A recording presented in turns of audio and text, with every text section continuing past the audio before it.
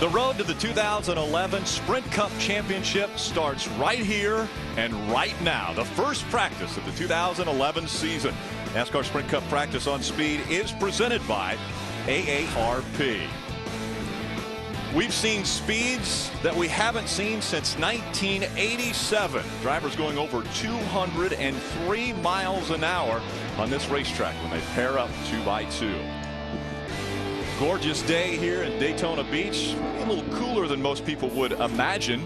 53 degrees, but sunny skies are predicted for the next 10 days. So a perfect situation we have here at Daytona. Joining me in the booth, we've got Sprint Cup champion, crew chief with Jeff Hammond, and the Winston 500 winner and Phil Parsons here. I'm Rick Allen. We're going to watch practice, the first practice of the year. 49 cars are on the track to try to make it into the biggest race of the year. Well, Rick, right now, everybody's out there. You saw the long line of cars already lined up to make these qualifying, single car qualifying runs, and everybody's really curious, especially the engine builders. Did we get it right back at the shop after the test in January? Talked to a lot of them this morning. That's the reason why everybody was so eager to get in line, get that clean lap, and get an idea exactly where they stack up as far as this first practice. And Jeff, this practice is going to be nothing like last night's practice. They were practicing for the Bud Shootout, and they were 2x2 all the way around this racetrack. As you talked about, speeds upwards of 200 miles an hour. 10 cars ran laps over 200 miles an hour. Here, it's all about racing against that clock. One car at a time. All these guys for this entire practice session, really both practice sessions today, just trying to see how fast that car will run by itself. Let's head down to pit road and Dick Berggren. And Jimmy Johnson is right behind me, and I talked to him a few moments ago. He's a 5-time champion, and his conversation was focused on how pleased he is to be here at Daytona. I said, come on, Jimmy, you're a 5-time champion. Of course you're here at Daytona.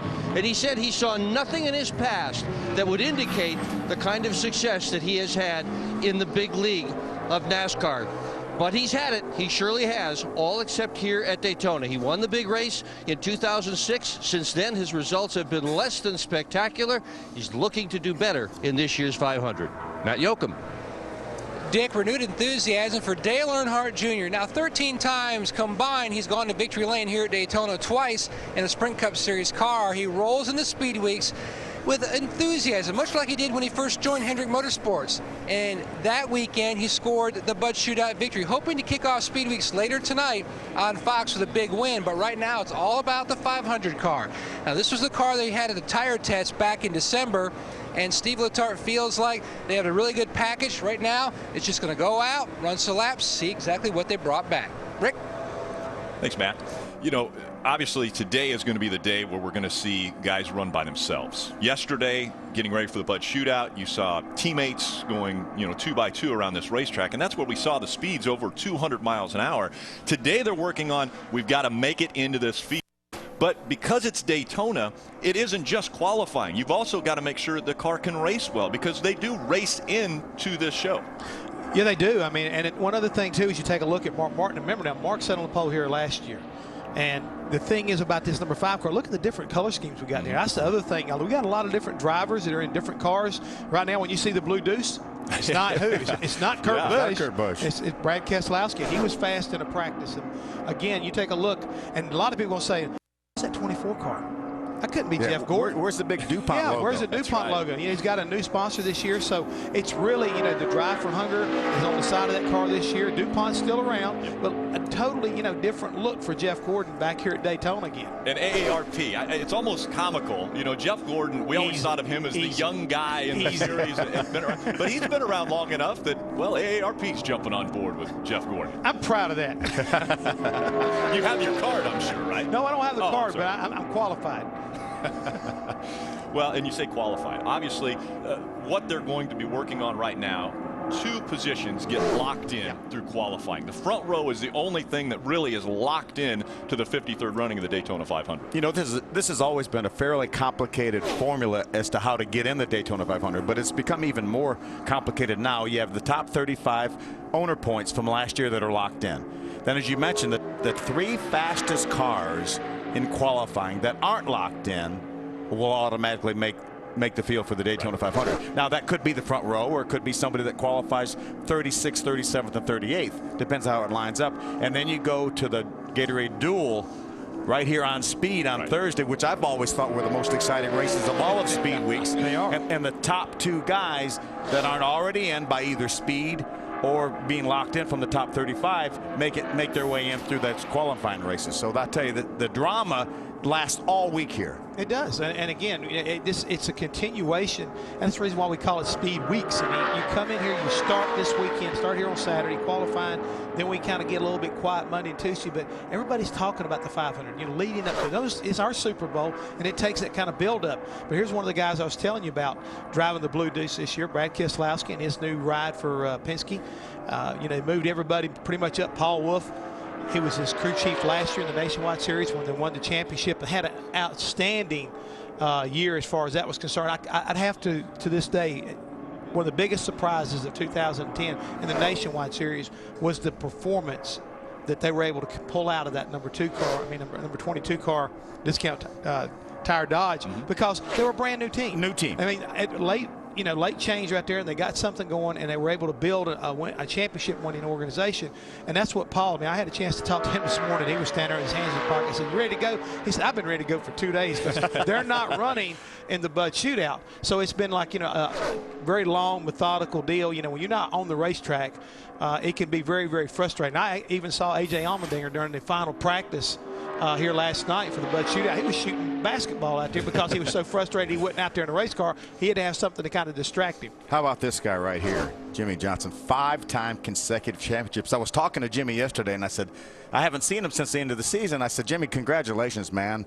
5 in a row, that's incredible." He said, "Who would have thought?" I said, "Well, you should have had a bit of a clue after 2 or 3 in a row that that certainly the potential was there to win a championship," and he laughed. But what a class act. Jimmie Johnson always has been.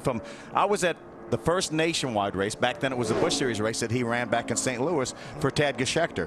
And he was a nice kid then, and he's a nice guy now. That is probably the one thing that everybody says that gets to know Jimmy after the 5 championships. We had the benefit of doing the red carpet out in Las Vegas. Steve Burns and I did, and Jimmy came by and spent some time with us. And he is the same guy that he was when he first showed up at Hendrick. He's humble. He realizes how blessed he is. A wonderful family, wonderful opportunity, great people around him.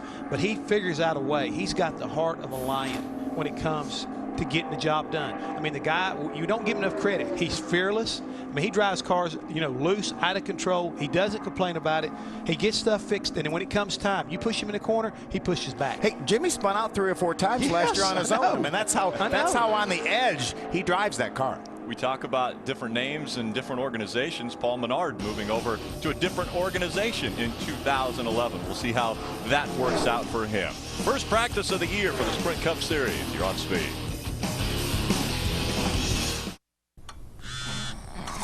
Sweetie, did you just text me that your parents are going to be moving in with us? Oh, don't worry, honey. I switched to Sprint so I get unlimited texts. You just emailed me that they're taking my room? Sweetheart, it's okay. Email and web are unlimited too. Mom, please. Do you want to tweet about it? I'll help you compose a tweet if you like. Sprint gives you unlimited text, web, and calling to any mobile. No data caps, no worries. Sprint, the Now Network. Let's throw on those Saturday clothes. It's doing season. When we grab a little spare time and get after it. We're lowering the cost of weekend projects, making things happen. Less with our wallets and more with our own 2 hands. More saving, more doing. That's the power of the Home Depot. Take on your walls with Behr Premium Plus Ultra, the only interior. 10% off store-wide now through Sunday. Together, we'll find the perfect gift. That's why only Zales is the Diamond Store.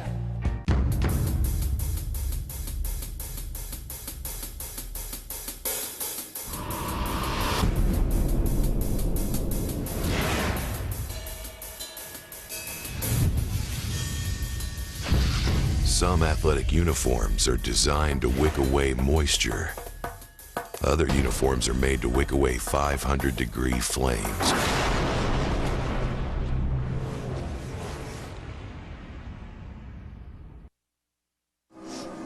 Speed's presentation of NASCAR Sprint Cup practice from Daytona is presented by AARP. Join Jeff Gordon in the Drive to End Hunger by visiting drivetoendhunger.org. Brought to you in part by ToyotaRacing.com, Sponsifire 3. Sponsifire is back, and this year, the winner gets a visit from their favorite driver.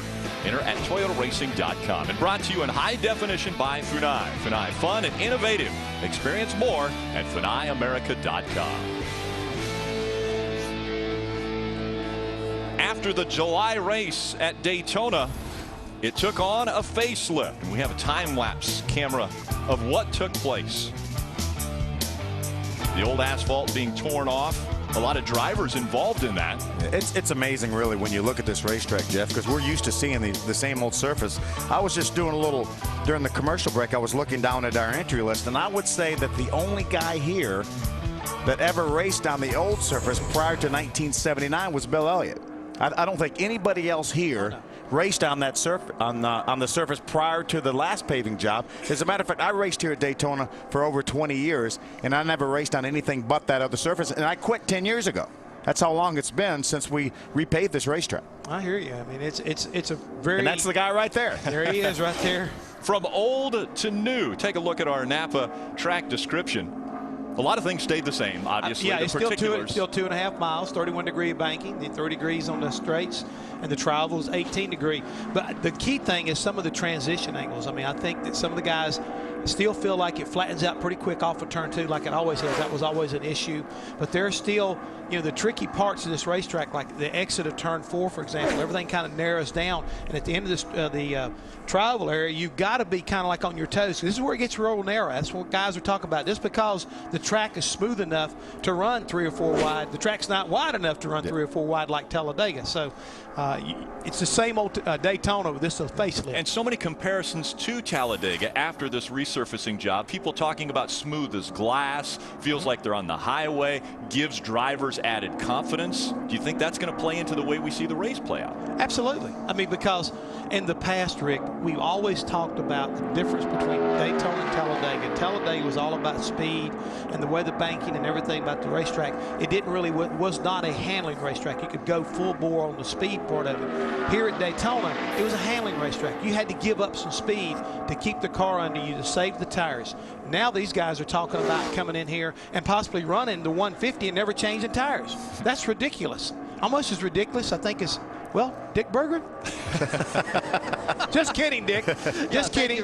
Thank you very much. Jimmy Johnson pulled his car into the garage after a few laps on the racetrack, bolted out of it, literally ran to the trailer. Chad Knaus just walked by me, did not make eye contact, but as Jimmy was pulling the car in, Chad said on the radio, and I quote, "We're way off." Way off, 5-time champion. And that's 0.2 of a second. And that's what I was talking about, Rick, is that when you come down here, you have expectations. They had an idea of what they had improved upon from the test. And let's remember back to the test, guys, this car was not that fast to begin with, and that was a big concern when it left here. What a welcome sight this is. Brian Vickers back on the racetrack in a Sprint Cup car. What a breath of fresh air that Brian Vickers is back. Everybody obviously was very concerned about his health last year when he had to sit out after the blood clots, and you know, he kept saying, if I can come back, I'm going to come back. And I know after his first test, I think he came somewhere down in Florida to test on a short track, maybe Disney World or something, and he said, man, did it feel good to get back in that car.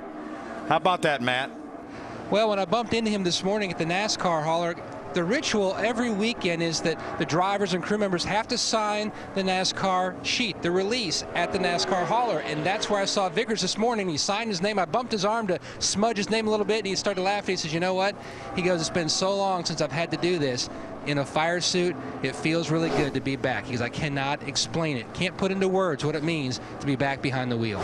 And guys, this is a big thing, because you think about it, if you've got blood clot issue, if he were to get in an accident where obviously your body needs to clot up, he was on thinners at the time to make sure that he didn't have blood clots. So here's a situation where a guy in a life-threatening situation had to step out of what he loved the most. I mean, to get in a race car and race is what he has the biggest passion for, and he had to step away from that. So I'm guessing he's ecstatic to be back behind the wheel. And he really is. And I will go and tell you two things. When I saw him a year ago at Rick Hendrick's golf tournament, that's about all he could do.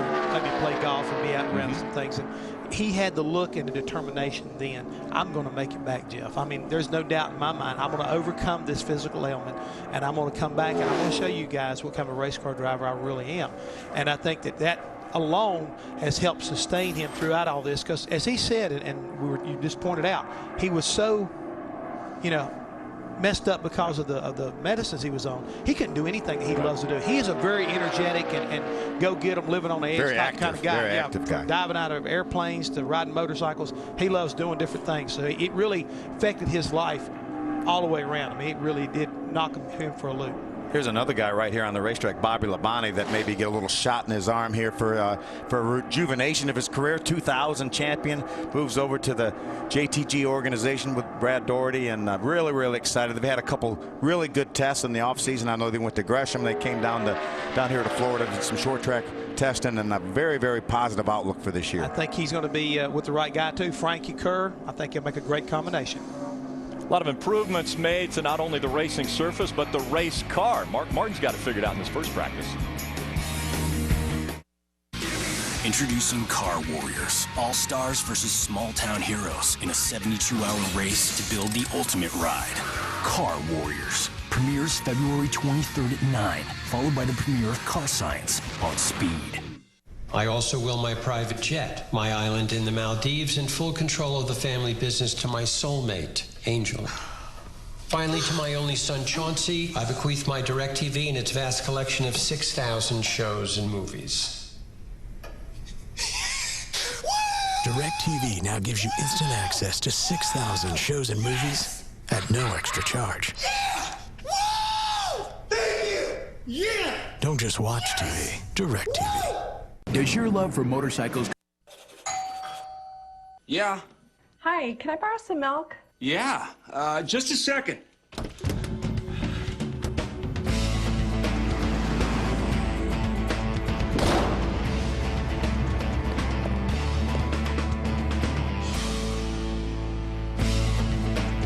Just for Men. In 5 easy minutes, targets only the gray. Anything else? Pancakes? Just for Men. Live forward. I don't wait for anything. And not because I'm a huge celebrity, which I totally am, but because I have Xfinity. I can watch my favorite shows and movies anywhere I want. Xfinity has the fastest internet available. Stream, download, and surf in a flash. Get started with Xfinity Internet for $24.99 a month for 6 months. Call 1-800-XFINITY today. There was guacamole here a minute ago.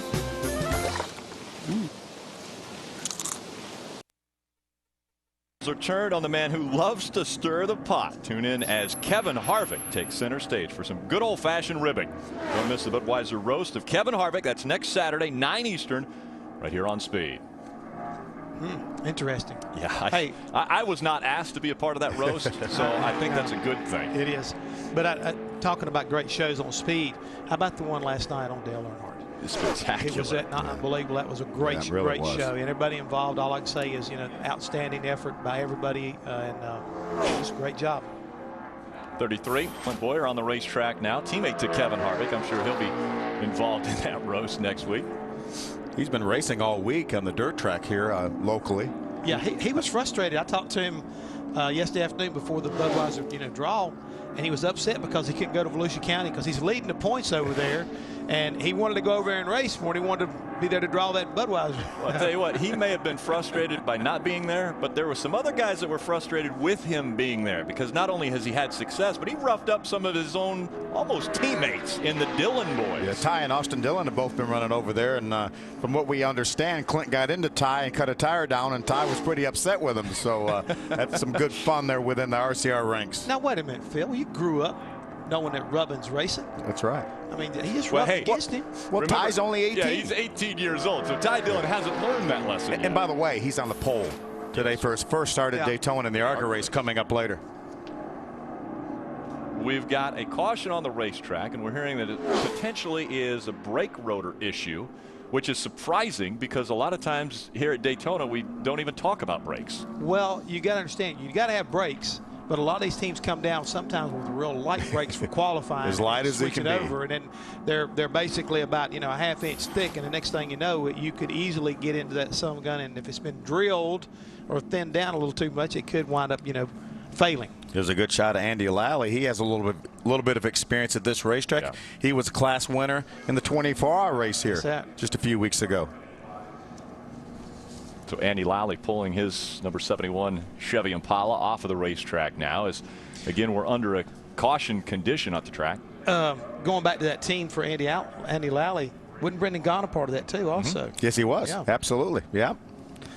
Part of TRG Racing, the same team that is fielding the 71 car. There you go. Track officials are going to go check out to find any debris that could be on the racetrack. We'll take a quick break and be right back. Remember way back, we used to rock the lunchbox and the backpack.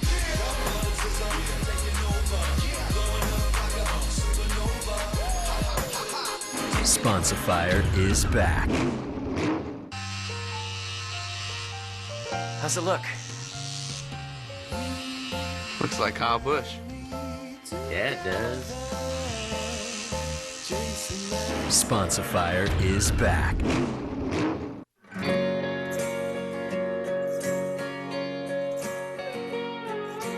An everyday moment can turn romantic anytime. And when it does, men with erectile dysfunction can be more confident in their ability to be ready with Cialis for daily use. Cialis for daily use is a clinically proven low-dose tablet you take every day, so you can be ready anytime the moment's right. Tell your doctor about your medical condition and all medications, and ask if you're healthy enough for sexual activity.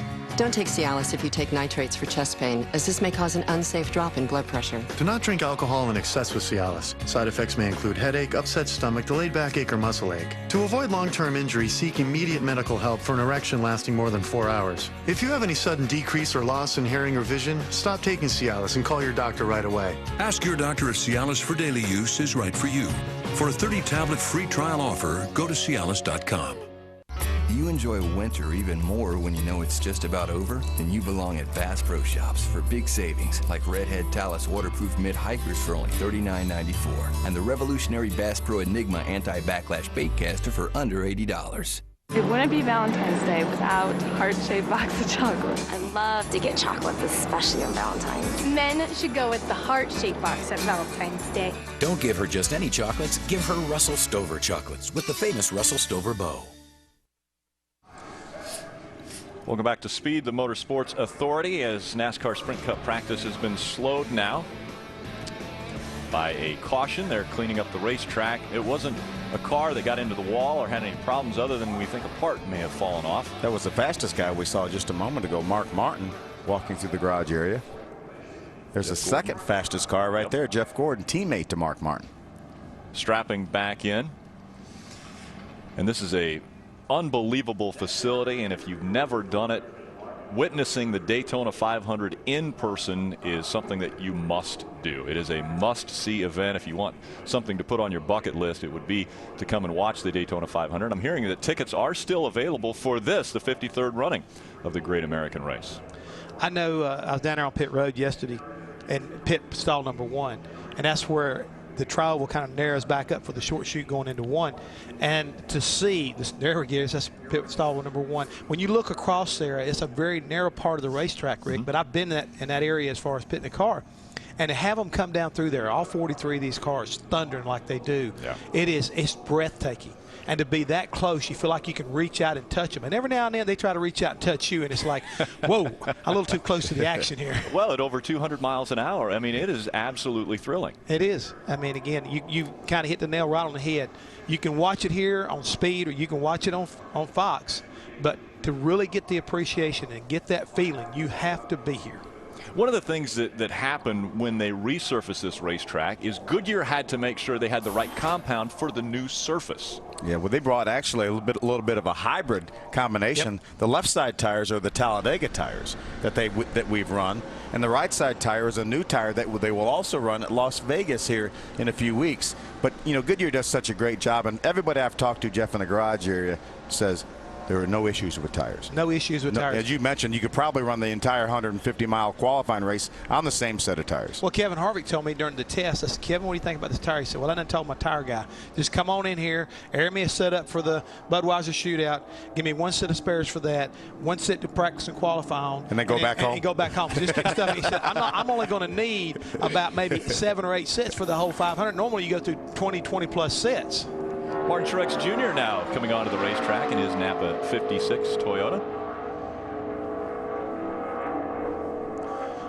And now let's head to the garage.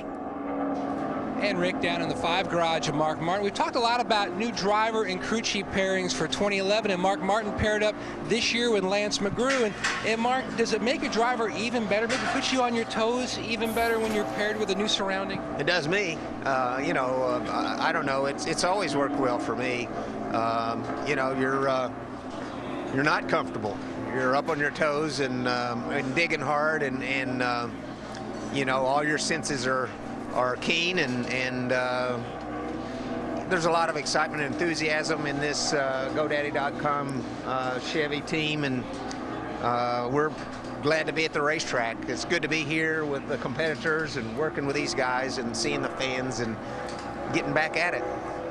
Now, this is your 500 car. Last night you were in your Budweiser shootout car, and on the radio you were talking to Lance about that the brakes had heated up. Kind of describe for the fans at home the technique of trail braking here at where you're positioned in the draft. Well, you just don't ever let off the gas. You could let off the gas, but you just leave it wide open. And if you're getting away, or you're going to bang somebody too hard, or they're banging, keep knocking you out away, then you can use a little brake to kind of calm all that down.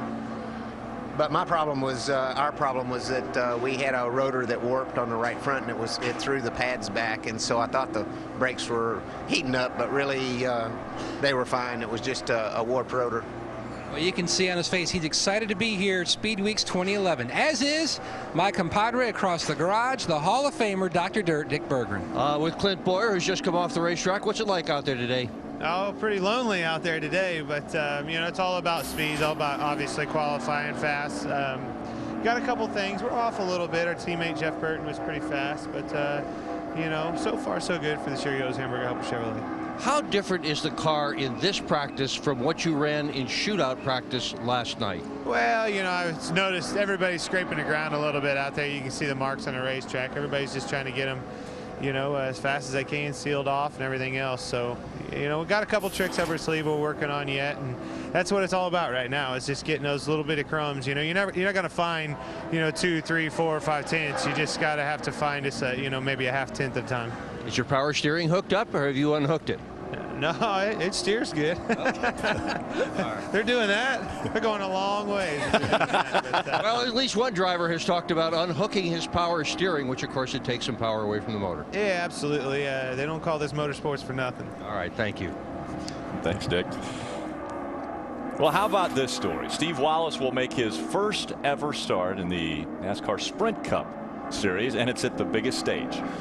Well, here's another guy that's got to be kind of holding his breath, wondering how this 77 car is going to perform, because right now he's 21st fastest, and that's maybe about 3 positions faster than he was here in the test, Rick. When we were here earlier in January, this car was the slowest car in testing, except when he was in the draft. Yeah. And I know that frustrated Steven. I don't think Rusty was real happy about it. I know they went back and they've done a lot of work to try to get their selves prepared. The good thing about it, Phil, is they can afford to be slow because they're locked in because of owner points. Exactly. They're actually using the points from Roger Penske's third car that Sam Hornish drove. So that's why that car's number 77. And he is locked in the field here for the Daytona 500. Matt Kenseth also slowing on the backstretch. Will be coming back onto pit road and into the garage to debrief with his crew chief. Matt's right now 9th on the board. I was going to say a little earlier, the Fords are looking pretty good, at least early during this practice, because Trevor Bain, driving for the Wood Brothers, that 21 car, he's 5th quickest, followed right by David Reagan. So they're looking pretty good early on. You had talked about being difficult to remember everybody. I called him Bill Elliott earlier. I know, it's okay. You just owe us $1. I bet he appreciates that. I'm falling for Las Vegas. where the lights they shine so bright. I'm calling for Las Vegas. More than a strip, it's a way of life. I'm calling for Las Vegas. Not one dream is out of sight. It's so plain to see.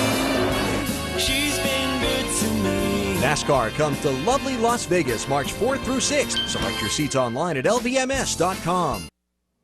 Welcome back to Geico Radio. It's savings on the radio. Kate from Mill Valley. It's all yours. Well, I'm shopping for my first car. Nice. I do hope you'll choose Geico. Save a good bit of cash. Oh, what color is the car? I bet you look great in a blue car. No, actually, I'm torn between a fuel-injected inline-6 and a higher torque turbo diesel. Yeah, that's quite a quandary. I mean, of course, you could save either way. Yeah, but is one of them blue? Because I go with the blue one. Geico. 15 minutes could save you 15% or more on car insurance. You don't have to go ball. February 26th. Before you see them in action, experience the world's biggest monster trucks up close. Subway restaurants and Metro PCS present the Advanced Auto Parts Monster Jam, part of the Big O Tires Motorsports Series. Before the show, meet the drivers and get face-to-face with the monster trucks themselves at the party in the pits. Pick up your free pit pass at any participating Metro PCS location. February 26th, Oakland, Alameda County Coliseum. Sometimes things just come easy. Found it. And right now with Xfinity, saving money is easy. Switch to Xfinity Voice, only from Comcast. Now for $19.99 a month for a whole year. Talk all you want with unlimited nationwide calling. Get 12 popular calling features plus voicemail you can check online. And get the best in call clarity. Get Xfinity Voice for $19.99 a month for a whole year and start saving today. So beat the clock. You won't want to miss an offer this good. Call 1-800-XFINITY now. Car Warriors, the only show where a team of all-star mechanics take on a team of, well, average Joes in a 72-hour race to build the ultimate ride. It's Car Warriors, and it premieres Wednesday, February 23rd, 9 p.m. Eastern. At 6 p.m. Pacific, only on Speed. Rick, let's you, me, and Phil form a team, and we'll get Larry Mack, and we'll go. Would we be the All-Stars, or would we be the average Joes? I think we're average Joes. When we got done, we'd be the average Joes. Well, the thing is, right now, when you got Rick, I know we're the average Joes. I pull everybody down. I pull the whole scale down. Kevin Harvick, a 500 winner on the racetrack now, and his new look, the Budweiser Chevrolet. 49.49, lap number 2. Kevin Harvick. I'm a little bit surprised, at least so far, as dominant as the ECR engines and RCR cars were in 2010. They're not faster at this point in time, with the exception of Burton. Jeff Burton's right up there, yeah. Burton looks pretty good, but like I say, with Boyer, he was quick during this in January. Probably the quickest car, acknowledged. Exactly. So I think, right now they're doing something, and they'll have to see, because it's almost like they'd like to try to lull you to sleep. It's no big deal. There's Richard Childress.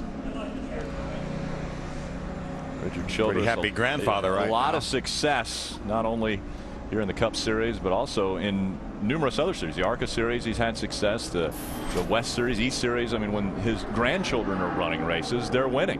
And the Ty Dillon we were talking about is Richard's grandson that will sit on the pole later today. There's nothing that Richard Childress gets involved with that he's not successful. Yeah.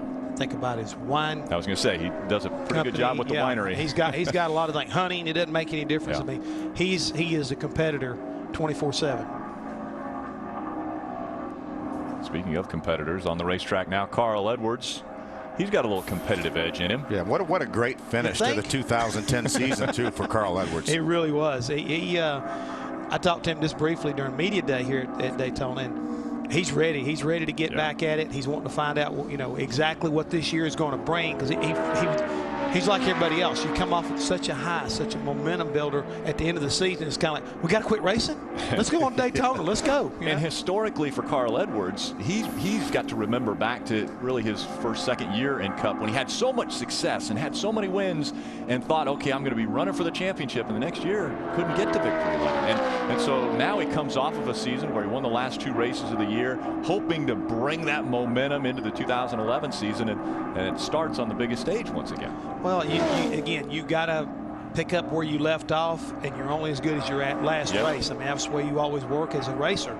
And for Roush Fenway, I guarantee you, it's got to be a little bit and take a deep breath and hope that they've got it right, because it took them 3/4 of the season to finally get their teams, and I'm talking about their teams overall, to be back competitive. Could they finish in the top 10? Yes. That's not competitive by Jack Roush's standards.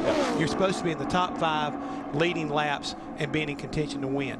And that's just something they got to be able to try to improve upon. And right now, you start here at Daytona, like you said, so this opportunity for him is he's 28th quickest right now. And Dick, who you got down in the garage? Well, I want to talk a little bit about Greg Biffle, because last year he almost won the Daytona 500. He was in the lead. The white flag was waving, but before he got to the line, the caution flag came out. Biffle wound up finishing 3rd after leading 27 laps. Today, he's got a fast race car, but the mechanics are underneath that car. It is running too low on the racetrack. He's bouncing it off the racetrack. Even the splitter has hit the racetrack. So they're going to have to fix that, get it up a little bit, and Biff will go back out again. And Jack Roush is right here watching everything that's going on. Clint Boyer talked about that, seeing some scratches on the racetrack out there where cars are hitting the racing surface, as we see Stephen Wallace walking away from his race car. And Matt standing by. Matt, catch him. And we're catching up with this young man. He's got the rookie strip on the back, getting ready to make his Daytona 500 start. So I saw your dad over there, and he was like an air traffic controller. He was just, looks like giving you all kinds of advice. What was he telling you? Yeah, he's a typical dad like he always is, but he says the tailpipe sounded funny, so I don't know if that's right or wrong. Worked really hard this winter. Really want to thank 5 Hour Energy, Aspen Dental, for coming on board and making this whole deal possible for us. And we brought a whole different car down here for the race, and we did the test. So it seems to be a little bit faster right off the truck, and we're excited about it, man. We're just real excited to be here, and we're gonna get this whole car running faster. And just got to be there at the end. This thing will be cool. Excited. What is the game plan for 2011? Is this going to be a one-off deal for Stephen Wallace, or are you guys going to try to, pencil in a couple other Sprint Cup races throughout the season? As of right now, just a Daytona 500, but heck, you never know if this still goes good and we come out of here with this car in one piece. Might go to Talladega or, probably mainly the speedway races, but, we really don't have any intentions to run any more Cup races. Just, this kind of a one-off deal, kind of a special deal. 77 points were available, and 5 Hour Energy and Aspen Dental came on board to make this whole thing possible. So it's been really cool, man. It's been a lot of fun so far. Just can't wait. It's the Daytona 500. I know, man. It's a childhood dream of mine, and I just can't wait to see the results on Sunday night of how we finished and how we ran, because I really think, man, if we can be there at the end, we'll have a shot at, really running well. All right, good luck. Thanks, guys. Appreciate it. And Rick, real quick, if anybody was watching, they saw that our telestrator come on. It was an accident. It was brushed up against it. There was no ill intent right there towards Stephen Wallace. He said, you put an X on it, man. Nah. You didn't put a bullseye on him or anything, right? We do have amazing technology, and sometimes lint gets on the screen, and Jeff was just cleaning the lint off, and it happened to be on our telestrator. Who turned that stupid thing on anyway? Denny Hamlin's on the racetrack, one of the 3 competitors running for a championship in 11. Mark Martin on the top of the charts today. The biggest race of the year demands the biggest pre-race show on television, delivering the drivers, debate, and breaking news live from the track. NASCAR Race Day, built by the Home Depot, February 20th on Speed. Can I eat heart healthy without giving up taste? A man can only try. And try. And try. I heard eating whole grain oats can help lower my cholesterol. It's gonna be tough. So tough. My wife and I want to lower our cholesterol, but finding healthy food that tastes good is torturous. Your father's suffering. Honey Nut Cheerios taste great and can help lower cholesterol. Be happy, be healthy. Capital One, we get double miles on every purchase, so we earned a trip to New Orleans twice as fast. We get double miles every time we use our card. No matter what we're buying. I'll take it. And since double miles add up fast, we can bring the whole gang. Fire! It's hard to beat double miles. Have you seen cards? Oh. Get the Venture Card from Capital One, Money Magazine's best rewards card if you aim to rack up airline miles. What's in your wallet? Leaving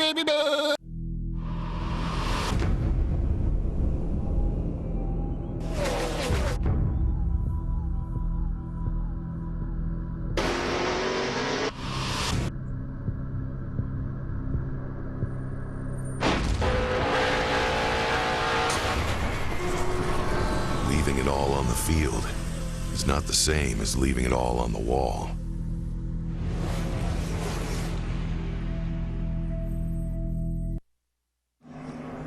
Get fired up for the duel. The new surface tests NASCAR's best as they fight for position in the Great American Race. Get ready for 2 action-packed races that set the field for the 500. It's the Gatorade Duel at Daytona, Thursday at 2 Eastern, live on Speed. Dick Berggren's caught up with Carl Edwards. How's it going? It's going well. I enjoy having to wait for my interviews with you, because when you wait with Dick Berggren, you get free Speedway Illustrated magazines. I got a possible ride at Thunder Road. Get to learn a little bit about the history of the sport, and yeah, we're having fun. The Aflac Fusion's good. I've got a new helmet. Bell makes great helmets for me, and my helmet, I have a big head, and it's funny shaped, I guess, because it always takes about 6 months for me to get my new helmets fitted. This one's no good, but yesterday's was real good, so we're going to try to change the helmet around, make sure that that I can see and everything for the 500. And we're just trying to get our car a little bit faster. Greg's is pretty fast. We're maybe a tenth and a half behind him, and just ready to get this year started, man. We finished so strong. It's just good to be in the race car. Good to be here at Daytona. What can you do to these cars to get them faster? I don't know. Bob said we were taped up completely. I said we're going to have to put more tape on it then, but I don't know where we'd put the tape. Maybe you should put it over my gauges and stuff, so I've got less stuff to pay attention to. But right now we've got it taped up. We're going as fast as we can. I'm sure they'll make some bump stop changes, change the attitude of this car a little bit, and it'll get faster. So the helmet's the biggest problem? Yeah. If your helmet's your biggest problem, you're doing great. That's good. Okay, good. Thank you. Carl brought out a good point. There's really nothing he can do to make this car go fast here. Any other racetrack you go to, with the exception of Talladega, the driver can make a difference. But here, it's really all about what the guys back at the shop and these guys like Bob Osborne working on this car, what they do to it. No. I'll give you some of that. Wow, a crew chief is going to tell the driver. I'll give you some of that. You're going to stick up for the driver? I'm sticking up for the driver here, because I've seen before, if they don't hit their mark as far as getting the engine wound up properly and running the right line and getting a feel as far as how the wheel input is, I can see a driver where he can rob some speed. And I think Carl, he's being a little bit tongue-in-cheek about it. A lot of the work has to be done on the car to get the car properly done and ready to go fast. But I really believe when you're talking about finding a tenth or half of a tenth, a driver can hurt that if he's not, focused. It really is. This place here, we're talking about such minute, and especially with this new pavement, I think there's so much grip in the racetrack that if you turn the wheel just the least little bit, enter a little bit too low, enter a little too high, you can lose some of that speed. So I think these guys need to realize they're very important to getting the maximum lap done. And when you're talking about winding the thing up, you're talking about shifting at the right point. Exactly. And all your shifts, your 1-2 shift, 2-3 shift, 3-4 shift, and now it's pretty much. You obviously try to turn the steering wheel as a driver the least amount you can. As you mentioned, when you turn the steering wheel, you're scrubbing off speed. So you try to keep the wheel as straight as you can. But at this level, Jeff, with a talent that we have in the series now, there's from top to bottom, there's so little difference between these guys. There is very little difference, especially in single car runs. But again, I don't like a driver to ever think that he's not the most important thing in that race car, because he may get out there running around, and we heard Stephen Wallace's reference to his father Rusty. Hey, it sounds funny at the pipes. Right. Well, a driver, helmets are very important. If a driver changes helmets, sometimes the way the sound of an engine changes, he can help you diagnose or maybe find something that's not quite right. To me, they're the onboard computers. They're the heroes of this sport, and they're so important that they never put themselves down, that they're not a significant part of what's going on. You just can't do it without them. Stood up for the drivers. I like it. I know it. We're breaking ground here on Speed today. The crew chief standing up for the driver at Daytona. Stay with us. Get fired up for the duel. 2 action-packed races that set the field for the 500. The Gatorade Duel at Daytona, live on Speed. Monster Energy AMA Supercross all season long, only on Speed. Let's throw on those Saturday clothes. It's doing season. When we grab a little spare time and get after it. We're lowering the cost of weekend projects, making things happen. Less with our wallets and more with our own 2 hands. More saving, more doing. That's the power of the Home Depot. Take on your walls with Behr Premium Plus Ultra, the only interior paint that's rated #1. The world's toughest trucks hit the high banks of Daytona. Side by side. Where the beating and banging begins. A little contact. 3 wide and full throttle. The NASCAR Camping World Truck Series from Daytona. Friday at 7 Eastern, live on Speed. If you had a choice between Subway restaurants and Metro PCS present the Advance Auto Parts Monster Jam, part of the Big O Tires Motorsports Series. Kid seats are half price for the biggest lineup ever in Oakland, including Stone Crusher, Bounty Hunter, Iron Man, Gravedigger, and the Oakland debuts of Gravedigger Legend and Dragon's Breath. Right now, adults can save $5 with an adult discount coupon from participating Big O Tires locations. February 26th, Oakland Alameda County Coliseum. I don't wait for anything. And not because I'm a huge celebrity, which I totally am, but because I have Xfinity. I can watch my favorite shows and movies anywhere I want. Xfinity has the fastest internet available. Stream, download, and surf in a flash. Get started with Xfinity Internet for $24.99 a month for 6 months. Call 1-800-XFINITY today. There was guacamole here a minute ago.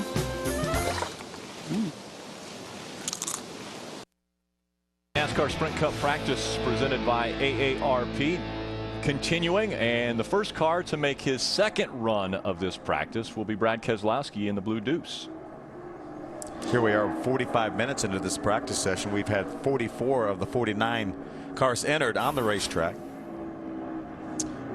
And that goes back to the very beginning as we take a look at last year's Daytona 500 winner, Jamie McMurray, of why you need to get in line early, Rick, and get your run started, because that gives you an opportunity to at least get one more extra run in a practice session if you need it. You know, if you're really, really fast and you elect not to, well, that's one thing. But if you're off a little bit, you need to make sure you get as many runs in as possible. You mentioned really, really fast. The fastest of the Fords, Trevor Bayne, standing by with Matt. Probably one of the second oldest NASCAR teams in existence. The Wood brothers has probably the youngest driver here. And I don't know if I've ever started out an interview by saying, so you took your retainer out before the interview? Oh, no, throwing me under the bus. Actually, I still have braces on the bottom, but I only had them like 6 months, so I can't complain too much.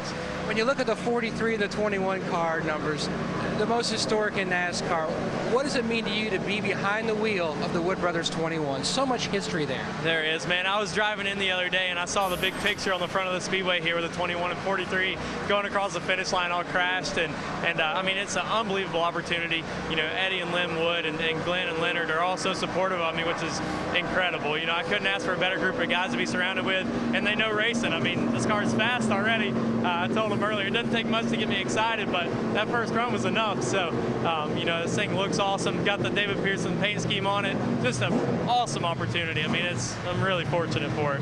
You got Motorcraft on board, Quick Lane, 17 races at this juncture for you guys this year? Yes, sir, so far. And, you know, really at first it kind of started out as maybe 5 races, and then Ford Motorcraft and Quick Lane and FordParts.com stepped up, and they're like, hey, we want to get this guy going, and we want to keep you all going. So to have that kind of support is really incredible. And then on the technical side, you know, Ford Racing's really stepped up this year, kind of combined an RPM, Roush, and Wood Brothers here. So we got all the matching pieces. We just got to put them together and make sure they work. All right, well, go back with the retainer because you guys are fast. We don't want to mess up any of your mojo. That's right, that's right. We go from the Wood brothers to Richard Petty. How about that? The King. The King. Laughing in the garage area. Always a smile on his face as well when he's walking through the garage. No better place for him to be. And great to see him back here. Obviously, the end of last year, the things were kind of up in the air with Richard Petty Motorsports, and they emerged probably with a much stronger team, I think, for 2011. I think they are, again, being financially, you know, sound right now going into 2011 like they are with their driver lineup. They should be able to make a lot of noise. A.J. Allmendinger and Marcus Ambrose, they should make good teammates. And going from 4 cars to 2 will, I think, make them stronger as well. A little bit like Richard Childers racing, as we watched the number 2 go out on the racetrack for his second run of the day. That should help this group a lot because they were trying to, you know, to make 4 teams go on basically a 2 or 3 team budget, and that hurt everybody, I think, overall. And there's the teammate, the double deuce, as Kurt Busch told us the other day in media day. It's the double deuce. So see what he can get done here in his second time out also. And guys, I think this also will give us some kind of indication. You know, the sun has been out a lot here today. It's going to continue to warm up, and so some of these cars may not find the speed that we expect maybe to gain, because when the air gets warmer, a lot of times they don't make the same kind of horsepower. So it's going to be one of those really hard to tell deals. If you can't see it on stopwatch, did I really help the car or not? Yeah, the 2-car, Brad Keselowski, was able to run a couple tenths of a second faster his second run than he did on his first run. And some of that may be the fact that the engine oil now is warmer, the transmission oil is warmer, the rear end oil is warmer, the grease in the hubs is warmer. All that contributes to these cars being able to have the least amount of friction that they have and all the lubricated parts. All those things go hand in hand, and Kurt was able to pick his run up too. So that's all, looking very good for the Penske cars. Kyle Busch, one of the best in NASCAR at his young age, has won over 80 races in the top 3 series of NASCAR, now on the racetrack. That's amazing. That's just truly amazing. Yeah. Can you imagine a year ago? Combined with what he was winning when he was back in other series and around the country, different kind of short track races that he's run? I mean, it's unbelievable. There's Dave Rogers, his crew chief. Well, imagine what he could have won if they wouldn't have changed the age regulations when he had started, because actually Kyle Busch started in the truck series before he was old enough to run in NASCAR because of the age limitation they had earlier. So he had to actually set out a couple of years from the time he started until he got back into it. Yeah, he started, and we were out in California for a truck race, and they made the rule while we were out there that you had to be 18 to run in one of the major series. So he actually had to step out of the truck, and then it was a couple of years before he was able to get back in a truck. When we're talking about age, we were just watching Trevor Bayne. He has to be the youngest driver that the Wood brothers ever had in the 21 car. Normally they go for veteran drivers. We're talking about how his age of talking about Kyle Busch, how successful he has been and at could have 25. been. Right. I just want to let you know there was a race that was held in Volusia County last night. I got told the story. It was kind of funny. Ken Schrader, former Sprint Cup racer, was over there racing. He was leading the race. And a kid, 15-year-old kid that started 22nd in the race, came up and I think on the last lap, passed Schrader for the win. After the checker flag fell and they were in victory lane, Kenny Schrader walked down there and bowed to this young man. Wow. Speaking of bowing down, the field is going to have to bow down to the 31 of Jeff Burton. He goes to the top of the charts in his run at 48.852 seconds. Over 184 miles an hour on a single car run here at Daytona International Speedway. You're watching the Motorsports Authority on Speed. The Daytona 500 is a salute to speed, excitement, career-making moments, and memory-making celebrations. The racing world's best drivers competing at impossible speeds, knowing the difference between legend and runner-up is a fraction of a heartbeat. And where a new racing surface this season gives them the opportunity to make their own mark on the great American race. Tickets start at $55. Call 1-800-PIT-SHOP or visit Daytona500.com. You ready? Born ready. Beyond ready. Was ready yesterday. Was ready last week. Last month. Last year. My ready is so ready. So ready. Your ready didn't even start getting ready. Always ready. My ready ain't your ready for breakfast. You're ready. Got nothing on my ready. Ready for him, her, it, that. You. My ready. My ready. My ready. My ready. My ready's gonna kick your ready's butt. There's Ready, and then there's Gillette Ready. Introducing the Gillette Young Guns class of 2011. You ready? Get set, because it's the first. The Monsters are barging into the Bay Area, and the biggest superstars are along for the ride. Subway restaurants and Metro PCS present the Advanced Auto Parts Monster Jam, part of the Big O Tires Motorsports Series. World Champion Gravedigger, Monster Jam Superhero Iron Man. And for the first time in Oakland, Gravedigger Legend and Dragon's Breath, plus Megasaurus. And all kit seats are half price. February 26th, Oakland, Alameda County Coliseum. We are the face of Comcast. I'm a perfectionist. At least I try to be. At Comcast, we solve problems. If we don't resolve the problem the first time, we'll extend a courtesy service to our customers. You're a customer, you deserve it. If you're a new customer and you're not satisfied with our services, you can get your money back in the first 30 days. It's a phenomenal thing to offer to our customers. We're only as good as our word. And our word is good. Whether it's giving you a $20 credit if we're late or 30 days to try us out, at Comcast, we're all about the customer, and that's always guaranteed. Speed's coverage of NASCAR Sprint Cup practice from Daytona is brought to you by Best Western, the world's biggest hotel family. By CC's Pizza, home of the endless pizza, pasta, salad, and dessert buffet. And by DirecTV. Don't just watch TV, DirecTV. A 1-800-DIRECT-TV. Let's go directly to Dick Berggren. With Kurt Busch. This is Kurt Busch. This car looks incredibly different from the Blue Deuce that we're used to seeing you in. Have you walked by this car or walked in the wrong garage yet at Daytona? Man, it's been a different look, but it's been a lot of fun. The great people from Shell Pennzoil went to the headquarters in Houston a few weeks ago, and everybody's just so pumped up. And when you get a business-to-business deal like this through Roger Penske, and they want me to drive for him, it's really felt like home since the beginning. So I'm excited. It is different for our fans and all the competitors. Nobody's used to the 22. So that'll take a little bit of time, but we're pushing hard, and once we get into victory lane, hopefully that'll all settle it. What you do in the off-season? It's been a fun off-season. I raced in Frank Kimmel's street stock race at the old Rockingham. I've been testing my pro stock drag car. Got Shell and Dodge to come aboard for that. So just been having fun. I mean, like you said, staying busy as a race car driver, you jump right back in a race car. What more fun to have than to jump in something different and explore a whole different world, but it's still racing. Nice to see the smile on your face. Good luck here at Daytona. Thank you, Doctor. Appreciate it. Dale Earnhardt Jr. on the racetrack. He pulled the pole tab last night for the Budweiser shootout, so he'll start up front of that race. Is that good for the competitors? Anytime it comes to here at Daytona or Talladega, you got to watch out for this young man. Yeah. Earnhardt's fastest lap around here, 49.019, trying to improve on that. Jeff Burton, Mark Martin, Jeff Gordon, David Reagan, and Jimmy Johnson are your top 5 in this first practice of the year.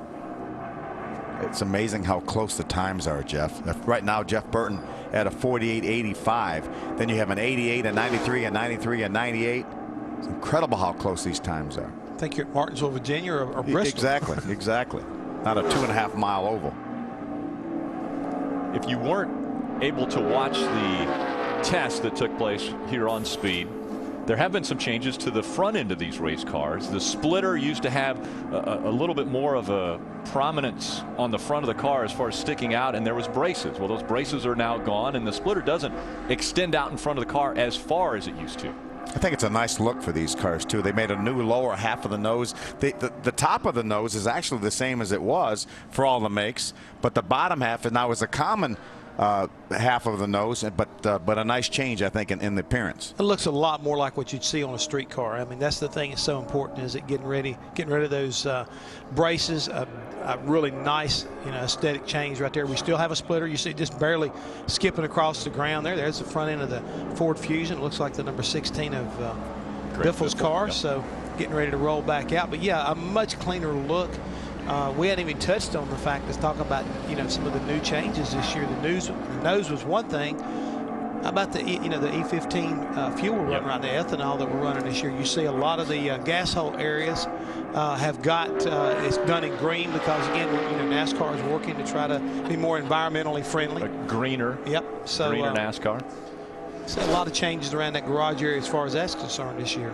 You can see right around the fuel filler hole there the green logo of American Ethanol. And the other big change is you'll notice the way they're going to put fuel in.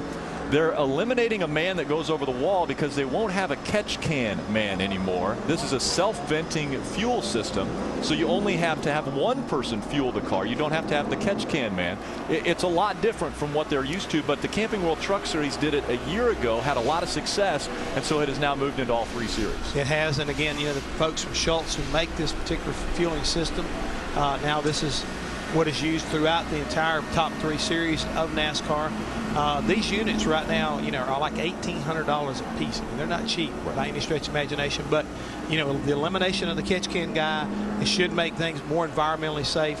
It's all the way, all the way around. It's a much better deal. And the thing is that catch can man was always the most vulnerable guy on pit road too. He's the one with his back to traffic, and now we've eliminated him, so the safety on pit road will increase. And eliminating that man is going to make it a different strategy on pit stops, because the catch can man used to do adjustments. He was the guy who'd hold the catch can, reach over the back of the car, and do adjustments to the wedge and track bar. And so now we eliminate that position.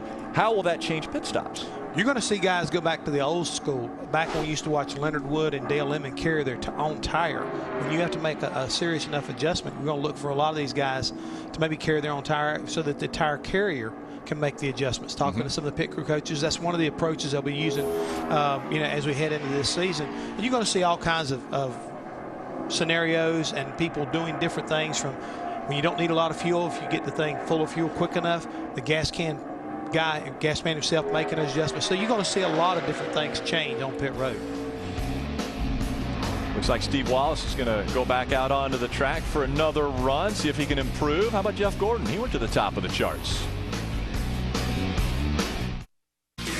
Introducing Car Warriors, all-stars versus small-town heroes in a 72-hour race to build the ultimate ride. Car Warriors premieres February 23rd at 9, followed by the premiere of Car Science on Speed. Sweetie, did you just text me that your parents are going to be moving in with us? Oh, don't worry, honey. I switched to Sprint, so I get unlimited texts. You just emailed me that they're taking my room? Sweetheart, it's okay. Email and web are unlimited, too. Mom, please. Do you want to tweet about it? I'll help you compose a tweet, if you like. Sprint gives you unlimited text, web, and calling to any mobile. No data caps, no worries. Sprint, the Now Network.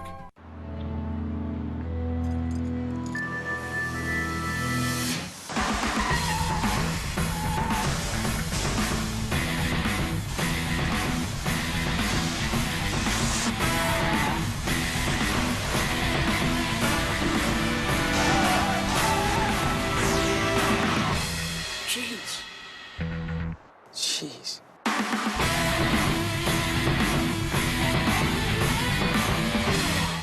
Do you enjoy winter even more when you know it's just about over? Then you belong at Bass Pro Shops for big savings, like Redhead Talus waterproof mid-hikers for only $39.94, and the revolutionary Bass Pro Enigma anti-backlash bait caster for under $80. Women love chocolate. A heart-shaped box of chocolate is a must. That heart-shaped box of chocolates goes a long way. I'd love to get a heart-shaped box on Valentine's Day. Don't give her just any chocolates. Give her Russell Stover chocolates with the famous Russell Stover bow. Live on Speed. Get fired up for the duel. 2 action-packed races that set the field for the 500. The Gatorade Duel at Daytona. Live on Speed. Friday, the world's toughest truckers hit the high banks for the season opener. The new track surface, speeds will be lightning fast and mistakes will be costlier. And once the green flag drops, it's 3 wide and full throttle. Don't miss NASCAR Camping World Truck Series from Daytona. That's Friday, 7 Eastern, live on Speed. And Timothy Peters is going to be going for 2 in a row. Yes, well, he's going to have to get by that 30 of Todd Bodine, who normally is very dominant when we come to restrictor plate tracks. No, he got by him here last year. No problem. Out of the way. No problem. Yeah, what a great show that truck guys always put on here at Daytona. And if we don't come across the line 3 wide, it's disappointing. It's shocking. It is. David Rudeman, a trucker, former trucker himself, got a win at Nashville in the Truck Series, and now in the Cup Series for Michael Waltrip Racing. You know, I think it's funny that a lot of people probably don't even remember back when David started running the truck. He started originally with, at that time, with Darrell Waltrip Racing. Right. And, you know, stuck around, and, you know, Michael recognized his talent and brought him on up through the Nationwide Series on the Cup. So, you know, good deal. Didn't take long for Mark Martin to decide he wanted to be back on top of the scoring pylon, because he jumped past teammate Jeff Gordon with a 48.68 second lap, which we're picking things up here, boys. We have 3 Hendrick cars right now up in the top 4 positions. Jeff Burton sandwiched in there in 3rd in an RCR car, but Dale Earnhardt Jr. now 4th quickest, and then the fastest forward in 5th with David Reagan. Well, let's make sure we don't leave Jimmy Johnson totally out of that mix, because we said he was struggling earlier. He's just outside that top 5 in 6th position. So all of the Hendrick cars are showing some muscle, at least there early in this practice session. And if you're Chad Knaus, you've got to feel better. I mean, coming to the test, it looked like they had everything wrong. They had everything wrong with that race car, and now all of a sudden, we might have a top 10 car here for qualifying. That's not good enough. For Chad? That's exactly right. I mean, you think about who you're dealing with here. He wants to be where Mark Martin is. Yeah. And, you know, until he gets there, I don't think he'll be totally satisfied. And remember the shakeup that took place after last season with the Hendrick Motorsports teams. I mean, it used to be that Jimmy Johnson and Jeff Gordon were garaged together, more or less, and Mark Martin and Dale Earnhardt were in the same vicinity garages. Now that's been shaken up. We've got Jeff Gordon and Mark Martin paired up, and we've got Dale Earnhardt Jr. with Jimmy Johnson. And I think it was all the right moves that Rick Hendrick could do, because think about it like this, guys. Last year, his 4-car operation, the other 3, none of them won a race. Even though Jeff made the chase, he didn't win a race. So, you know, Rick had to do something, because the 48 couldn't carry the other 3, and that's not the way it's supposed to be. I mean, he's got 3 other championship type caliber drivers, or winning drivers, let's put it that way, in his stable, and all he wants them to do is keep up. So he was going to mix and match to see if he could light a fire under everybody, and hopefully it'll pay dividends. And that organization is not afraid to make changes. We saw at the end of last season, Chad Knaus switched pit crews with a 24 car during the race, and they finished out the year that way. And obviously we know what happened. They went on to win that 5th championship in a row. You do what you have to do to win, and that's the thing that you got to respect about a guy like Chad Knaus, who's willing to, you know, basically change horses in midstream, and at the same time an owner like Rick Hendrick, who elects not to upset things during the regular season, but is not, you know, one bit afraid to make those necessary changes to try to make his other part of his organization keep up with his lead dog. I mean, that's how you look at it. Remember a year ago, the Hendrick organization swept the front row. Yep. Mark Martin getting the pole and Dale Jr. on the outside. So obviously they've had success at this racetrack. They know how to get around here fast, and they know how to win. There's another guy right there on the racetrack that knows how to win. Daytona 500 winner from a couple years ago. Matt Kenseth currently 15th on the scoring charts. 46 of the 49 cars have been on the racetrack. Only 3 on the entry list have not been out on the racetrack. The fastest, once again, Mark Martin leading the Bowtie Brigade, 4 in the top 5.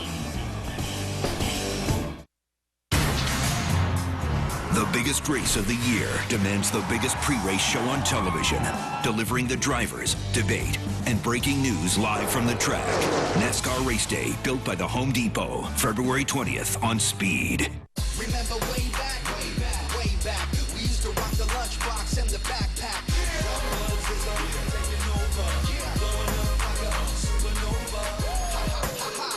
Sponsifier is back. How's it look? Looks like Kyle Busch. Yeah, it does. Sponsifier is back.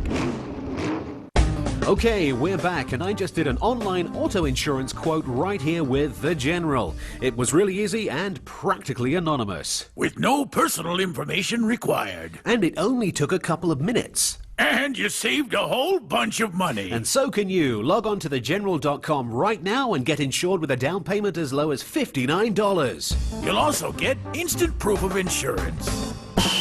For the best car insurance rates online, go to The General. With an extra 10% off store-wide now through Sunday. Together, we'll find the perfect gift. That's why only Zales is the Diamond Store. This is more than a ticket. It's a wallet-sized definition of who you are and where you belong, providing both a place to sit and countless chances to stand up for what you believe in.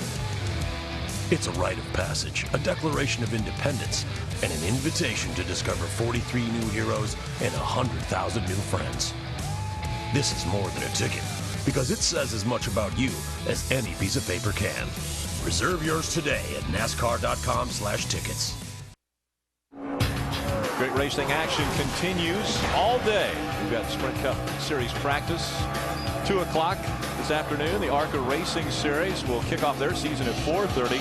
Race day gets everybody underway at 6:30. And then tonight, the Budweiser shootout at 8 o'clock. Tomorrow, Daytona 500 qualifying will kick off at 1 o'clock, and that's what we're working on right now during this practice, getting your car as fast as it can possibly be with a 1-car run on the racetrack. Tony Stewart on the track now.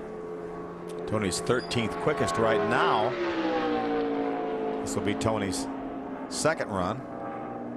Seen quite a few more second runs. We've mentioned just moments ago, 46 of the 49 cars that are entered have been on the racetrack. So we're seeing second runs now by a lot of the cars, and we're seeing improvements by most of them when they go back out for their second run. Well, Rick, one of the things we'd been having reports from was the fact that the cars, a lot of them, front splitter underneath the car, were bottoming out, and a lot of the teams had to make little adjustments to get it up off the racetrack, which just takes the speed right away, and we're seeing good improvement. Even though the racetrack's warming up, the air temperature's warming up, the cars are speeding up. And we're seeing obviously qualifying runs by all of these competitors. But how much of an art is it right now during this practice session to figure out how much tape to have on the front end of this race car? We heard Carl Edwards say, hey, I need more tape, but I've already got it taped up completely. Well, we talked about it before the beginning of the broadcast. A lot of the teams are not going to be messing around. They're going to tape it up. Let's go, see what we've got. And I think the majority of them are doing that right now, Rick. I mean, I don't think you're going to find a lot of guys who have a lot of opening left to tape off. I'm not going to say some of them doesn't have a little bit, but I think the majority of them are pretty much in full qualifying trim. The big difference will come maybe when they work on getting the brakes pulled back like they need to, maybe some trick oils. They may do one or two minor things to the race car to try to get that last little bit of reducing the drag and increasing horsepower out of these cars. And remember, these guys and teams are so sophisticated. Not only did we have a test here a few weeks ago, but these guys are in the wind tunnel with these cars. They're on pull-down rigs, and they can really science these cars out. They don't necessarily have to go back on the racetrack to make a slight adjustment to know if it's going to help. They may keep a few things in their back pocket, say, we know this is going to help. Yeah. Let's see what this other thing does. There's a good shot of the new fueling system there. Talked about the initiative by NASCAR with ethanol fuel this year. And if you'll watch the hose to the top, that's what it's going to tell him when this thing's full. It should, work back up into there. Topping off Kevin Harvick's number 29. That was a pretty clean exchange. Didn't spill a lot of fuel.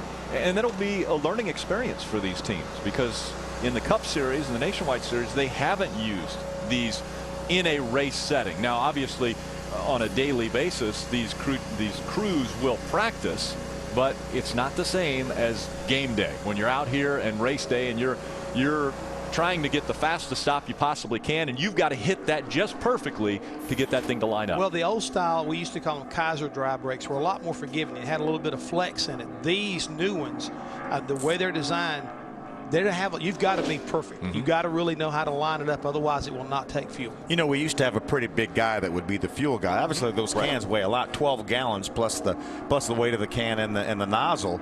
But what some people were telling me down in the garage area is now it's almost an advantage to be a little bit shorter, because I think a shorter gas man would line up better with a nozzle, because you have to be so precise with that nozzle. So now they're looking at maybe a little bit shorter guy being the guy to use. I apologize for laughing. Obviously, our director's helping us out with some notes in our ears, and we were talking about the size of the gas cans and the size of the cameraman shooting the gas cans. I thought that was done from a gopher can. But we were looking a moment ago, we see here, this is the 32 car this year being driven by Terry Labonte. Two-time champion, yep. 84 and 96. Now, this is a brand new team. Frankie Stoddard, who was the crew chief last year for the 26th Latitude 43 racing team, has gone on his own and started a race team, and he tabbed Terry Labonte to drive it, which means that this car is guaranteed being in the show as well, because Terry Labonte is the most recent past champion not already in the field. Very smart choice. It was a very smart choice. To get Terry Labonte behind the wheel of this race car. You got to kind of line everything up the best you can. Yes. And that's what everyone's working on right now, trying to get everything lined up. One of the other things I've noticed with these race cars on the racetrack is their attitude when they go down the straightaway. A lot of times we see the back end of the car kicked out just a bit at some of the mile-and-a-half tracks or the short tracks to get that additional downforce. Here at Daytona, it almost looks like they're the opposite direction, almost like they're kicked out to the inside in the back. You don't want them yawed out. We call that's when you get the right rear out too very far. You don't want that to happen.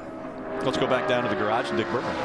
Kevin Harvick, another driver with a new look, new colors. How goes it for you so far? Our Budweiser Chevy's not bad. We came down here a little bit different than our other 3 cars are, so we're going to put a few things back like they are and just wanted to try something different. So we'll make 1 or 2 runs in the next session. It should be fine.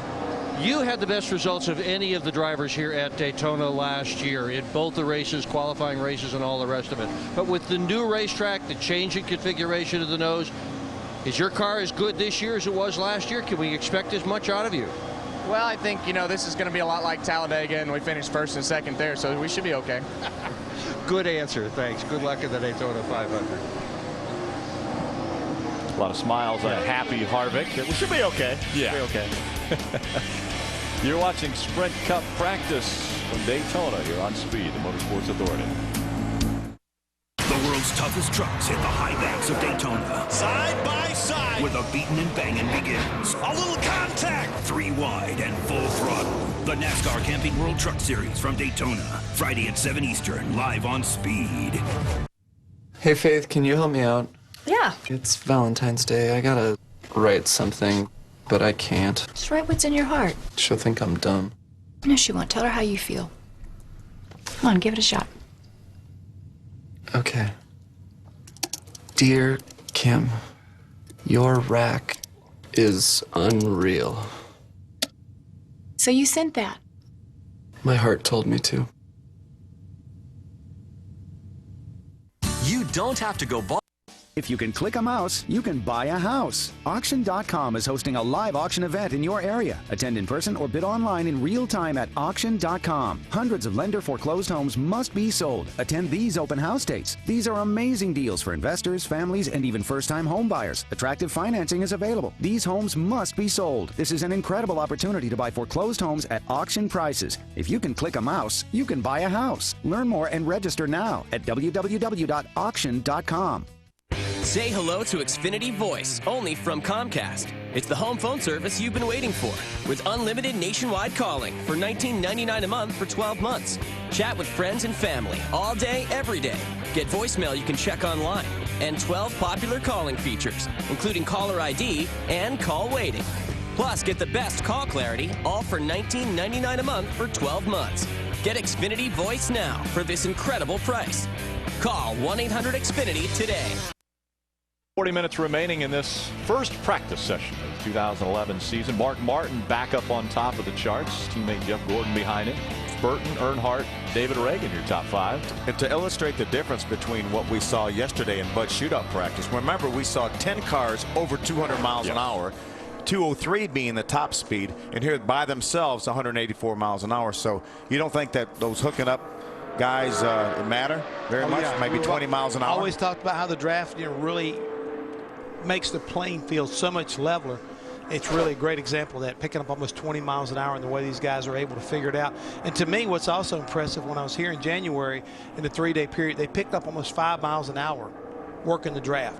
Since they've come back here, they found another 5 or 6 miles an hour in the draft. So don't tell me that drivers are not important. I'm talking about, I was talking about qualifying scenario.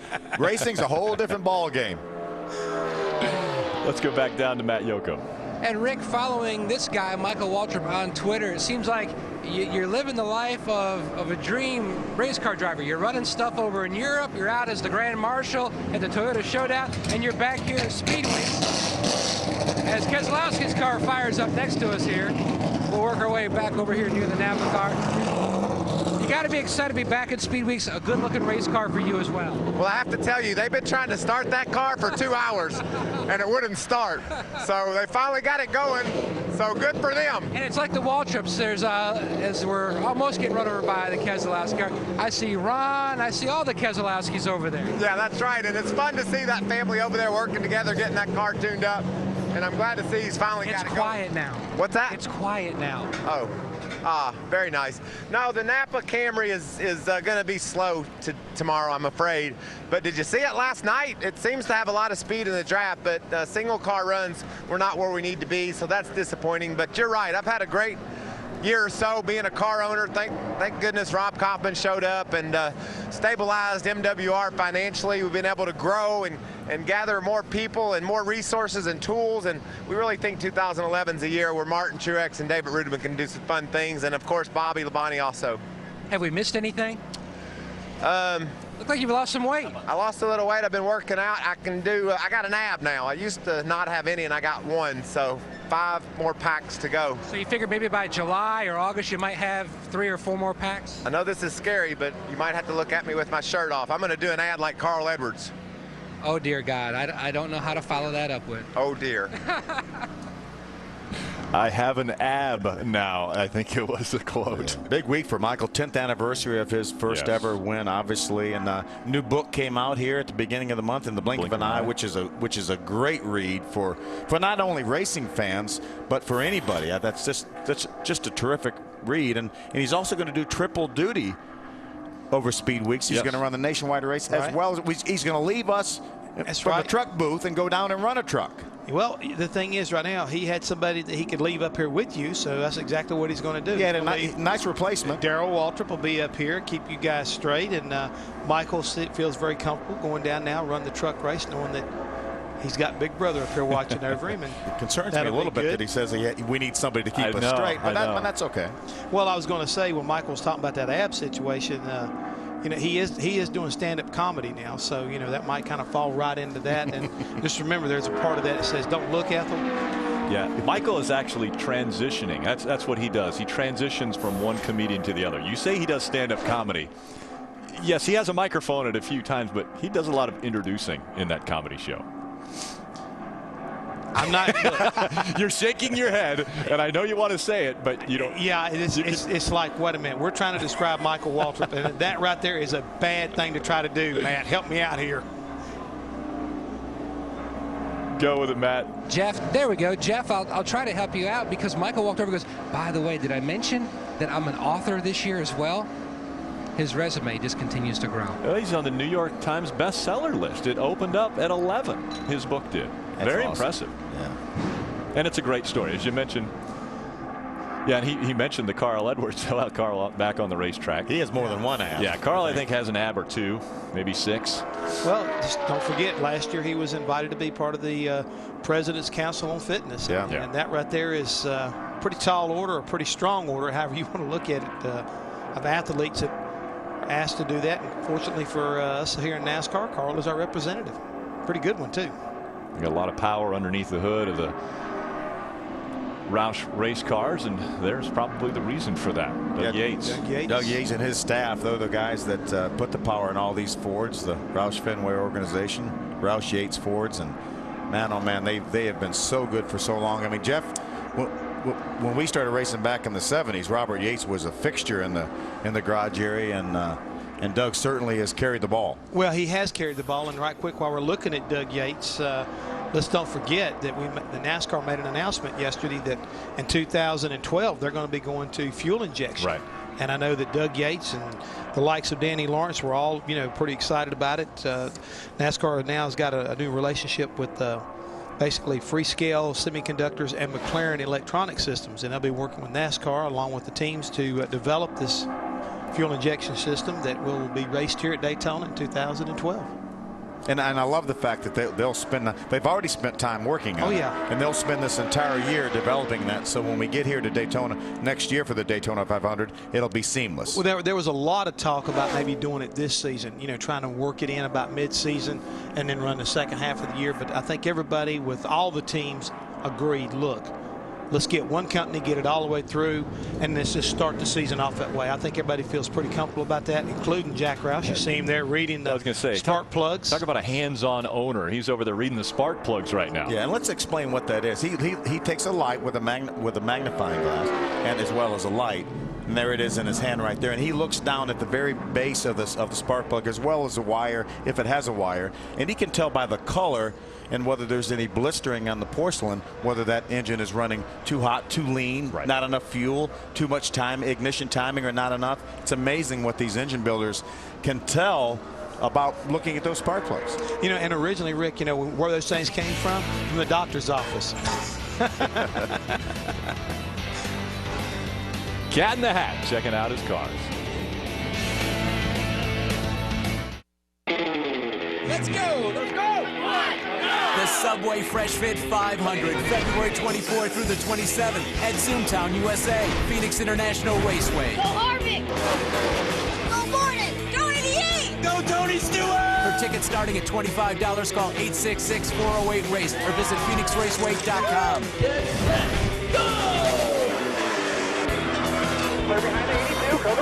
The Subway Fresh Fit 500. Let the go begin. Kowalczyk. Emergency, Kowalczyk. What is your emergency? The intern forgot the donuts for the status meeting. Bingo.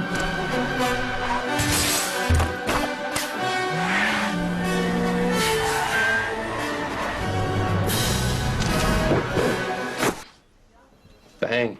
That's right. We put a turbo in a sport cross. The all-new Nissan Juke. Innovation for success, innovation for all. Now at Best Western, stay 3 separate times and earn a free night. That one. With 3 types of hotels and over 4,000 independently owned locations, you can always find the perfect one for your trip, where you're cared for and rewarded. Best Western, the world's biggest hotel family. A young man with ambition met an old man at the top. Asked him if he had a secret, and the old man stopped and thought and said, free, cause that's how it ought to be, my brother. Credit, cause you need a loan for one thing or another. Score, cause they break it down to one simple number that you can use. Time to take a break, cause the name is kinda long. Come in honor of the internet that it's on. Put it all together at the end of the song. It gives you free creditscore.com, and I'm done. Offer applies with enrollment in Triple Advantage. Here's the truth. At Allstate, safe drivers can save 45% or more on car insurance. Protect your home with Allstate, too, and you can save an extra 10%. Dollar for dollar, nobody protects you like Allstate. And welcome back. NASCAR Sprint Cup practice presented by AARP here on Speed, the Motorsports Authority. Time for the ToyotaRacing.com Sponsifire 3 news update. How are the Toyotas doing as we kick off the 2011 season? Fastest Toyota on the racetrack is that 18 of Kyle Busch, and he is 19th quick at 49.181 seconds, which is 1/2 a second off of the fastest lap run here by Mark Martin. Teammate Denny Hamlin is the 2nd fastest Toyota, and he's right now in that 22nd position. Robbie Gordon on the racetrack, currently 40th of the 47 that have been on the racetrack. This was a Toyota last year. Robbie made the switch over to Dodge for the 2011 season. Guys, we hadn't talked a whole lot about the draw for the qualifying for on Sunday, which will be on Fox for the Daytona 500. But Brad Keselowski will be the first car to roll off tomorrow afternoon, and Robbie Gordon, he'll be going out 34th. And this is the only time this year that we will qualify with this type of an order. From now on, when we leave Daytona, we will qualify from the slowest to the fastest, and then they will group together the go or go homers. I can't wait to see that. Yeah, a bit of a change, a little more drama. We started that, a little bit towards the end of the year with a Camping World Truck Series, and there's our champion right there, a 2-time champion in the Truck Series. And there was times, Jeff, when we had 14 or 15 different pole sitters because we went from slowest to fastest. I like that thought process right there. Again, it makes things so exciting, and we all know that qualifying can be exciting from time to time, but a lot of times it can be a little bit like ho-hum. But NASCAR, I think, is going to put a little extra spice into it this year as far as Sprint Cup's concerned. I think it'll pay off big dividends as we watch Todd Bodine trying to find a little bit more speed out of this 60 car. Currently, he's 32nd fastest and needs to find a little bit. But he's not totally out to lunch, guys. He just needs a little bit here. He get himself in position, but we know that qualifying is just one part of making the Daytona 500. More than likely, Todd will have to race his way in. And remember now, just the top 3 fastest of the cars not already locked in will be guaranteed a starting spot. And right now, Todd Bodine is mid-pack. Joe Logano's in front of him. He's 26th quick, back out on the racetrack. Bill Elliott is the fastest of that group right now in the 8th position. Jeff Burton, 3rd quick. He's back out for the 3rd time for his single car run. They continue to work on qualifying. Again, as you mentioned, Jeff, tomorrow they will qualify for the Daytona 500, but only the top 2 spots are locked in. The front row is locked in as far as starting positions for next Sunday's Daytona 500. we'll find out who will bring the field to the green flag for the 53rd running of the Daytona 500. And it's a big honor to be up there on that front row. It really is. Brian Vickers, you saw the 83. Back behind the wheel of a Sprint Cup car. Sprint Cup practice continues here on Speed. Stay with us. Introducing Car Warriors, all-stars versus small-town heroes in a 72-hour race to build the ultimate ride. Car Warriors premieres February 23rd at 9, followed by the premiere of Car Science on Speed. Can I eat heart healthy without giving up taste? A man can only try. And try. And try. Honey Nut Cheerios taste great and can help lower cholesterol. Be happy, be healthy. Once upon a time, a bunch of guys got together with a crazy idea. Go farther, faster than mankind ever had before. They dreamt with their hands, and the world watched and waited. Well, time has marched on and priorities have changed. It's nice to know America still builds rockets. The 2011 Corvette, only from Chevrolet. When you and the car are one, it's a feeling like no other. The engine is talking to you. I'm Mario Andretti. When I drive, I don't just want to feel the experience. I want to hear it. For the full MagnaFlow product line, check out magnaflow.com. Do you enjoy winter even more when you know it's just about over? Then you belong at Bass Pro Shops for big savings, like Redhead Talus waterproof mid-hikers for only $39.94, and the revolutionary Bass Pro Enigma anti-backlash baitcaster for under $80. Who's serving up the best beef tonight? For around $10. Incoming! Only Golden Corral has the ultimate beef lover celebration with Brazilian-style churrasco beef, all on our endless dinner buffet for around $10. Only at Golden Corral. Tonight, NASCAR Race Day kicks off in Daytona. John, Kenny, Kyle, Wendy, and Hermie give you the ultimate setup as NASCAR's biggest stars prepare to battle under the lights in that Budweiser shootout. NASCAR Race Day built by the Home Depot from Daytona tonight, 6:30 Eastern, live on Speed. Our hard-working camera folks up there. Yeah, Tony Nelson and Steve up there. Andy. And Andy, I mean, all these guys, that's the best of the best right there. I like to tell you right now, those guys do a great job. No question about it.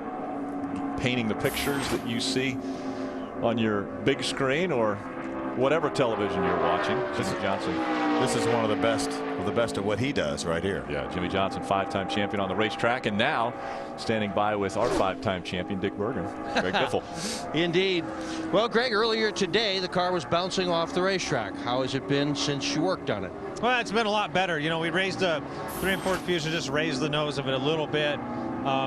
And it stopped hitting the track, which, you know, could be a tiny bit of speed. It went a little bit faster. We made a few other changes, but, you know, we're pretty happy where we're at. We wish that, we hope that we can get it going a little bit better there. We want to be more toward the top of this thing. I thought before in testing we might have had a chance to the front row. Now, you know, we're 2-3 tenths off those fast guys, so we might have a tenth or two to pick up, but they probably do too. So we'll just have to wait and see where we end up. But it looks like we got a good top 15, top 10 car. Greg's wife is one of several wives expecting a baby pretty soon. Have you ever changed a diaper before? I probably have once in my lifetime, but I'm going to have to learn how to do it, I suppose. Better you than me. Good luck. Thank you.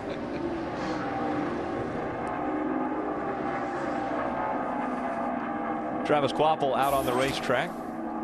Travis, one of the interesting stories to start this year off in the fact that there were some changes made in the point system and the way you run for championships. Travis Kvapil is one of those that will not be eligible to win a championship in the Cup Series because he has designated the Truck Series as the series he wants to run for a championship in, and you have to designate that at the start of the year. And even though he's going to run full-time in the Sprint Cup Series, so they must feel like he has a better shot of maybe winning the championship in the Truck Series than he possibly does here. That doesn't affect the owner points, though, in this series, which so much of what goes on in this series is predicated from the owner points. And this is one of those changes that NASCAR made during the offseason. We see Jimmy Johnson in the 48 car on the racetrack.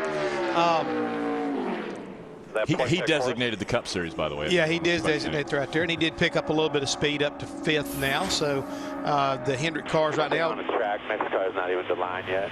All the top basically, you know, they own the top 5, and they own 4 out of the 5 positions up there with Jeff Burton currently in 3rd. The only other non-Hendrick car there, but it happens to be a Chevrolet. Chevrolet's looking really strong this early in this practice session. 8 of the top 10 right now for Chevrolets. 2 Fords up there. David Reagan in 6th and Trevor Bain in the Wood Brothers car in 9th. Yeah, but I was going to say about the way that NASCAR's got this thing aligned. It's going to be interesting to see how it plays out this year, because we still hear that, you know, Carl Edwards and Brad Keselowski are going to run all the races, or at least we're still planning on it. They may change their minds as they move through the season. But how this new alignment, as far as declaring what series you want to run for points in, how it kind of works out. I mean, it's going to be interesting. It's going to be different. And the way that works is, for example, if Carl Edwards does run a nationwide race and he finishes 2nd in that race, what will happen is they just won't give anyone the 2nd place points. Right. He will just not receive those points. So the person who finishes 3rd still gets 3rd place points. He doesn't get bumped up in the order at all. He still gets the order of points, how he finishes. Yeah, and this is another part of the equation we haven't really brought into play. We have a new point system now. So instead of losing maybe 5 or 6 or 10 points, depending on the position you're in, you'd only losing 1, you know, as far as 2nd to 3rd. Here's a lot of the rule changes that went on as far as this is concerned, with the drivers making the decision of which championship series they will run with. And again, that doesn't affect the money. They still will collect the money, just no points if it's in a series that is different than what they designate. The owners obviously do get the points, as we mentioned earlier. One of the big changes that took place to start off the 2011 season. And we've seen the changes to this racing surface, the changes to the race car, all looking to improve competition, improve the bottom line. At the end of last season, we had 3 drivers, 3 teams that had a legitimate shot at winning the championship. And that's because NASCAR continues to improve the system. Well, we hope that it's going to continue that way, because again, we had a pretty fantastic 2010 in all 3 series, and you know, it'll be interesting to see how it kind of, you know, carries over as far as 2011 is concerned. But I'm excited about it, Rick. I think it's going to be good. I like the fact, for the first time, at least in my racing career, I know when a guy wins a race, he's going to get 43 points. Yeah. And if he finishes 20th, he's going to get 23 points. There we go. Guys, the pushing team right in there and pushing out. Well, that's hustling in. That means they want to try to get more run in maybe before this thing. You see the 21 guys, they're trying to hustle their way back out. You don't think these crew members have to be in good shape. I mean, this is the kind of a pace you've been under for the last 2 hours. Everybody hustling, trying to get as many runs on the track as you deem necessary. And they don't waste any time at all as far as that's concerned. These guys here, they're pushing the car back out, you know, getting ready to make another run here with the 99 car. They're going to put him in line, and hopefully they'll get another run in here. They've got about 20 minutes left in this practice session. So, and they're back there a ways, and that's one of the concerns that I'm guessing a lot of guys are having is, will we be able to get back out again? And Carl Edwards is going to tack onto the back of that line. We've got Greg Biffle in front of him, and coming out behind them, Trevor Bain in the 21. So there's a lot of cars in line to get out there, and the time is slipping away. And one thing you got to be careful about, when everybody starts getting in a hurry at the end of a practice, you know, you've been so meticulous with your spotter and guys on top of the transporters, making sure that you don't get in a draft to somebody to give you a bad read on as far as your time's concerned. A lot of guys are going to start getting a little more antsy. I mean, this is just a gentleman process. And if somebody likes to jump out there in front of you, there's nothing you can do about it. They can mess your lap up. So it'll be interesting to see how this kind of plays out. We see Brian Keselowski. He finally got his race car started, and he's now on the racetrack. Once he completes his lap, he will be the 48th car out of the 49 cars that were entered for the Daytona 500. Got on the racetrack. The only guy that has not got through inspection that I've been told is Norm Benning. And talking to the NASCAR inspectors, he had a little bit of a problem with his front valence and the new nose configuration, and they were allowing him to work on it, and they believe he'll have it ready to go to be ready for that second practice session. So they think that all 49 will eventually get on the track and be able to qualify tomorrow. How about Bill Elliott? He has to race into this race, and how about that? Currently 5th. Well, the thing is, right now, driving this James Finch entry right here, they do have a lot of support from Hendrick. So when we talk about how strong Hendrick Motorsports is, I looked a moment ago, and they pretty much Bill woke up and get him out of there, and we'll push over there. But great job from you guys. Just got to make sure got every eye here. Tell you right now, somebody's hustling around. Yeah, been running around. Yep. Yeah, trying to get things going here. But this 09 car right now is looking good. But Hendrick Motorsports right now, power is looking very, very strong, at least early on here at Daytona. Ryan Newman is 12th, but I think they got like 8 cars in that top 12. Again, Mark Martin dominating practice here at Daytona. I'd love to build birdhouses for the rest of my life, so I've got to take care of my heart. For me, Cheerios is a good place to start. To keep doing what you love, take care of your heart with Cheerios. The whole grain oats can help lower cholesterol. Love your heart so you can do what you love. That heart-shaped box of chocolates is everything. That heart-shaped box of chocolates makes it special. That heart-shaped box is tradition. What better gift than a heart-shaped box of chocolates? It's important. It means a lot. Don't give her just any chocolates. Give her Russell Stover chocolates with the famous Russell Stover bow. You can buy Royal Purple for increased horsepower, superior protection, and fewer oil changes come at no additional charge. Royal Purple is available at quality oil change centers and auto parts stores nationwide. Find one near you at royalpurple.com. These days, more Americans are using their credit cards less. Which is why Rent-A-Center makes sense. Get the brands you want without having to use and abuse credit. Right now, rent to own an Ashley sofa and love seat set. Your choice, just $19.99 a week. Put all 3 right there.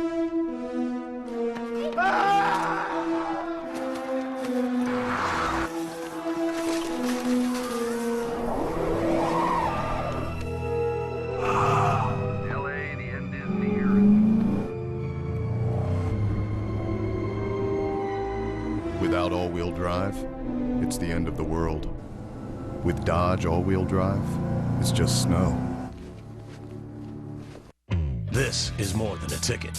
It's a wallet-sized definition of who you are and where you belong, providing both a place to sit and countless chances to stand up for what you believe in.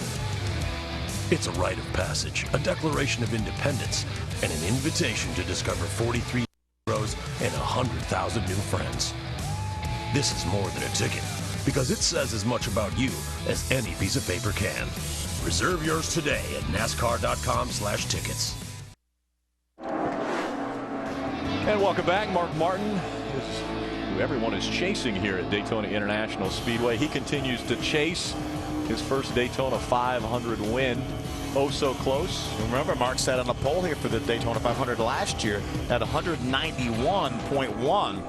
So obviously with all the changes and because of the speeds being so fast in the draft, they're a little bit smaller restrictor plate this go around. So that's why the individual speeds are a little bit slower. Yeah, but when they get in the pack, you know, they definitely business picks up. His teammate and the fan favorite, Dale Earnhardt Jr., currently 6th quick. Bill Elliott knocked him back a spot when he went out onto the racetrack and was 5th quick. Let's don't forget that Dale Jr. drew the pole for the Bud Shootout. Now that's always an exciting race. And Dale Jr. knows how to get around this racetrack. He does for sure. He's won that shootout, and he knows how to get the job done here at Daytona for sure. Speaking of excitement, how about the practice last night when they were hooked up in the 2-car packs and how quickly they could close? I remember one particular shot when the 4-car came down the back straightaway, and I can't remember who was pushing him, and they threaded the needle between 4 other cars, and Mark Martin, I think, was one of the cars involved. And then it's like, whoa. Yes, and you're going to see a lot of that tonight. Exactly. Bud Shootout. A lot of 2 cars hooking up. We saw most of the time it was teammates, but at some point in time you've got to dance with who you're around, and that might end up being what happens tonight. Well, I like the comment that was made about the hole that was there for the team, for the cars to get through, because again they went right between a pack of 2 other teams, and they said no, somebody will close the door on them, and if they do, that kind of speed. Yeah, the closing speed way too fast to try to jump in front of something like that. I don't think I'd want to be out there in that kind of condition if I didn't have a good spotter, I can tell you that. Brian Vickers on the racetrack now. His first 2 runs out there put him 32nd quick of the 48 that have been on the track. You know, as we mentioned earlier, Brian Vickers, I'm sure, is probably a little disappointed in 32nd right now, but probably nobody happier to be on the racetrack than Brian Vickers. See Paul Menard out of his race car. 3rd quick out on the racetrack for Paul Menard, and Chevrolet really starting to dominate. They have 9 of the top 10 positions locked up. David Reagan, the only Ford, slipping in there in 8th. But Paul Menard, 3rd quick in this first practice. Well, I think it's important we go back and don't forget when Dale Earnhardt Jr. was out there on the racetrack, he was able to improve on his time, and he moved back up to 4th quickest until Paul Menard made his little run. Chevrolet's having a good run here. I think the Steve Letarte, Dale Earnhardt Jr. is going to be a nice combination. What do you think, Jeff? I'm going to watch and see how this is handling, because again, I think it's a unique challenge for Steve, because he's never had to work with any other driver but Jeff Gordon. And speaking from a crew chief's perspective, sometimes when you go to another driver, it takes you a little while to figure out, what his wants and needs and desires are. And sometimes it takes that driver the same thing. So there's like a little bit of a mutual respect going on. I'm curious to see how long it takes for the newness to wear off, and all of a sudden will we hear some of the old Dale Jr. come out where he berates the crew chief, and how Steve's going to deal with that. I think Steve Letarte, though, is in a great position to take on this challenge, because here's Dale Earnhardt Jr., who everyone knows the fans want him to win. And so there's a lot of pressure on Steve Letarte. But Steve Letarte has gone through this pressure, getting the nod to be Jeff Gordon's crew chief, who was one of the most successful drivers when he came into that role. Well, and that's what I'm saying here is that, as a crew chief, when you get kind of somewhat complacent with a guy and you think, you're trying to keep him happy, maybe sometimes you need to stand your ground a little different. So I'm curious to see how Steve reacts to this change and this new challenge. And it may be really good for Jeff, even though Jeff's had 2 or 3 different crew chiefs in his lifetime. Now to work with somebody like Alan Gustafson, I think Alan, out of that group down there, he is more like a Chad Knaus. And I'd be willing to bet you, if I'm Jeff Gordon, I'm looking at what's going on with the 48 car. You see right now the gate being closed. No more runs. Means nobody else can get on the racetrack. The cars that are out there should be able to get their runs in, but nobody else will be allowed to do it. But going back what I say, I think it's going to be a good marriage right there for Jeff, and particularly also. Right. And so the last one in line is the 31 of Jeff Burton. The first one to go out is going to be Juan Pablo Montoya. Live on Speed. Get fired up for the duel. 2 action-packed races that set the field for the 500. The Gatorade Duel at Daytona. Live on Speed.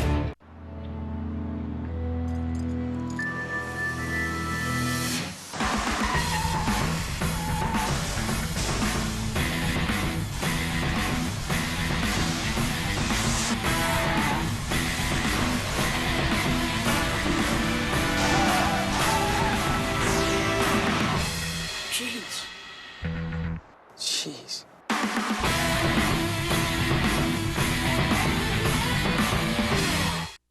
At Mother's, we come up with innovative solutions to common car care problems, like yellow clouded headlights. They're unsightly, and the reduced light output is a serious safety concern. Mother's Powerball for Lights is a revolutionary product. Restoring headlight clarity may seem complicated, but it's not. Powerball for Lights is quick, inexpensive, and easy to use, even on severely damaged headlights. Restore, maintain, and protect. Mother's Powerball for Lights Headlight Restoration Kit. If you had a choice between TNT presents NBA All-Star 2011. Los Angeles plays host to the league's most spectacular event, where amazing is on display. Witness a dazzling scene in a sparkling city. The action is guaranteed to have Hollywood buzzing. NBA All-Star 2011, live from Los Angeles. Coverage begins February 18th only on TNT. Mancini Sleep World wants you to rest easy and save big on the largest selection of luxurious top brand mattresses. Visit sleepworld.com and start sleeping better tonight. Experience Xfinity from Comcast at a store near you. Xfinity is TV, phone, and internet working together in ways you never imagined. With more choice, more control, more speed, and more HD than ever before. Check out the latest in home entertainment and learn more about incredible deals on Xfinity products and services. Xfinity is entertainment your way. Come visit us today and experience what great customer service feels like. Visit the newest Comcast store in Richmond in the Hilltop Plaza next to Ross. Our Sprint Cup practice from Daytona is presented by AARP. Join Jeff Gordon in the Drive to End Hunger by visiting drivetoendhunger.org. Brought to you in part by Napa, Napa Know-How, and by Zales, the Diamond Store. So much is put into a primary race car. When they come to Daytona International Speedway, they have to make sure to get it just perfect. Well, how about the defending Daytona 500 winner? He just got into the wall. Look at the damage on the right side. Yeah, Jeff, we were watching this during the commercial break, and it's obvious here right as he enters turn number 1. Fortunately, right up against the wall, he's going to cut a tire down. You see some debris fly out from behind the car. And the nice thing is, or the good thing is, if there can be a positive, he was so close to the outside wall, he couldn't gather any momentum to really hit it that hard. Yeah, he damaged the car probably beyond repair, but he didn't destroy the car again. Like you're saying, Phil, if he'd been down a little bit lower, it would have been a lot worse. But this is not what you want to do as far as being a defending champion. And the thing is, right now we're hearing that there's a lot of debris on the racetrack, and NASCAR's got to take the time to try to clean everything. You can see the damage there on the right side of the number 1 car. And now standing by with Paul Menard, Matt Yoakum.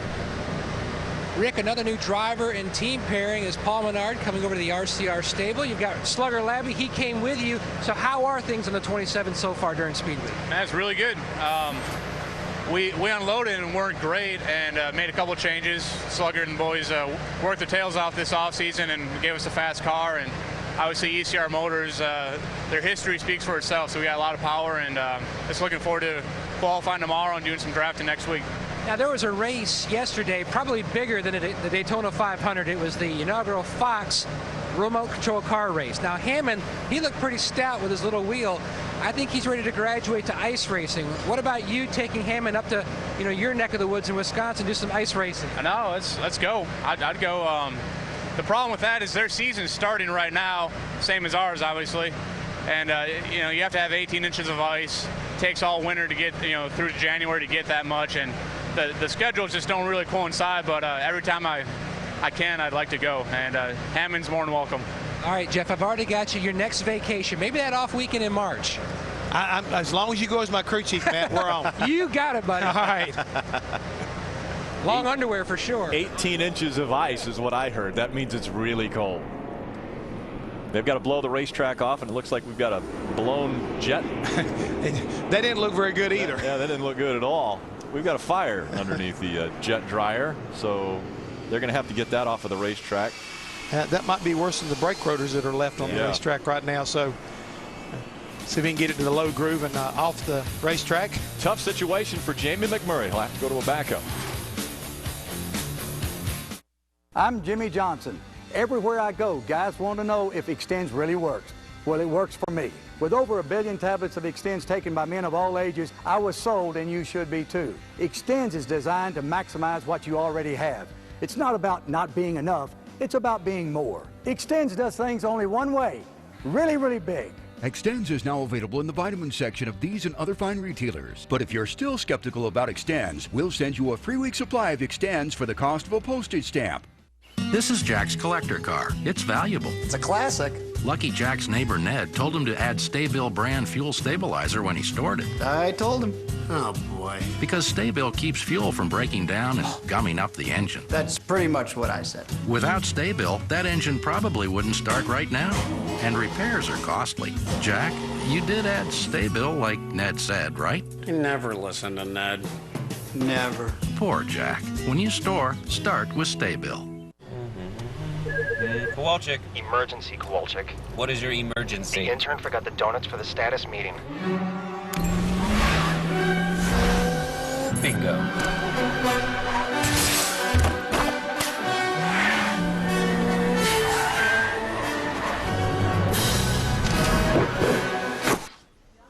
Bang. That's right. We put a turbo in a Sport Cross, the all-new Nissan Juke. Innovation for success, innovation for all.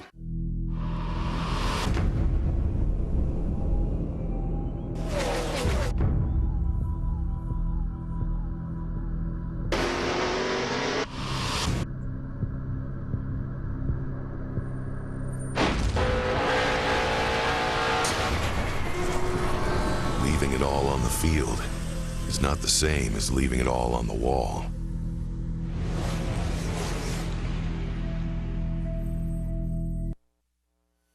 This copyrighted telecast may not be reproduced, retransmitted, or used in any form without the authorized written consent of NASCAR Broadcasting. NASCAR would like to thank all of our loyal fans for your continued support, and we hope you enjoyed today's broadcast.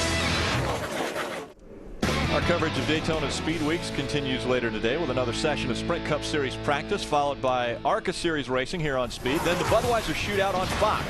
And tomorrow, pole position is on the line when the Daytona 500 qualifying on Fox. Our coverage of Daytona Speed Weeks leading up to the Daytona 500 continues all weekend long on Speed and Fox. Let's go back to the garage area and Dick Berger. And Jamie McMurray, they just rolled the car out, so a backup car. How good is the backup? Well, honestly, if you don't have a shot at the pole down here, all of the cars when you get in the draft, I think any car can be good. So you know, you just do the best you can with what we have there, but really not all that worried about it. It didn't feel like our primary car really had that much speed in it, and I thought we tested a lot better than where we were on the board. So we'll just have to wait and see, you know, until we get in a pack. But we have all really good cars here, so it's really not that big of a deal. Did you see debris on the racetrack that could have cut that tire? I mean, I didn't see anything. You know, with the track being brand new pavement, it's harder to see the stuff on the racetrack, and I noticed that in the Rolex race when there's debris on the track, with it being brand new, fresh pavement, it's harder to see than it was when it was worn out. All right, wish you well. Thank you. Seems to me like the driver didn't think it was that big of a deal. Well, I mean, he's got to be the cheerleader on this side of things, just like a crew chief. But I promise you right now that Bono and everybody over at Ganassi Racing, they've got a good backup car. This is not what he wants to have happen, but it's not going to be a big deal. Fortunately, you know, the way the schedule is set up, you get through this practice here, you do your qualifying. We got Monday and Tuesday to kind of catch your breath, and they'll get that car probably back to their shop in North Carolina, do some repair work to it. And again, like we pointed out, it's damage beyond racing here at Daytona presently, but these guys, you know, that's not a big worry for them. Remember, this is the third car that Jamie McMurray will have out here, because he's got one for the Budweiser Shootout. He had his primary car for the Daytona 500. Now he's to his backup car for the 500. Yeah, he could use a shootout car for a backup car. Exactly, and that's probably what happened. Wednesday, Thursday, or Friday. Yeah, and again, being a veteran like Kevin Bono Mannion is, I mean, these guys, I mean, they'll put their heads together with the engineers. This is a bump in the road. This is not the end of the world for this team.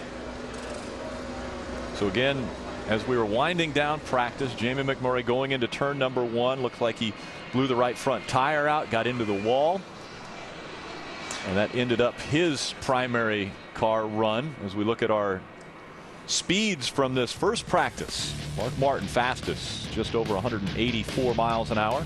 They're only about less than 0.3 of a second from first to 10th, so very, very tight field here at Daytona. I dare say maybe one of the tighter fields that we've ever had here. Yeah, so far it is looking like that right there. And, you know, we've been kind of waiting to see if whether or not, Rick, we're going to get an opportunity to extend this practice session, but NASCAR's decided we're going to clean the racetrack up, and the guys got a chance to practice later on this afternoon, so that's what they'll do. Yeah, that second practice will be coming up as we continue on through the list. Jamie McMurray was 21st quick in his primary car, but now having to go to a backup car, obviously the slate will be wiped clean for him. See young Stephen Wallace down there in the 77 car getting the opportunity to get ready for the Daytona 500. Different drivers in blue having to qualify in on time. Right now, if this practice session was qualifying, Bill Elliott, Dave Blaney, and Travis Kvapil would be the 3 cars that would be the fastest 3 other go-or-go-homers and be guaranteed a starting spot in the 500.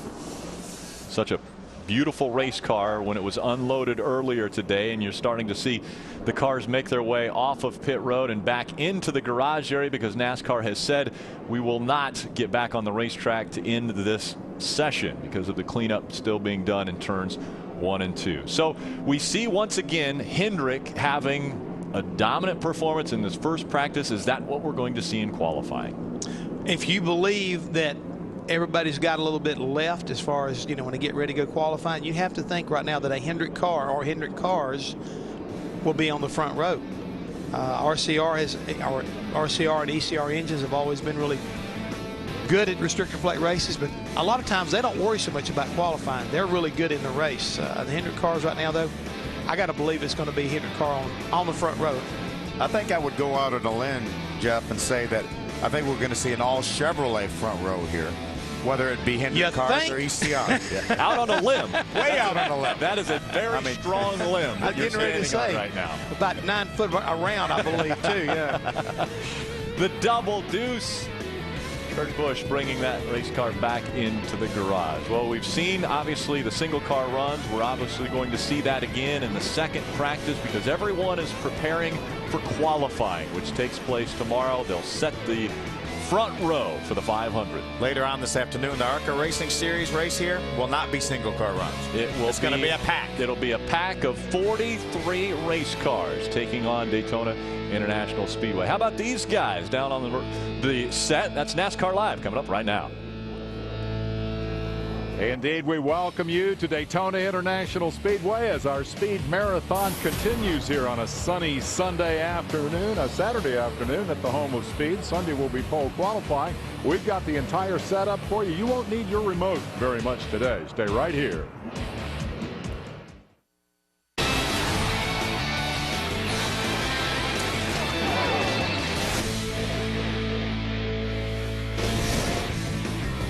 We welcome you to NASCAR Live, part of our continuing broadcast marathon. Speed will carry you all the way up to the Fox pre-race show before tonight's Budweiser shootout with everything that happens, and what a wide variety of activity it is here today. We will see the first big stock car race of the 2011 season in the form of the ARCA race. And the bottom line is it's all about speed. Hello, everyone. I'm Dave Despain. Speed has been the headline story here since Daytona International Speedway redefined the definition of what it means to go fast in a stock car back in 1959. This year, a lot of talk about 203 miles an hour. We're expecting the fastest racing here tonight that we have seen since the 1980s. But one of the big issues is the speed at which these surprising two-car drafts close on one another. You'll hear about closing rates a great deal.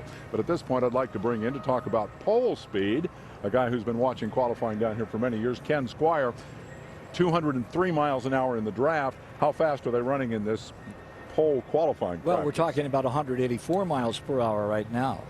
184, close to 185, and we're seeing cars that carry those Hendrick colors being up in front, and the Childress cars are right in there as well. To me, that's a huge surprise. Well, maybe a big surprise. We know the Hendrick motors are good, but there's been so much talk about the Earnhardt Ganassi engine program down here, and lo and behold, who goes out and runs the fastest? But old Mark Martin, in his last year with Hendrick Motorsports, that 5 car, putting the fastest time up. Admittedly, it's just practice, but still, it's an indicator for what happens in pole qualifying tomorrow. 184.8 was not a bad number for Mark Martin out here this morning in a shakedown, and that's pretty much the setup that they'll be running in the Daytona 500. The tires and the new asphalt making it pretty easy to set up for qualifying and for the 500 at the same time. Less emphasis on handling than there was in the past. The top 2 cars, Martin and Gordon, out of the Hendrick stable, the fastest of the Earnhardt Ganassi engine program cars. Maybe a bit of a surprise there. It was Paul Menard, the new member of that team, who stands 3rd on the board in that yellow 27, ahead of Dale Earnhardt Jr., fastest in yesterday's first practice session, on the pole tonight for the Budweiser shootout. Junior Nation is just all goosebumpy with anticipation of what might be happening here this weekend. And sandwiched right in there is old Bill Elliott. He's right up in this hunt, too, as far as we're looking for the pole, and he's been there before. Gee, has Bill Elliott ever gone fast? Oh, yes, he has gone fast at Daytona, owner of the fastest lap ever here. And he needs to go fast because he doesn't have the champion's provisional. Terry Labonte will get that if both of them need it. Let's get down to the fan zone and get Steve Burns and Mr. Seitman into the conversation. All right, thank you very much, Dave Despain. And a lot going on here at the World Center of Racing. Jimmy Spencer. By the way, Jimmy, before we talk news, I want you to tell the story. Those bleachers right over there is where you came with your family and friends for many years, right over your shoulder. Had 12 tickets, 6 and 6. Joe Weatherly Tower, watched Richard Petty flip over, watched David Pearson and Petty get together. Petty, unfortunately, Petty didn't win his race that day. It was Pearson's first win. A lot of memories here, and what a beautiful shot you see when we came on the air with all that. If you have an opportunity, come to Daytona. It's worth the trip. Well, Jimmy, the first of two practices for the Daytona 500 qualifying, which we'll see tomorrow. And trouble for Jamie McMurray. Now, in practice, he said, well, our backup car is just as fast, but they never want to get rid of that backup, the primary. No, they don't, Steve, because if it wasn't, you see him here hitting the wall. Evidently, he cut a tire or something down in his qualifying run. But the thing is that you're right, Steve. These guys, they say, oh, my backup's just as good. Well, wait a minute, then why didn't you have the backup out first? So usually the team knows this car has something just a little bit better. But Jamie said it earlier on the show that, the cars are all really good. And he wasn't really pleased with this car. So, the thing is well, I'm not worried about him as much. He's in the race, guaranteed. I'm talking Bill Elliott. And also Terry and these guys. We so much focused on who the fastest cars are in this practice, but to your point, we need to talk about the guys who are desperately trying to get in the Daytona 500, the Great American Race, who are not locked in. You take David Blaney in the 36 car, you take Bodine and Mears in the two Germain cars. You got Bill Elliott, and he's not in sport no more, fans. He's with James Finch, Hendrick organization with a Chevy. He's not guaranteed to start this race because, as Dave said, that guaranteed spot goes to Terry Labonte in the U.S. Chrome 32 Ford. So this is going to be interesting. Also throw in there Michael Waltrip, a former Daytona 500 winner, along with Bill. I'll tell you what, Steve, to me, these guys are playing for 3 positions tomorrow. Those are going to be the critical positions. If they get in on speed, they're locked into the 500. All right, thank you, Jimmy. Bill Elliott, of course, won here in 1985, the fastest thing on 4 wheels. Dave?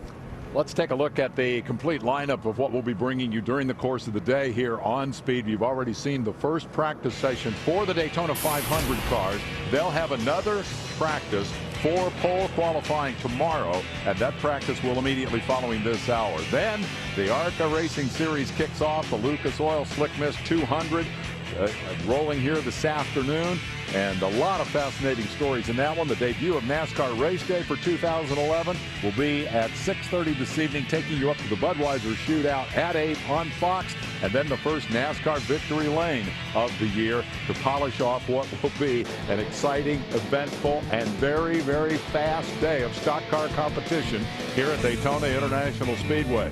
We'll be back to dig into the garage side of the story here at this famous old speedway in just a moment. NASCAR Live is presented by AARP. Join Jeff Gordon in the Drive to End Hunger by visiting drivetoendhunger.org. Brought to you in part by Geico. 15 minutes could save you 15% or more on car insurance. Visit geico.com for a free rate quote. And by Best Western, the world's biggest hotel family.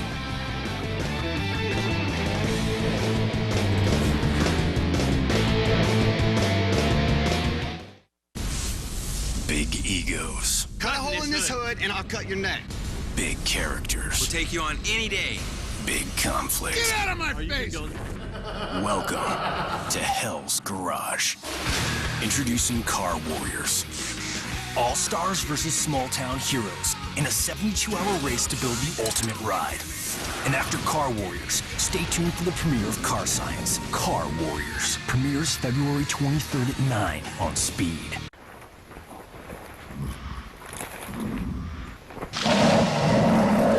.600 pounds of salmon breath. You in? 5th generation 4Runner.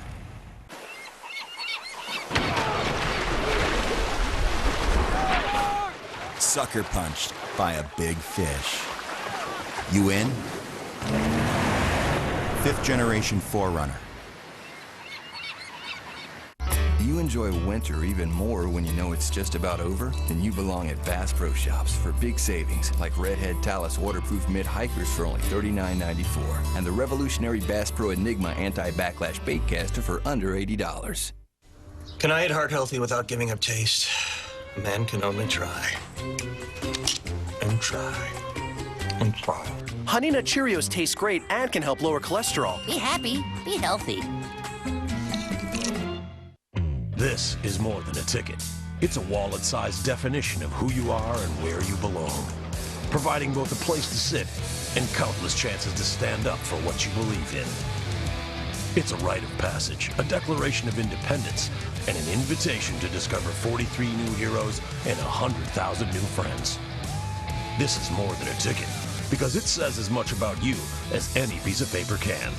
Reserve yours today at NASCAR.com/tickets.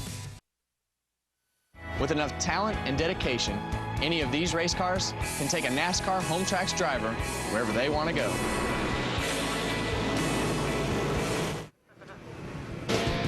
Very nice day at Daytona. You see the palm fronds moving a bit in the breeze. The wind is always a big story when you talk about Daytona qualifying. And, of course, practice for that qualifying section tomorrow is what today is all about. Bear in mind, we are using the traditional Daytona qualifying procedure. The new procedure that will apply for the rest of the season does not apply here this weekend. All right, while we're up here working on our tans, we actually have people working down in the pits. Let's bring in the trio patrolling the garage area right now. We've got Bob Dillner down there along with Randy Pemberton and Ray Dunlap, and I believe Dillner drew the short straw. Bob, you're up. Well, Dave, we have a little insight into what happened to Jamie McMurray when he cut that right front tire on the racetrack. Here's the tire that he actually cut, and you can see it's a big cut right on the plane of the tire. Goodyear has been examining this tire, and they believe he ran over something on the racetrack. They're going to take this tire back to their compound here at Daytona and analyze it from the inside out.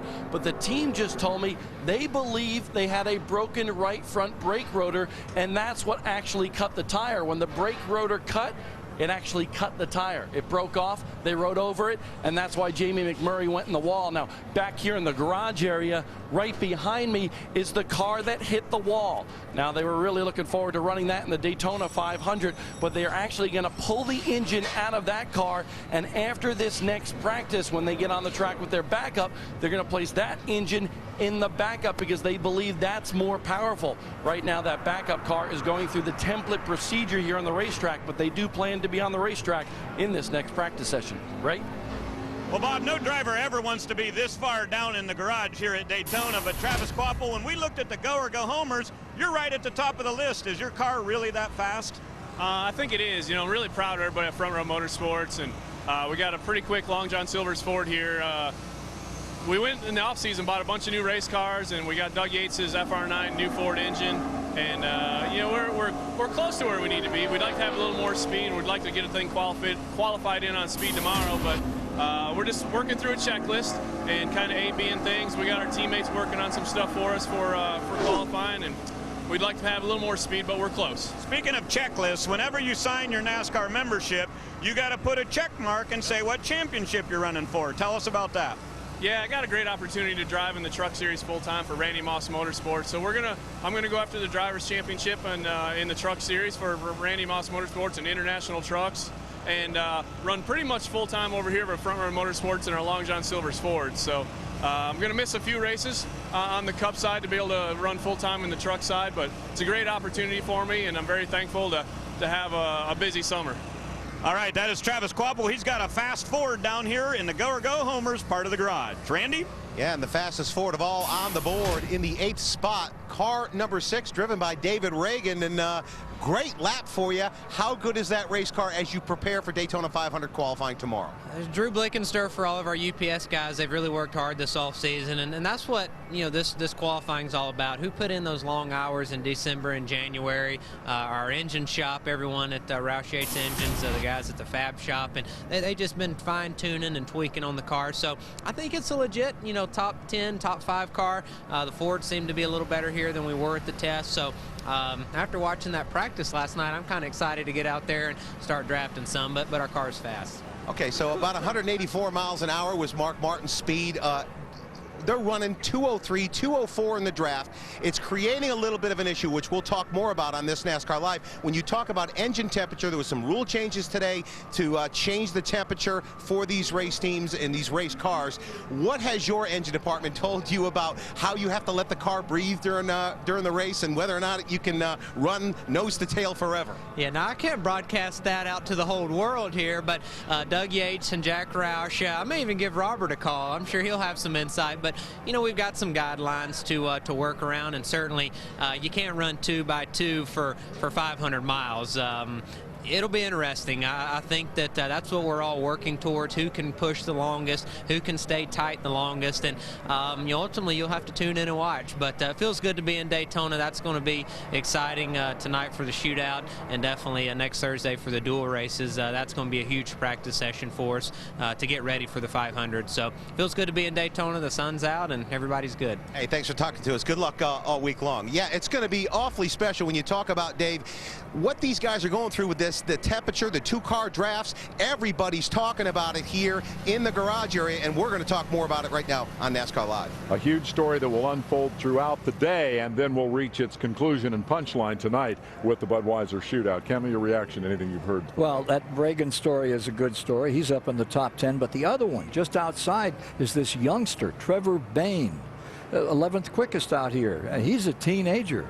No better place for a kid to break in than with the Wood brothers. And then McMurray taking the car. This is the outfit that won the Daytona 500, and he's already pancaked that thing, and they're going back to a reserve. It's always parts and pieces and people. In this case, A leads to B. The part breaks, the tire blows, the car's in the wall, and now the people are under a lot of pressure to put together a second consecutive Daytona 500 win. Stay tuned. We'll take a commercial break and continue our coverage from Daytona International Speedway. It is pole qualifying practice day, ARCA race day, and Budweiser shootout day. Welcome back to Geico Radio. It's savings on the radio. Call us, Steve. Go right ahead. Yeah, I just got a free rate quote on Geico.com. Saved a ton, and it only took me 5 minutes and 12 seconds. I was wondering, is that some sort of record? That's a good question. Let's have a look. Not quite. Someone's got you beat by 8 seconds. Still, I mean, that's quite fast. Well, what if I told you I only use one hand? Geico. 15 minutes could save you 15% or more on car insurance. Let's throw on those Saturday clothes. It's doing season. When we grab a little spare time and get after it. We're lowering the cost of weekend projects, making things happen. Less with our wallets and more with our own two hands. More saving, more doing. That's the power of the Home Depot. Take on your walls with Behr Premium Plus Ultra, the only interior paint that's rated #1. I look all tough and uncaring, but when I see an RV roll in with a big family, well, it fills my heart. But as affordable as it is, it just makes sense to get everybody out and go on a vacation together. No, I didn't mean all of us. It's surprising just how affordable an RV vacation could be. See for yourself at GoRVing.com and get a free video or visit an RV dealer. Go affordably, go RVing. Want to enjoy a lifestyle on ESPN, your NBA destination. He is so fun to watch. Mama, there goes that man. The NBA on ESPN. Wednesday and Friday nights all season long on ESPN and ESPN HD. ESPN, serving sports fans around the world.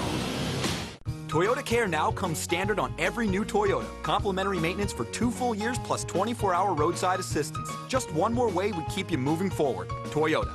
The President's Day sale is on all month at Antioch Toyota. Get 0% interest on any 2010 and several 2011s in stock. That's right. Pick several new Toyotas in stock and get 0% financing for up to 60 months. Pick up the brand new 2011 Toyota Camry LE for just $18,599. Or get 0% APR for up to 60 months with approved credit only at Antioch Toyota. Or start saving gas and money with a new 2010 Prius and take $4,000 off the MSRP. Make the smart choice and head to Antioch Auto Center and Auto Center Drive in Costco Way. So big they named an exit after them. Auto Center Drive off Highway 4.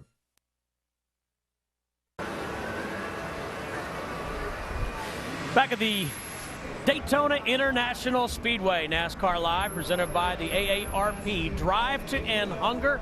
Want to remind you about NASCAR Race Day, built by the Home Depot, tonight at 6:30 Eastern, live on Speed. John Roberts, Kenny Wallace, Kyle Petty, Wendy Venturini, and Hermie Sadler give you the ultimate setup before tonight's Budweiser shootout. Steve Burns, Jimmy Spencer back with you. The Sprint Cup teams just finished a 2-hour practice for the Daytona 500. And yesterday, Jimmy, 2 practice sessions for the Budweiser shootout. Let's take a look at those highlights. 24 teams involved in that. bump drafting a big issue. And what's interesting, you heard Ken say that these cars are running around 185 by themselves, but Steve, these cars are jumping up in excess of 15 mile an hour.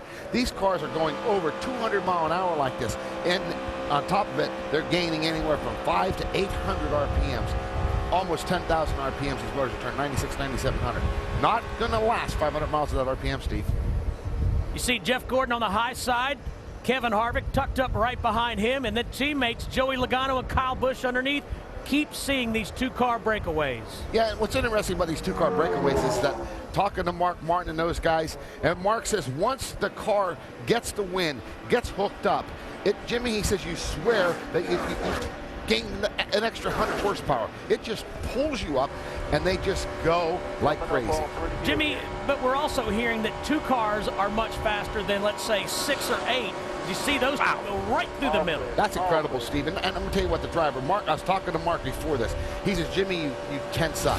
What you do is you feel it in your back and your nerves, and you can't see through the other car. That's what makes Mark very nervous. Mark says, Jimmy, you cannot see through the other car. You heard Denny say it last night on our show, and that's what makes the driver nervous. They're not going to know what's really happening.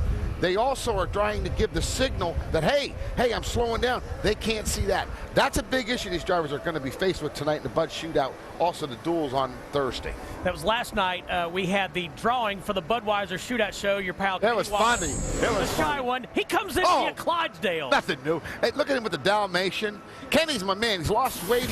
He's into this Carl Edwards syndrome, and he's doing a great job dirt racing.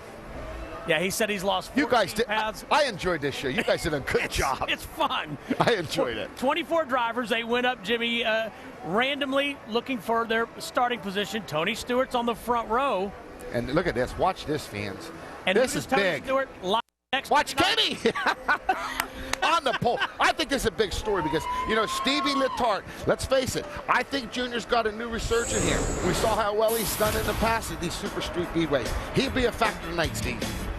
Yeah, as we said, 24, the biggest names in this sport, Spence, as we take a look at the starting lineup for the Budweiser Shootout. Look at this one in the back. When you get to this one here, this is really interesting. Tony Stewart outside, but, Denny, Hamlin, and Carl. But the thing that I'm looking at, there's Michael Waltrip, a previous winner. Jeff Gordon, now we're starting to get back to the heat of this thing. Teammates in row 7.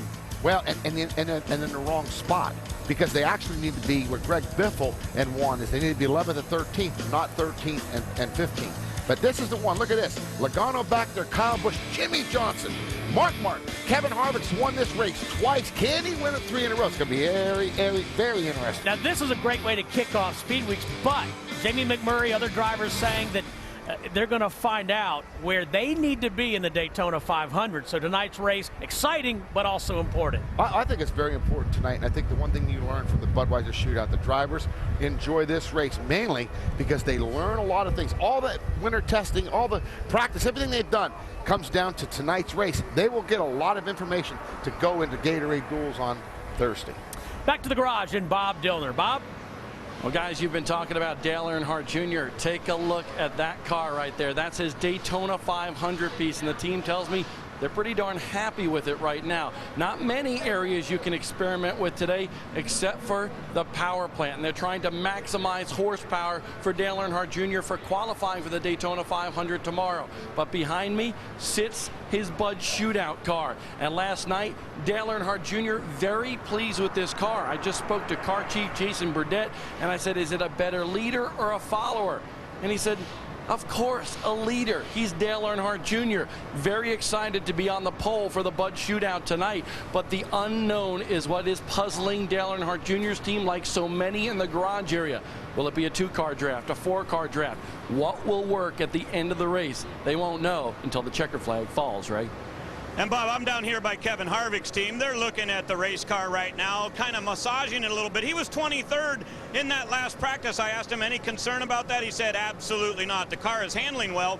But my big question was, are you really confident about the Budweiser Shootout? And he said, let me tell you something, Ray. Anything we ever knew about Daytona, throw it out the window. This is now Talladega, and you use everything you ever learned about Talladega and that setup. Anything you had for notes from Daytona? Absolutely not useful this weekend. Steve? All right, thank you, Ray. And one big note tonight, Kevin Harvick trying to win his third consecutive Budweiser shootout. And, Jimmy, we need to answer a big question, and that is, why can't two cars run nose to tail for more than 3 or 4 laps? Temperature. The biggest culprit of an engine failure, even your street car, is temperature. These engines can't withstand 300 degrees. The Chevys, they're more susceptible to the heat than any of them. They can take the most heat. Ford's next, Toyota's in serious trouble. When the Toyota gets up to 260, 280, she's going to blow up. NASCAR's concerned about that. Also the oil temperature. I was talking to Richie Gilmore. This guy's won all the plate races last year. The thing is you see there's no air getting in Joey Logano's car right there. 6 to 8 laps max. He's moving out to get the air on that car seat. That's what these engine builders are worried about. You will knock the bearings out of the engines. The oil cools the engine, the pistons, and it mostly kills the bearings. And if it gets hot, Steve, it's going to blow up. This is why. And, Jimmy, what we just saw there were what drivers are calling the exchange, where one runs out front, the car behind gets hot, so then they swap. And where you make the exchange is important, too, and how you make it. Well, it's like a relay. You know, when you hand a baton off, if you can get the baton quicker to the person, this is no different. You're racing, and these guys are looking now, can we cut this down from 2 seconds or so? Can we get it in front of that guy quicker? And that's the big exchange. Talking to Kyle Busch, he says, you know what scares me, Spence? I'm in the back of this pack. We get hooked up. All at once, here we come. Somebody pulls up in front of us. And you saw it earlier. These guys are running 5 to 7 mile an hour faster than the cars in front of them. Talking to John Darby, he said, you know what, though? Let's get through tonight. I'm excited. I'm excited about this Budweiser shootout. Yeah. Speaking of, it's on Fox tonight. Under the lights in prime time. The Budweiser Shootout, 24 of the best, and it starts, coverage beginning at 8 p.m. Eastern on Fox. And don't forget, tomorrow, qualifying for the 53rd running of the Daytona 500 will set the front row for the Great American Race, and that coverage will begin at 1 Eastern. Live on Speed. Get fired up for the duel. The new surface tests NASCAR's best as they fight for position in the Great American Race. Get ready for 2 action-packed races that set the field for the 500. The Gatorade Duel at Daytona, live on Speed. You ready? Ready? Green flag, green. I also will my private jet, my island in the Maldives, and full control of the family business to my soulmate, Angel. Finally, to my only son, Chauncey, I bequeath my DirecTV and its vast collection of 6,000 shows and movies. DirecTV now gives you instant access to 6,000 shows and movies at no extra charge. Yeah! Whoa! Thank you! Yeah! Don't just watch TV, DirecTV. Hey, would you mind if I asked Sheila out? Of course not. We broke up 6 months ago. But I don't think she'd go for a guy like... She said she'd love to. She can't wait to see me. Really? She's wanted me to ask her out for over a year now. She just sent me a video. Hi, oh, can I see that? Yeah. Can't wait for a date. Ah! In the network, sparks fly faster. AT&T is getting faster with 4G. Rethink possible. You can buy Royal Purple for increased horsepower, superior protection, and fewer oil changes come at no additional charge. Royal Purple is available at quality oil change centers and auto parts stores nationwide. Find one near you at royalpurple.com. I'm the first-string quarterback, but I'm also a transfer student, so I'm a little lost. And if you've got cut rate insurance, your jacked up rates might make you sick. So get accident forgiveness from Allstate. Dollar for dollar, nobody protects you from mayhem like Allstate. Back at the World Center of Racing, NASCAR Live, presented by AARP. Drive to end hunger in between 2 practices for the Daytona 500. Qualifying is tomorrow here at Daytona. Weather is expected to be absolutely gorgeous. And, you know, one thing when we look at practice speeds, Jimmy Spencer, is, and Jeff Gordon said it years ago, don't be misled, because the times you see in the draft, very different to what we saw earlier today, single car runs. Yeah, the big thing here is these runs are on single car runs. And, you know, these guys have not got done tuning them up. Right now, Mark is the fastest, Jeff Gordon, which is interesting because we've heard about the DEI dominance, but yet here comes the Hendrick camp. Chevrolet's dominating the top 10 in those single-car runs. David Reagan, 8th quickest. This guy right here, this kid, Trevor Bayne. It's going to be good, huh? I'm telling you, fans, mark him down. This is a future star right here driving for the Wood Brothers. Future star right there in the making. Jimmy talked about the go-or-go-home drivers. Dave Blaney, the 36th. 14th overall. Then you see it's Edwards, Ambrose, Kenseth, the Busch Brothers, and JPM. Let's go back to the garage and Randy Pemberton. Hey, you know, there's a race within a race. First of all, you got to qualify for the Daytona 500 before you can have any opportunity to run well, finish well, maybe even win the thing. So there's some people that have to use a couple of different circumstances to get in. One of the guys, Tommy Baldwin, owns a 36 car. 14th quick. You were second of the go-or-go-homers in that practice session. Got to make you feel good, because if you're one of those 4 fastest, you lock yourself in, Tom. Yeah, I mean, we felt good. We came in here and tested a couple weeks ago, which I think, you know, is paying dividends today. And you'll see this next practice. Everybody's going to unleash pretty much what they got, and they may have a little bit left over for tomorrow, but so far I'm real happy. You know, this is a car we built in-house, all by ourselves, all 7 of us, and you know, to come unload with the big guys in the top 15 like we did, I'm proud of our organization. It's come a long way in the last 2 years. Still need to get something on those quarter panels and that hood there, but you know, Terry Labonte's going to take one of those 4 spots because he's going to take the Champions Divisional, so we're only going to have 3 of the fastest guys, so we got to keep working here. Tommy, give me your perspective. You've been coming down here a long time.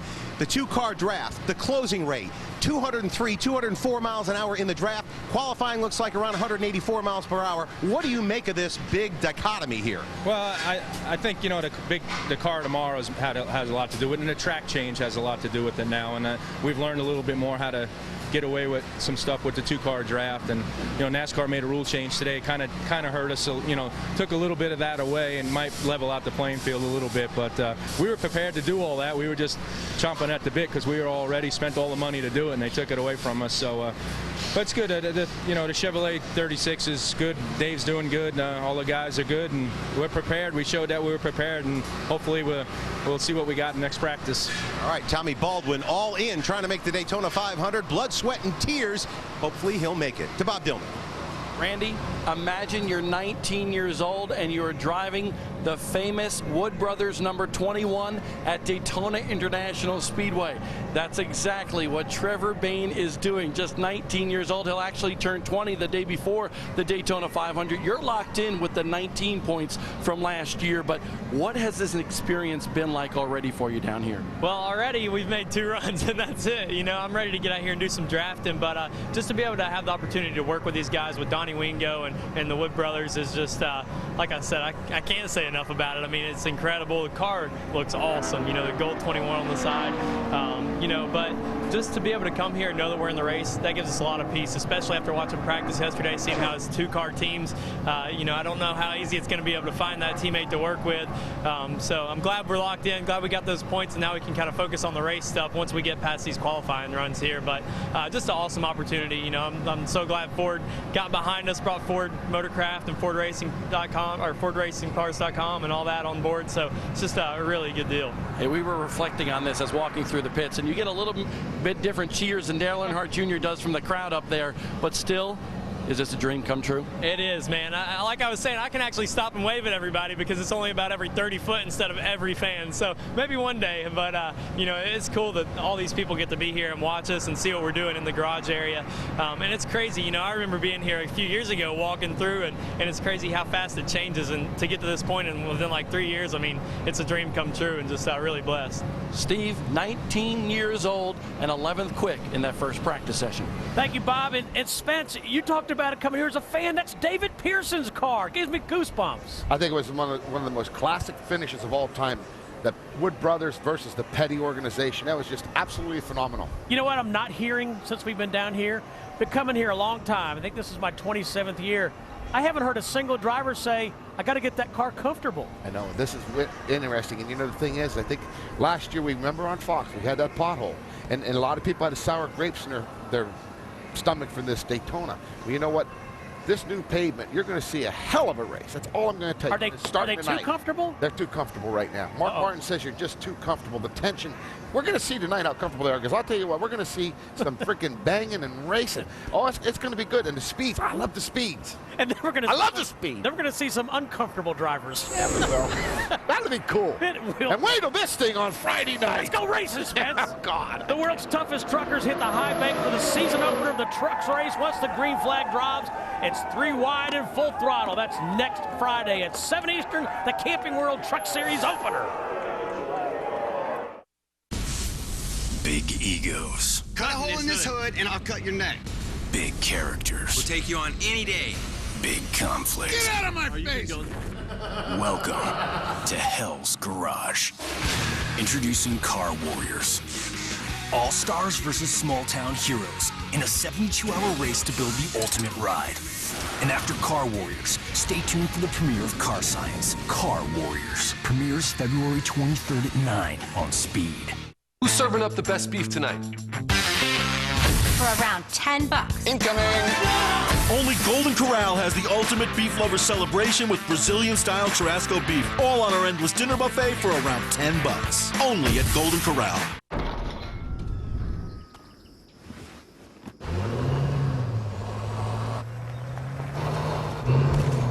We gave it a new fully boxed high-strength steel frame and hydraulic body mounts for a comfortable ride. Because the things you carry are even heavier than the things you haul. Introducing the new Chevy Silverado HD, Motor Trend's 2011 Truck of the Year. Right now through Sunday, together we'll find the perfect gift. That's why only Zales is the diamond store.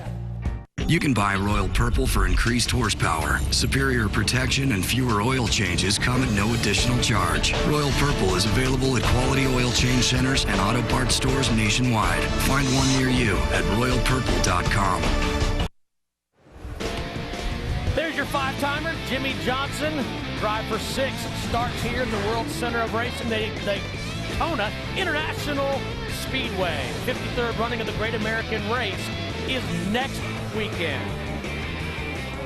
And glad you're back with us. And you know, a couple weeks ago, NASCAR Chairman Brian France made some big announcements, some big changes to our sport starting this year, including a revised point system, but also new procedures for qualifying. Now, the new procedures, Jimmy Spencer, will begin at Phoenix. I want to get your reaction to, in years past, for many, many years, qualifying order was set by a random draw. Now qualifying order is set by the drivers going slowest to fastest. I like it. I like it, Steve. And I'll tell you why I like it. It's not going to play havoc at some of these racetracks, like maybe in Martinsville or something. Wait till we get to Indy in August. Wait until we get to Michigan. You know, you start qualifying later in the day. The heat is really hot at 3, 4 o'clock, and then it starts to taper off. Are they going to sandbag? I think there's a reason to be watching qualifying then.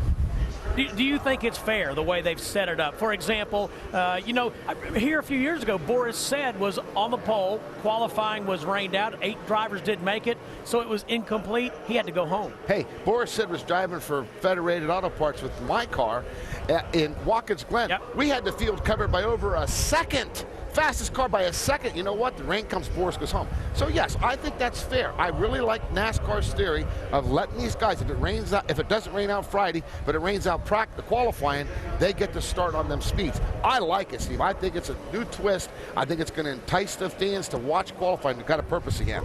I've got an idea. Let's ask our Hall of Famers what they think about it. I'm in the Motorcycle Hall of Fame. How about you? That would be you, Ken. Excuse me. Hello?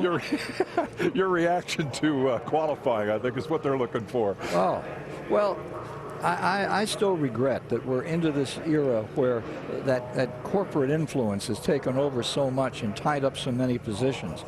Qualifying, I guess I'm just an old timer, doesn't mean quite as much as it used to. Guaranteed spots. And I mean, I'll never forget the day that Petty didn't qualify.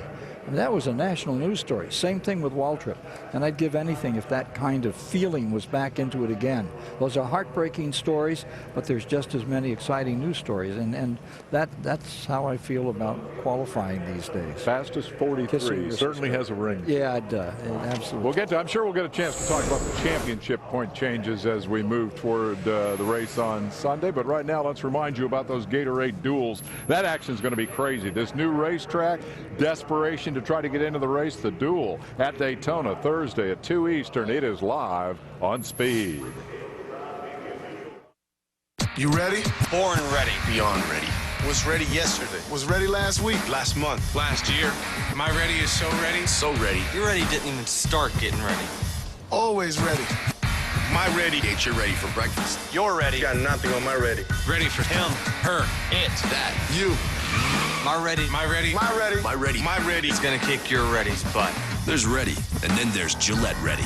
Introducing the Gillette Young Guns, class of 2011. You ready? We're on the road with the General, talking to people about their auto insurance. All right, so you need to cut the cost of your auto insurance and save money. One way is to stop paying for more insurance than you need. Just go to thegeneral.com for a super fast online quote. Rates and monthly payments are low, and the down payment's as low as $59. And you'll get instant proof of insurance. For the best car insurance rates online, go to The General and save some time. Yeah, I overloaded it, but it was a test truck, right? I don't know what the total weight of the trailer is, but those drone cows, if we have 12 in there, do the math. I mean, that's pretty close to, I don't know what. It's lots of weight. I was really expecting to break the rear spring, but it never did. So I guess they're tougher than I thought they were. After 100,000 miles, we took it apart to see how it held up. See what happened next at youtube.com/Tundra. You don't have to go bald. If you can click a mouse, you can buy a house. Auction.com is hosting a live auction event in your area. Attend in person or bid online in real time at Auction.com. Hundreds of lender foreclosed homes must be sold. Attend these open house dates. These are amazing deals for investors, families, and even first-time home buyers. Attractive financing is available. These homes must be sold. This is an incredible opportunity to buy foreclosed homes at auction prices. If you can click a mouse, you can buy a house. Learn more and register now at www.auction.com. Wow, it's really coming together. Yep. This way, everyone will know about all our great discounts. Safe Driver, online, homeowners, more discounts than ever before. And they still get great service. Is it just me, or is it getting funky in here? Get your groove on, y'all! Get you on the flip side! I'd tell him the sign's not finished, but it would just break his funky little heart. More discounts, more ways to save. Now that's Progressive. Call or click today.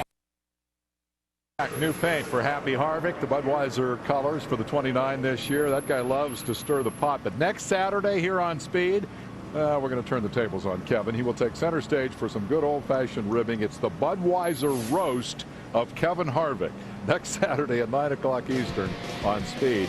I suspect that's going to be very big fun. Getting set, of course, for the next of the practice sessions for pole qualifying tomorrow.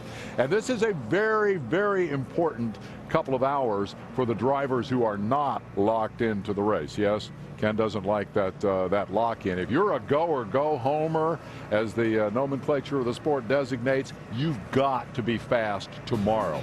And there are some pretty interesting names on that list. How about Bill Elliott? Needs speed because Labonte has the Champions Provisional. How about the two-time winner, Michael Waltrip?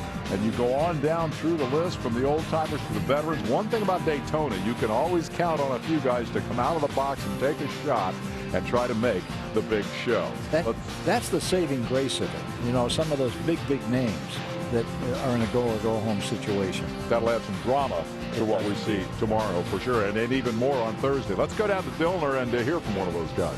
Bob? Well, Dave, the Gecko is a very fast animal, and Casey Mears, who's driving the number 13 machine, certainly needs some speed. He's one of those guys not locked into the starting lineup for the Daytona 500. Casey, it looks like you're praying there with your hands. What are you praying for? Oh, I guess there's a little bit of praying for speed.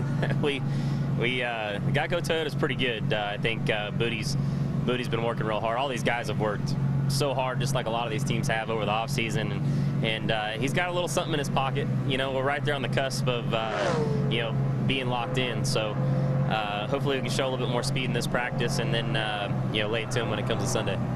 I'll tell you what, they're trying everything with this race car, guys. In fact, the team told me they've already waxed this car 4 times today, and they put up a little pledge on the undercarriage of the machine as well.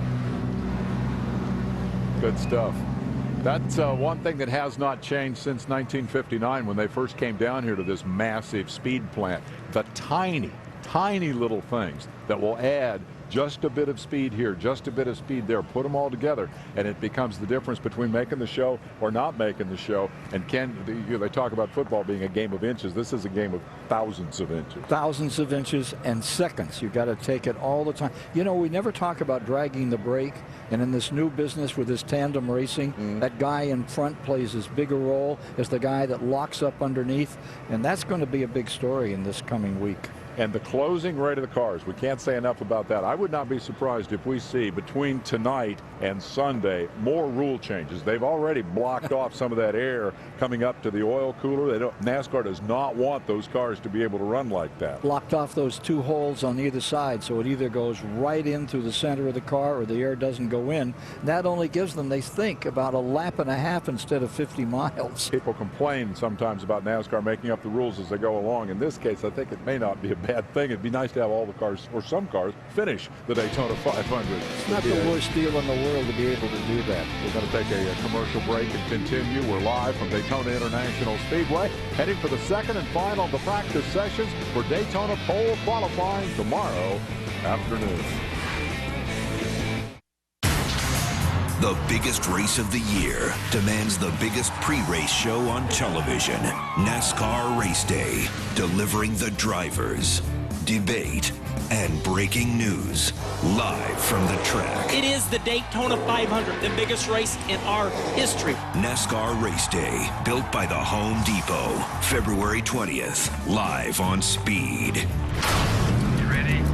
Ready? Green flag, green. Let's throw on those Saturday clothes. It's doing season. When we grab a little spare time and get after it. We're lowering the cost of weekend projects, making things happen. Less with our wallets and more with our own 2 hands.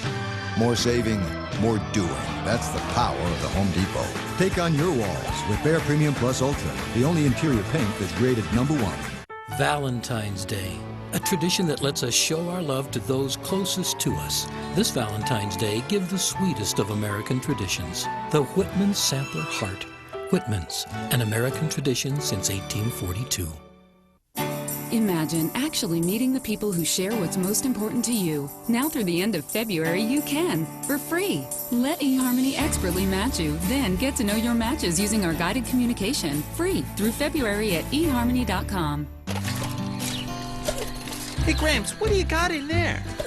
Well, trout lure, a set of dentures, Broadway albums, you know, stuff. Yeah, about that. That big wheel behind us? He's got a flat screen, swivel chairs, and a fridge. Oh. Hey, man, can we come over tonight? It's surprising just how affordable an RV vacation could be. Visit GoRVing.com and get a free video. Or see an RV dealer. Go affordably. Go RVing. Pointing to the great American race next weekend, the 53rd running of the Daytona 500, but a lot's going to happen between now and then, including more practice, and tonight, the Budweiser shootout, and let's not forget the ARCA race. And Jimmy, before we go to Ray Dunlap in the garage, we need to mention, we forget about this. We look at the big-time part of this sport, but this is where dreams come true. It is. I mean, as a young kid, most everybody that's in this race on Sunday have come through that tunnel. And you heard so many of the drivers mention this stuff. I can't, man, my mind went blank with the Wood brothers. Well, Buddy Baker drove through the tunnel the first time he was here, all 6'6" of him. Yeah. Came up to the other side and went, oh my God, he turned around and drove back. He was intimidated. And you heard Kenny Wallace say about him on the backstage. I've been here, I was sitting in the grandstands. I think the thing is, fans, is that this is a special event. This is a special place. When Big Bill France decided to build something special, he did. And the thing that I like about Daytona, no matter what we talk about rules, no matter what happens leading up, this Daytona 500 is going to run Sunday. It's going to be a great race. We're going to drop the green flag, and somebody at the end of 500 miles is going to win it. And I'm excited about it. Always get excited about the Daytona 500, Steve. Yeah, somebody's dream will come true, but for only one driver and one team. Trevor Bayne is the guy's name. That's awful. I'm sorry, Trevor. But there's a future. And he came here with his parents in the past and watched this race. I watched that 21 car, so I believe the kid will do well in that 21. I'm a big fan of Luke Brothers. Well, let's go back to the garage and Ray Dunlap. Ray? Well, thank you, Steve. You know, in the wintertime, there's always a lot of preparation to get ready for the new season and to come to Daytona. But maybe no season has had more work to be done than this year for a couple of reasons. Look behind me right here. You'll notice the brand new Sunoco trailer. In almost every racetrack that we went to in the past, you would go to a built-in garage area that had a gas station built right in. Well, now with the new ethanol blend, they actually bring it to each track in a hauler like this, and a lot of that is to get rid of an opportunity for moisture to get into the gasoline. So all the cars now come over to this area. But not only did the engine guys have to go to work to learn about that new ethanol blend, but also we have a new pit stop procedure this year. And this is the Schultz. This is a completely new layout. We used it a year ago in the Camping World Truck Series, but now it'll be active in the Nationwide and Cup Series. And what happens when the guy gets ready to go for a pit stop and come up and engage the car, this piece right here hooks in to where the gas flows in. Now the gas comes down this pipe and flows directly into the car, but at the same time, this mechanism allows the overflow to bring the extra fuel back up, and the gas man can look at this clear tube and know when the tank is full and he's beginning to get into overflow. Now the guys have been doing a lot of pit stop practice because it's very, very important to get this thing to engage absolutely perfectly, and it's a lot of learning, that's for sure. Bob? Well, Ray, some changes this morning for the NASCAR teams, and it was because of this. Yesterday, when Joey Logano turned 203 miles per hour, everybody in this garage area went, oh my gosh. So instead of a restrictor plate change, NASCAR didn't want to mess with that. They did something very simple for all these teams. You can see this area right here in black. Now, it's all sealed up. Well, what's behind it is a little mesh screen, and that's where air flows through the nose of this race car. And then there is a little aqueduct that is behind that, and tubes that tie into that aqueduct to actually cool certain parts of the race car. Those tubes go to the radiator. They go to the oil cooler in the back. And what NASCAR did this morning is they made all teams in the garage area remove 2 of those tubes, one to the radiator and one to the oil cooler. And that should allow the teams to slow these cars down just a little bit over the long haul, because they won't be able to run as close together for as long as they were in practice yesterday. Now, as far as the restrictor plate change, that's still up in the air, but what I'm told by NASCAR and all these teams is that they will be taking a close look on the Bud Shootout tonight before making that determination. Randy? It's very, very interesting. Standing by with COO of Earnhardt Childress Racing Engines, longtime engine builder Richie Gilmore. Richie, from your perspective, what are you engine builders up against right now as we head into Speed Weeks in this race tonight? You know, probably the big thing we'll be looking at tonight will be the changes, you know, that was made. We were aware of this morning on the oil temperature, and NASCAR is looking at, you know, the drafting, and the 2-car drafting was the big change. And, you know, they're trying to make a better show for the fans and make sure 2 cars don't get away and kind of stink the show up. Probably our biggest concern is what the oil temperature is going to be, what the water temperature is going to be, looking at going into the Daytona 500. And so that would be the biggest thing we monitor. You know, the crew chief's talking to the drivers tonight. Is it looks like you'll probably be able to run. Last night you could run about 5 to 6 laps before the drivers switch, and that'll probably go to about 3 laps tonight before they'll have to switch. So that's probably what we'll monitor most tonight. Okay, it's going to be very, very cool tonight. Another issue these guys have been having, you're hearing them talk down here, is the fact that RPMs have been up, some between 5 and 800 RPMs. And we're even hearing some race teams might be taking a look at bringing their engines back, Steve, and reworking the cams. They're probably not going to do it here. They're going to wait, sit tight, see what NASCAR does and what kind of rules are implemented. But it's been a moving target, so to speak, down here for all the engine developers. I was just going to say that, Randy. Great point. And Jimmy Spencer, I want to get back to Ray Dunlap's point about the gas, the new self-venting gas can. On NASCAR Race Hub, we've had Mike Ford, crew chief on the 11, Greg Zipadelli, crew chief on the 20. That's 2 of your elite teams right there. And I said, guys, my question is, the catch can man is the man who has been eliminated. He's at the back of the car. Great move for safety's sake. But the catch can man was the guy that made a lot of the chassis adjustments, and nobody quite has that figured out yet. Who's going to make the adjustments and how? Also, Steve, that's a big question, but also, Steve, it takes longer to put the fuel in. So now, in turn, you're going to slow the pit stop down. So the tire changes, are you going to put 4 on or 2? You'll be forced to put 4 on if you put as much fuel in. So that means some of these guys are going to start skimping on the fuel. They're not going to put as much fuel in. Also, the fuel, when you put alcohol in the fuel, you make more horsepower. That's what these engine builders are contesting. Also, you lose economy. You probably lose 5%. I love it. I mean, I think we've got so many stories. Just tune in all week. And the Budweiser shootout tonight, baby. Oh, look out. And you know what? I love Daytona, Steve. It was great to hear Richie Gilmore. Yeah. As I was listening to it, I was like, oh, we're just going to shake it all up in a bag and see what happens when they turn the dogs loose tonight. I've said it, and I'll keep saying it. I am so proud not to be a NASCAR official. That's it. I do not ever want to be a NASCAR official. They got their hands full. That's all I can say. I don't remember them asking you, Jimmy. Oh, okay. All right, we'll take a break. We're pointing towards the next practice for the Sprint Cup Series drivers for Daytona 500 qualifying. There's Trevor Bayne, Jeff Gordon's new ride, the 24 with new colors. Lots more to talk about on the other side. Stay with us. NASCAR Live is presented by AARP. Join Jeff Gordon in the Drive to End Hunger by visiting drivetoendhunger.org. Brought to you in part by Gillette Fusion Pro Glide, turning shaving into gliding and skeptics into believers. And by Napa. Napa know-how.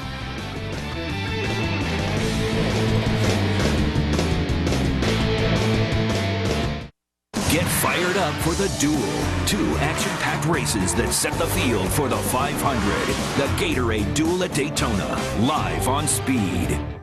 Monster Energy AMA Supercross, all season long, only on Speed. Do you enjoy winter even more when you know it's just about over? Then you belong at Bass Pro Shops for big savings, like Redhead Talus waterproof mid-hikers for only $39.94, and the revolutionary Bass Pro Enigma anti-backlash bait caster for under $80. Today was the day that I put everything in perspective. I fell asleep, but when I woke up, everything changed and the skies turned off. That was before. That was before.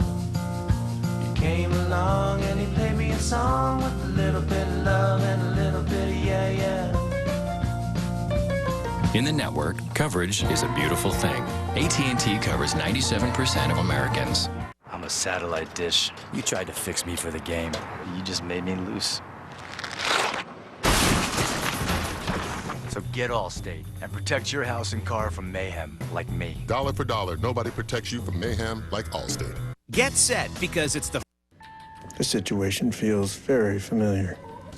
In fact, I know what you're thinking. Did he fire 17 shots or 16? I think I may have lost track myself. So I suppose there's only one question you should be asking yourself. Do I feel lucky? Why wasn't I watching the other hand? Justified, all new. Wednesday at 10, only on FX. You won't always see the signs when your wiper blades don't perform. But with new Michelin Stealth Hybrid blade design, you can steer clear for the road ahead. Michelin Stealth, combined conventional frame design for unbeatable windshield contact with clog-free beam blade design for performance in ice and snow, helping you steer clear no matter what nature throws your way next. Michelin Stealth wiper blades, a better way forward. Welcome back. Today, more than 6 million older Americans face the threat of hunger. So join Jeff Gordon, AARP, and the ARP Foundation in the Drive to End Hunger by visiting drivetoendhunger.org. One final practice session remaining before pole qualifying tomorrow. There's the flag, a little bit of a breeze, and that is a huge factor as we take a look at the number that will sit on the pole tonight for the Budweiser Shootout. That is not the same car. That is, of course, Junior, who hopes to get the pole tomorrow. Here are my questions. How will the teams execute the new pit strategy? We'll find out tonight. How will the two-car draft that everybody's talking about react to the changes in the rules this morning, and what happens when these cars start trying to block one another at the fastest speeds we've seen at Daytona since the 80s? Now, what are you thinking about in terms of the... What I think about is the fact that when this race was invented by Monty Roberts in 1979, it was to get the season started with a bang, and it's never let up in its intensity or in its fun and action. But this year, it's far more important than before. Those new tires, this brand new surface, they can run those tires all day and all night. So get ready for real action tonight. The greatest race I ever saw on this track was in 1993, Earnhardt. Remember, he started 15th and went to the lead in 2 laps. 2. He said, well, if you're back there, there's 14 chances somebody will take you out. You might as well get through it. And man, did he get through it. Tonight, it's a different story. We'll have to see what happens when these 24 cars settle down, settle in, and get a real go for it here as we get ready. It's going to be, come on, little darling, let me take you for a ride in those 2-car tandems. Well, don't leave. Speed is here right up until 8 o'clock tonight, when we'll take you over to Fox for the race on and immediately following the debut of NASCAR today. And then, of course, we'll have the first victory lane of the year to wrap up the evening. So it's a full day of racing. Don't miss a bit of it. We're headed up topside now as we move to the final practice session for Daytona 500 pole qualifying. And we'll get an update on this guy, the defending champion of the Great American Race, already forced into a backup car. For more on that story and more on the whole show, let's go to Mike Joy. A beautiful, bright, sunny day in Daytona as we get ready for Daytona 500 NASCAR Sprint Cup practice on speed, presented by AARP. A few wispy clouds in the sky, a little bit of breeze as we are ready to go for this second round of practice. Nice early spring day in Daytona, 58 degrees. Temperature might hit 60. Light breeze out of the northeast, mostly sunny.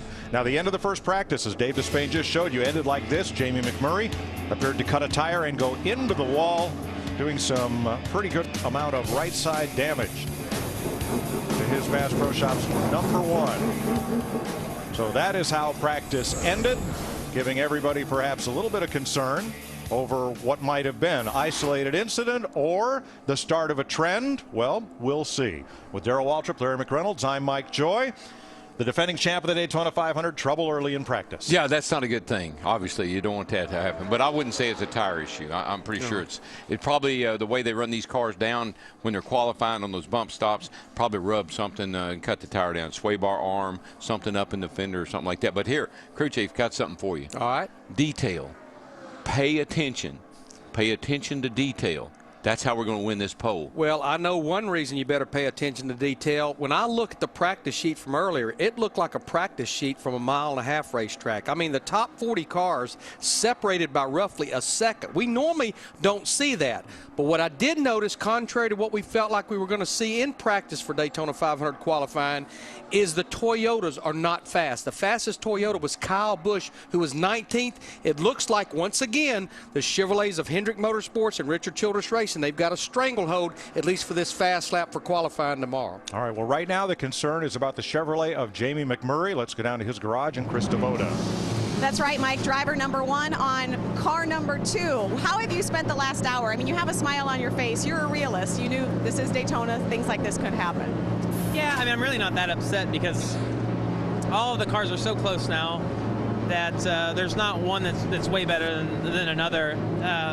5 or 6 years ago, we had specific speedway cars.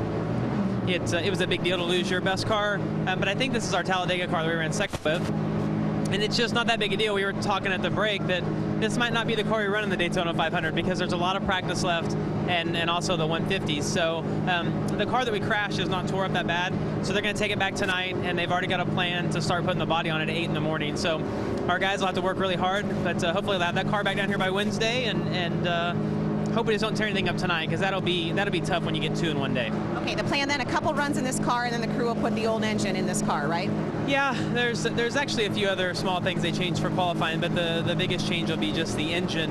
And we were going to try to put it in before, but it was going to be a rush, and there's really nothing to gain by doing it fast. So Bono said that we just would be better off to go out with a test engine and then change it tonight when we have more time, because it's kind of chaotic when they try to do it real fast, and there just wasn't anything to gain. Thanks, Jamie, and good luck in tonight's shootout. And yeah, that's the engine undercover there right behind Jamie. That'll go into this car, as he said, after this practice. To Matt Yoakum. Well, Krista, Kurt Busch is 18th on the board, about half a second off of the fast time set by Mark Martin. So this is an important practice session. Kurt told me he would like to pick up about 2/10. They've got 3 different areas that they want to work on during this practice session. They want to work on some geometry in the front, and then A and B, a rear end gear. But you know what? Kurt told me what Larry Mack has said so many times. You don't want to hurt one area by helping another. And they know single car runs, it's important on pole day, but it's not important in the Great American Race. A race where Kurt has finished second 3 different times. Thanks, Matt. Getting ready for the track to open for practice, and it is. A couple of cars have been out making a lap or two, and pretty much single car runs. Kyle Busch has completed his. Here is Clint Boyer, and right now Jeff Burton has the quick time in this session at 184.3 miles an hour. Yeah, Boyer was right up there in the top 10 in that first practice session earlier. He was 10th, and 3 of the 4 RCR cars were in the top 10. The guy that was not close to the top 10 was his teammate Kevin Harvick in the 29 car, who was 23rd. But can you imagine? Look at the speed. 184 miles an hour. What were they running here last night? 203 in a 2-car tandem. Almost 20 miles an hour that these cars pick up when they're on the racetrack with other race cars. And in race trim. And in race, I mean, that's just, it's hard to conceive that they could go that much quicker just by having some draft. But you know what? With the 2 cars hooked together, Daryl, it's almost like doubling the horsepower going around. Oh, yeah, you become a train. That's right. And those big, long freight trains, they have 2 or more engines. And these babies love a train, I can tell you.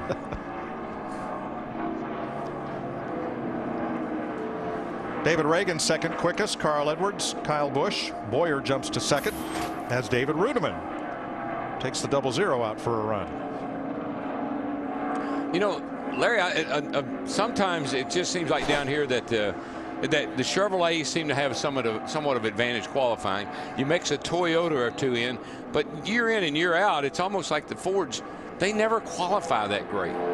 They always seem to qualify down the line a little bit, but once the race starts, like Kenseth or Edwards or Biffle, even Reagan, I mean, they come to the front for whatever reason. I guess there's no way to tell how much of that is aero, how much of that might be horsepower, or if it's a combination of both. And I think it's probably a little bit of both. Looking underneath one of the cars in the garage area here. You know, you're so locked into the rule package here that NASCAR locks you into as far as rear springs and rear shocks, and that's all to mandate the travel of the back of the car, because the more you travel it, get that spoiler out of there, the faster you're going to run. Well, we heard Tony Stewart say yesterday, Larry, and it's true. It doesn't do a whole lot of good to jack a bunch of wedge in these cars. The most effective adjustment you have, particularly in the race, is that rear track bar. Running it up and down on the right side. You can lower it and tighten the car up, or you can raise it up and loosen the car up a little bit. That seems to be the most effective tuning device that these guys have in the race. Mark Martin not ready for that rocking chair. We gave him one a few years ago, didn't we? Several years ago. But he hasn't had much chance to use it. If I recall, Mark Martin and Rusty Wallace got rocking chairs the same season, a going away present from Fox. And Mark decided he just wasn't ready to start rocking. He'd rather be rolling out there. And Mark lays down a lap at 6th fastest right now. Well, when you're competitive, that's all it really matters. Right. Doesn't matter how old you are, as long as you're still competitive. Now, I'm thinking some parts of last year, Mark said, maybe that competitiveness has slipped away, but he got it back near the end of the season. And that's all really a driver cares about. If I got a competitive car, I can still compete and be respectable. Stay out there. Fastest man in town, Mark Martin. And I'd say he has a pretty fast car, and that's pretty respectable. 185.311 miles an hour from Mark. Don't ask me about next year. I'm going to be racing Martin.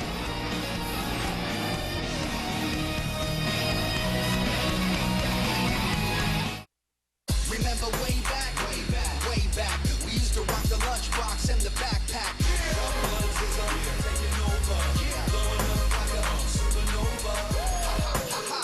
Sponsifier is back. How's it look? Looks like Kyle Busch. Yeah, it does. Sponsifier is with an extra 10% off store-wide now through Sunday. Together, we'll find the perfect gift. That's why only Zales is the Diamond Store. Proud to stand on our own. Proud to be homegrown. A familiar face and a name you know. Come on. We know you, we know your needs. We know what being a neighbor means. And got a reputation to uphold. Can you hear it? Fueling the American spirit. No matter when, no matter where, Marathon will take you there.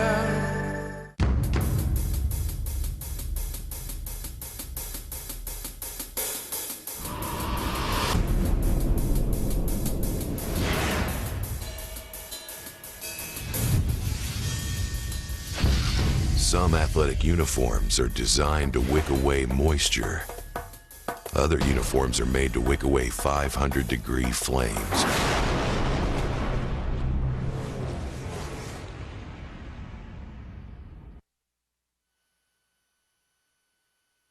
NASCAR Sprint Cup practice from Daytona is presented by AARP. Join Jeff Gordon in the Drive to End Hunger by visiting drivetoendhunger.org. Brought to you by ToyotaRacing.com Sponsifier 3. Sponsifiers back, and this year the winner gets a visit from your favorite driver. Enter at ToyotaRacing.com. And brought to you in high definition by Funai. Funai, fun and innovative. Experience more at FunaiAmerica.com.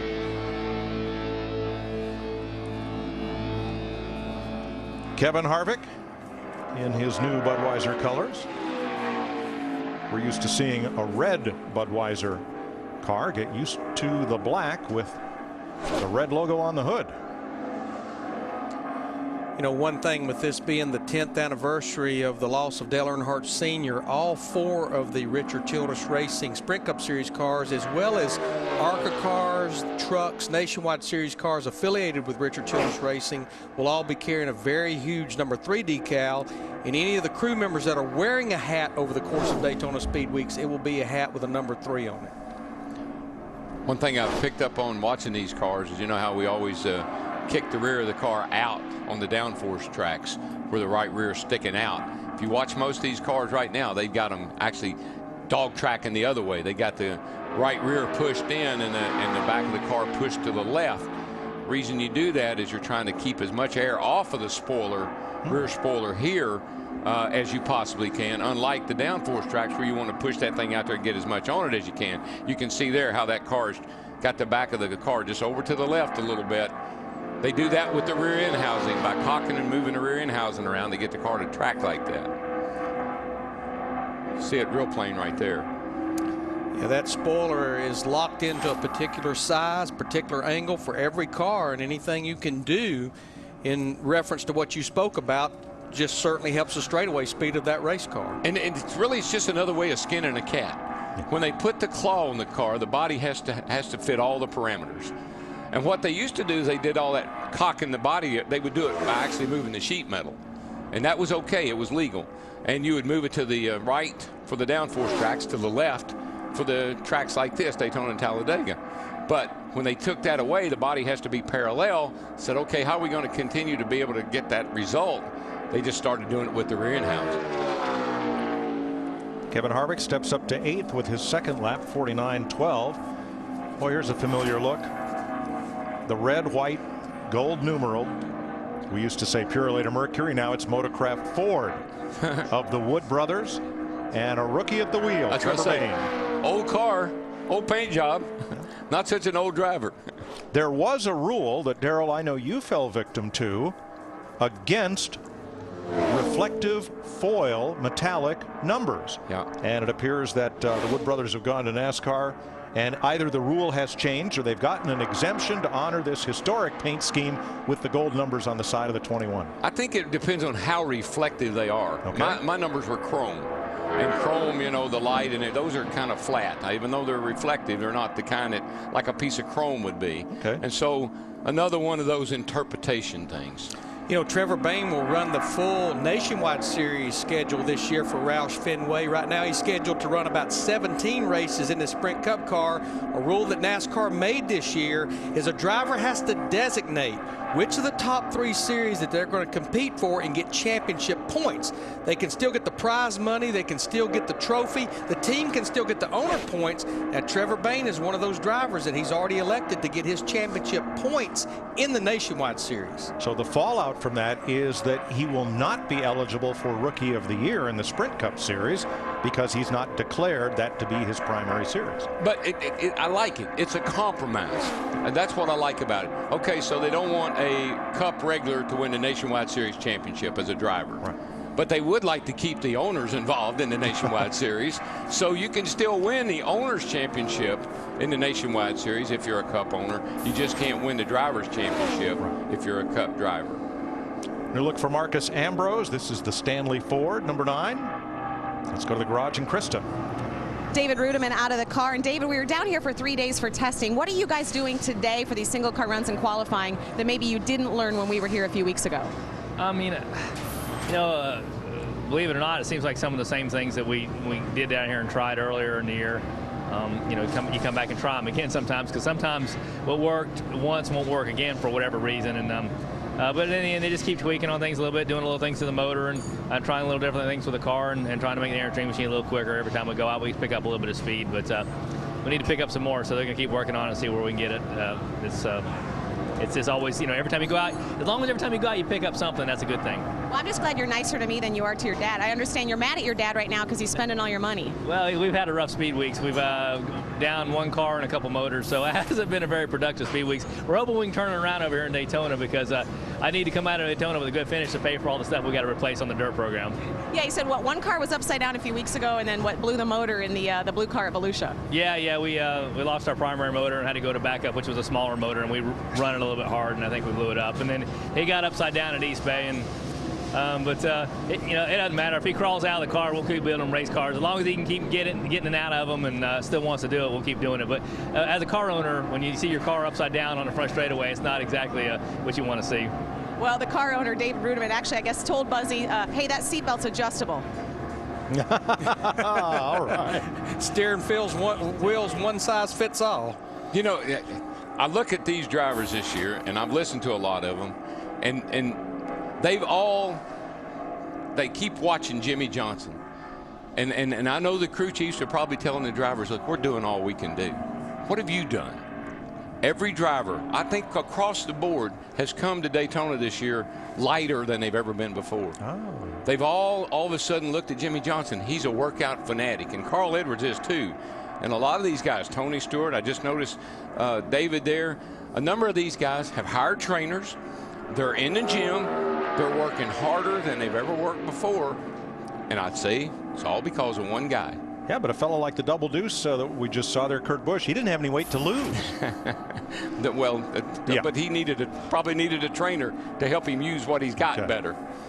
Here's one of the best feel-good stories of 2011. Brian Vickers back behind the wheel, back in a Sprint Cup car. Illness kept him away the whole 2010 season, and he's come back, and boy, he is ready to go. He is ready to win. And you know what was interesting that Brian said about this? He said, you know, before the doctors cleared him to come back, he said, yeah, it was hard. But he said, I had no control over it. He said when it became hard is when I was cleared, because he said, I felt like I wanted to do it, but there was no way I would know until I buckled back down into a race car, which he did at Walt Disney World Speedway back in January. He said, no question in my mind then where I wanted to be. It's good to have him back.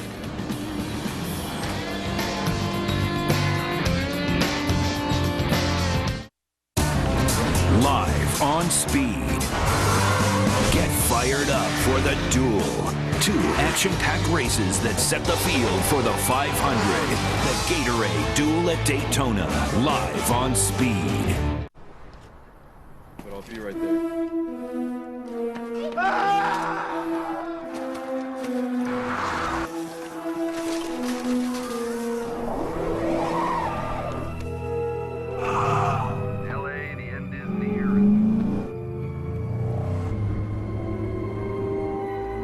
Without all-wheel drive, it's the end of the world.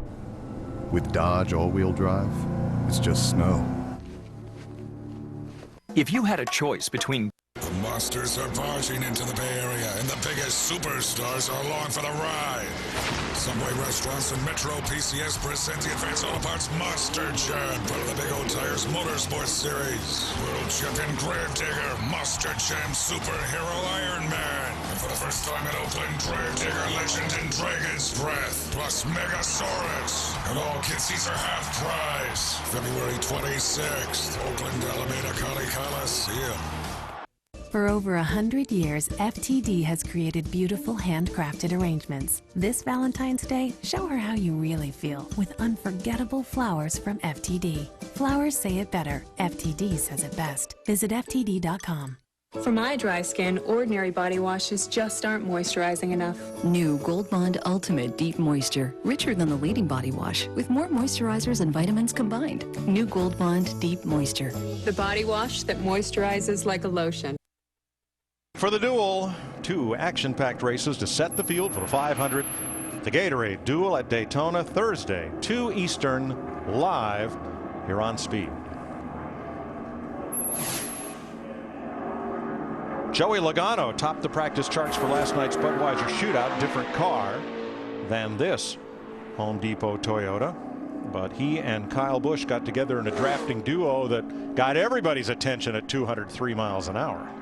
But that seems to be the case with these Toyotas. Is I didn't see that they had, we talked about this at the top of the show, the brute speed on these single car runs, but it appears when they hook up in a draft that they are bad fast. Well, here's something to consider, Larry, and you know this. The way you qualify a car is a whole lot different than the way you'd like to race a car. You'd like to qualify a car with no downforce, no drag. But when it got in a race, it wouldn't drive very well.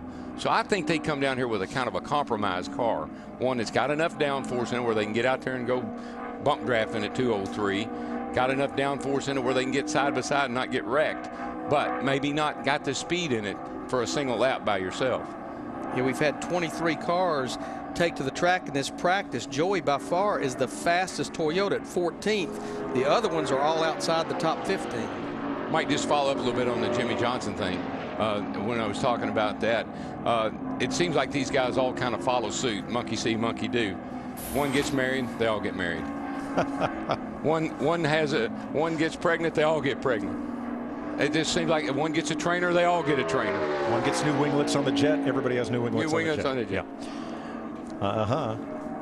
Andy Lally, champion sports car racer for TRG.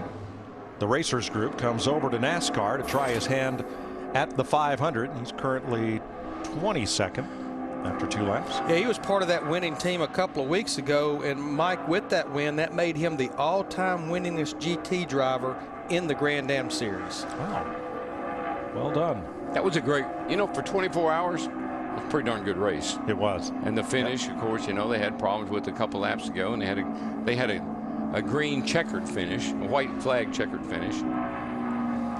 Good thing for Andy, he's locked in the Daytona 500, so he can just think about getting ready to race.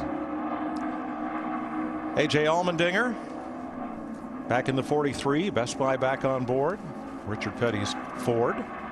Big news this morning from the Ford camp. Jamie Allison, who's the head of Ford Racing, announced that they have petitioned NASCAR to race the Mustang in the Sprint Cup Series beginning in 2013. And I think that's a very pivotal year for NASCAR, Mike. You know, they continue to make tweaks and changes to this car. If you look at the last 12 months, we went back to the rear spoiler, away from the wing. This year, which I think is wonderful what they've done with these cars. You see below the Fusion there, that cavity is gone, those splitter bracers are gone.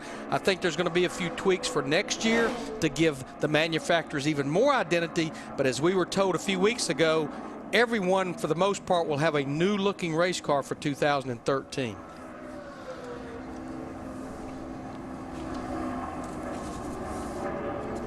I think you got to have a racy name on a race car. You know, like a Dodge Charger. Mustang. Yeah, Mustang. Okay. Camaro. Those are just iconic names that conjure up fast cars. I'm wondering what Chevrolet will do. Now, Impala is a racy name, and that used to be the top-of-the-line performance Chevy, but that was the 60s. Yeah. Things have changed, and there's something coming from Chevrolet for 2013 that will be different. There usually is. Robert Richardson Jr. in the 37 car. Right now, he's 24th of our 26 cars, but this is another car that already locked into the top 35, which will race in the Daytona 500 next Sunday. The cars that are locked in are those whose owners finished in the top 35 of last year's point standings, and teams who have acquired assets from teams that finished in the top 35 that may not be competing under the same structure as last year. That's why you see quite a few unfamiliar names and even rookies locked into the field. I'd like to see this car with Casey Mears, the 13 car. I'd like to see him have a full year in this car with sponsorship. You know, Geico's on board for a while, and see how he could do. Pretty good operation there. They've gotten stronger and stronger. I just always feel kind of bad for Casey. No matter where he goes or what he does, he never gets to stay there very long. So they're always changing teams, crew chiefs, or something. I'd like to see him get settled in somewhere. Yeah, he was one of the drivers that sat in for Brian Vickers for a few races back last year. But, you know, Mike, when we look at Daytona 500 qualifying for tomorrow, there's several things that go along with that. It's going to set the front row for the Daytona 500. It's going to set the way the cars start the Gatorade Dual races on Thursday. But if you are one of these go-or-go-homers and you're one of the fastest three of those cars, you don't know where you're going to start the 500 unless you're on the front row, but you know you will race in the Great American Race. Mark Martin, Jeff Gordon, two Chevys pace this practice. Gatorade product analysis, O2 Perform.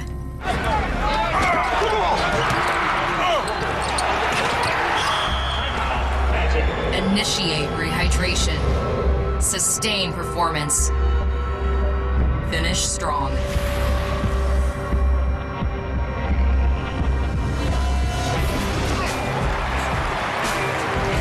The original Gatorade, part of the G Series. An everyday moment can turn romantic anytime. And when it does, men with erectile dysfunction can be more confident in their ability to be ready with Cialis for daily use. Cialis for daily use is a clinically proven low-dose tablet you take every day, so you can be ready anytime the moment's right.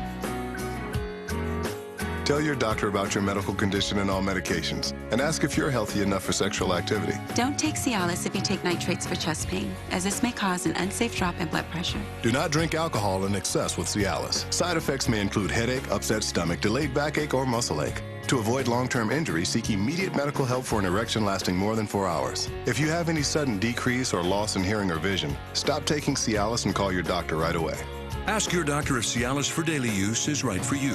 For a 30-tablet free trial offer, go to Cialis.com. Once upon a time, a bunch of guys got together with a crazy idea. Go farther, faster than mankind ever had before. They dreamt with their hands, and the world watched and waited. Well, time has marched on and priorities have changed.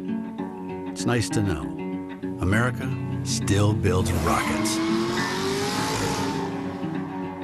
The 2011 Corvette, only from Chevrolet. Today, the stars of tomorrow. take center stage here at the World Center of Racing.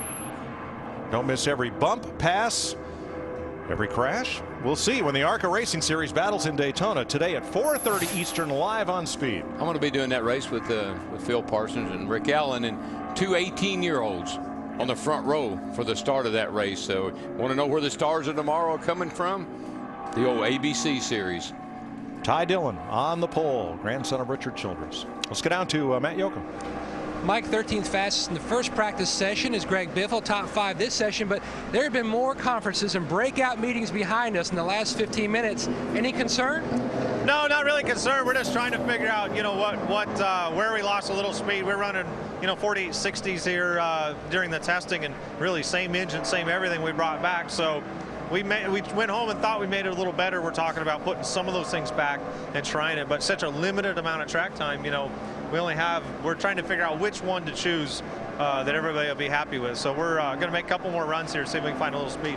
And I heard you mention on the radio a vibration issue. Yeah, just on coast down. That's one measurement of vibration. When you kick it neutral and coast back, I picked up vibration earlier than I normally felt it. Maybe we'll switch the drive shaft, you know, clock it a little bit to try and get a little less vibration on coast down. Just looking for that last little bit of, you know, whatever we can get for speed. Now, Matt Kenseth, he's picked his driver in waiting on baby duty. You've got a few months left. Any idea who your driver in waiting is going to be? No, I don't know yet. You know, we'll have to wait and see when we get a little closer. But that can be a distraction, I suppose, when you get right down to it. But we'll just have to wait and see. All right, good luck this weekend. Thank you. Yeah, 3 of the 4 Roush Fenway drivers are all expected fathers. The only one that's not is David Reagan, who is single. So yes. Thank goodness he's not on that list. Yes. Larry, how many times? Just heard Biffle say it, that we come down here and test, and boys, we're going to go home and we're going to put that other final little touch here and that other final little touch there. We're going to change this, tweak this just a little bit, and when we go back down there, look out. And you hit the racetrack and you say, what have y'all done to my race car? Right. Well, and I'm going to tell you a prime example of that, quite honestly, I think was Jamie McMurray in that one car. They were totally caught off guard in that first practice session because they were very fast down here at the test. That's the same car they had. I know they didn't want to tear a race car up, but I'm not so sure that they were anxious to try a different car. Joe Nemechek, the AM/FM Energy Toyota. Now, Joe's a busy man. Not only is he running his nationwide car next week, he has 2 cars here in the Cup Series. This 87 that he will drive, and a number 97 Toyota that Kevin Conway, the reigning Rookie of the Year, will drive in the try to get in the 500. And then Kevin is in the Budweiser shootout. He's in the Budweiser tonight. shootout tonight. Kevin is. Joe's a busy man. Yes, he is.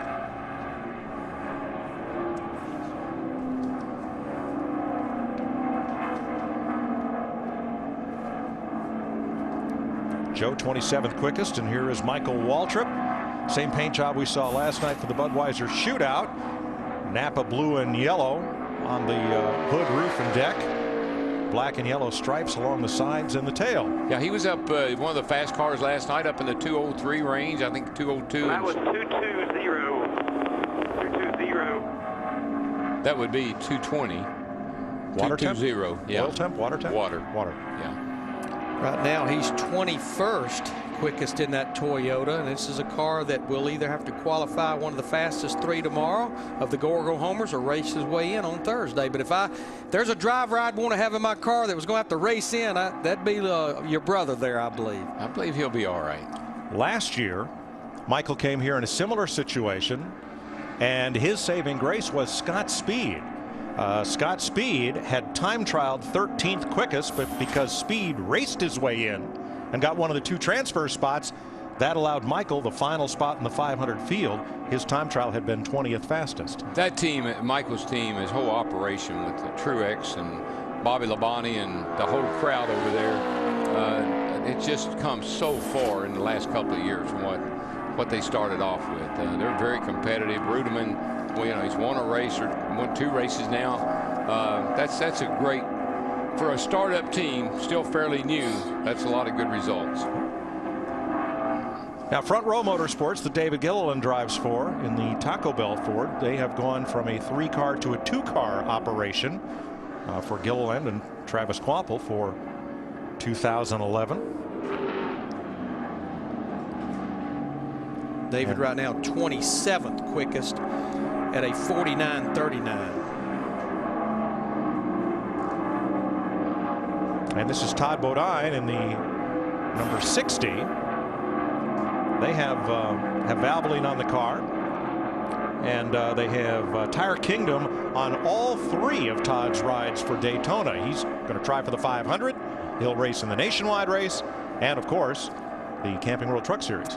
And we know how bad fast he's always at Daytona and Talladega in that NASCAR Camping World Truck Series. Of course, that race is on speed next Friday night. How about the truck that he wrecked at the end of that race at Talladega?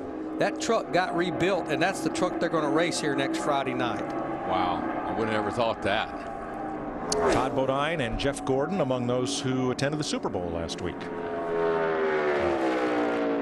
While we sat home and watched it on Fox. What a great ball game. A lot of our NASCAR boys were out there. So is it an omen that last night, who pulls the pole for the Budweiser shootout but Dale Jr.? I think it could be an omen. There's a lot of people hoping that it's an omen. I just think that he's going to have a great year. I just like he and Steve Letarte working together. I do too. I think that's going to be a little bit of a dynamic duo, to tell you the truth. Well, there are going to be times, Mike, where we're going to listen on the radio and we say, whoa, they're going to hurt each other. But that's what that boy needs right there, somebody to fire him up. He is 5th quickest. That's 300 cars in the top 5. Mark Martin, Jeff Gordon, and Dale Jr. now 5th.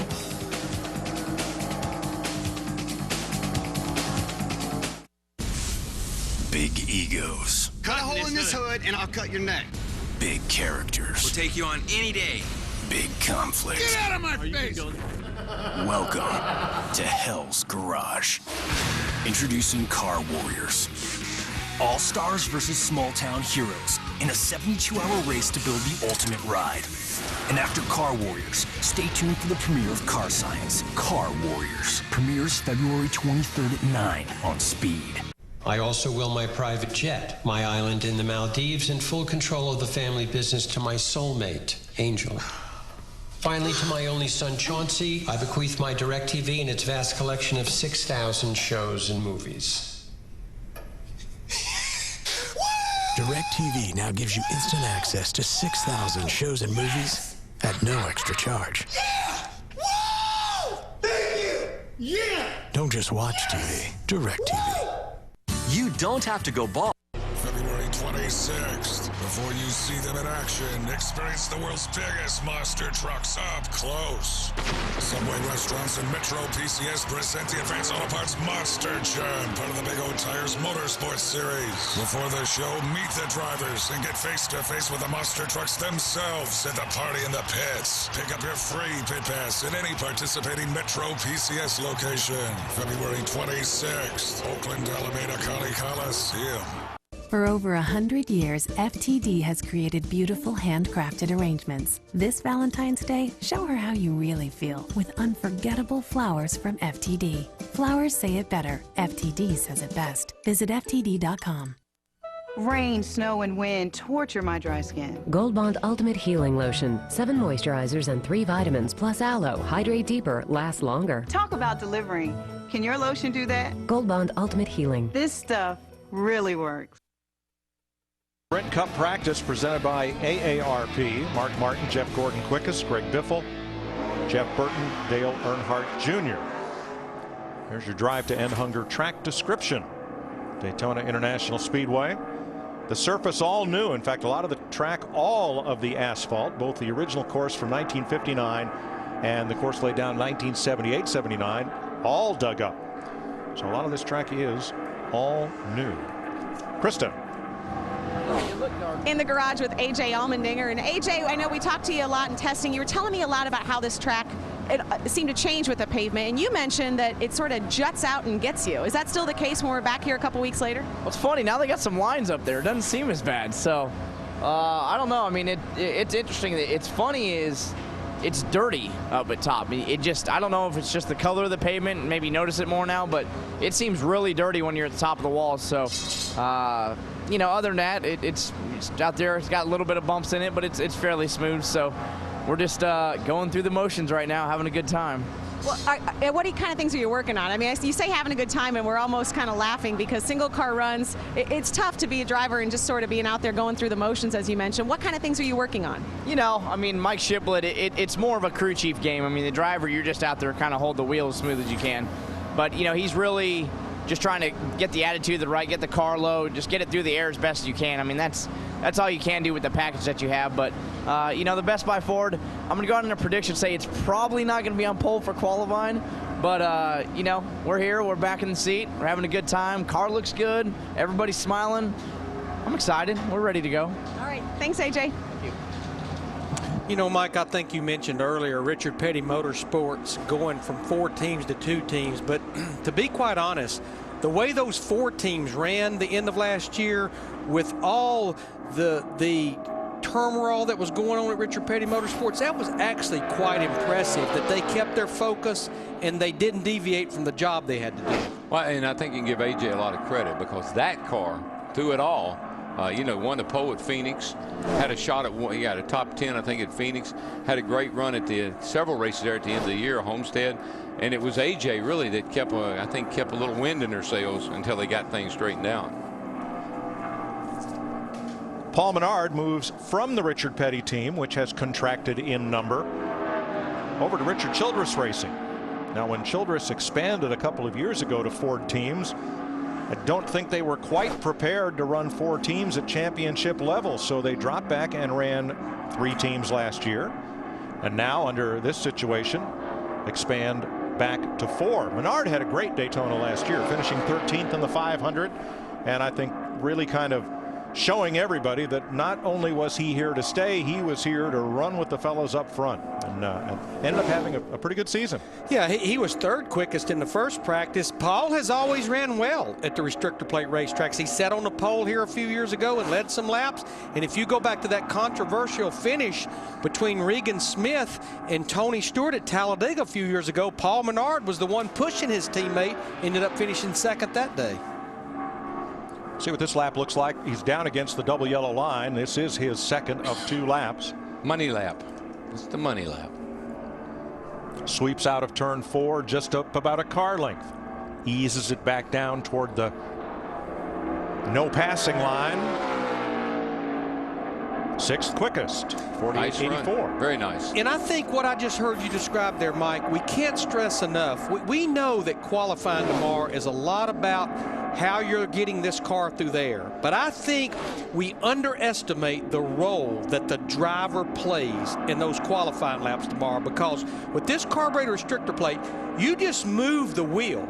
The RPM goes down. So there's a lot about hitting your marks, getting through the gearbox, that when you look as close as qualifying is going to be, I think it's going to make a difference. Yeah, here's something that'll always get your attention when you're a driver. You slip down in that seat, start to put your helmet on, and you see down on the steering wheel there, no brakes. You said, whoa, no brakes. What do I do now? Well, yeah, you see a piece of tape. A piece of tape. And lettered on there, it says no brakes. No and brakes. Don't touch the brakes. Because that's just one of the things they do. And it's a simple, you talk about what can the driver do, can he mess it up? That's really what they usually say.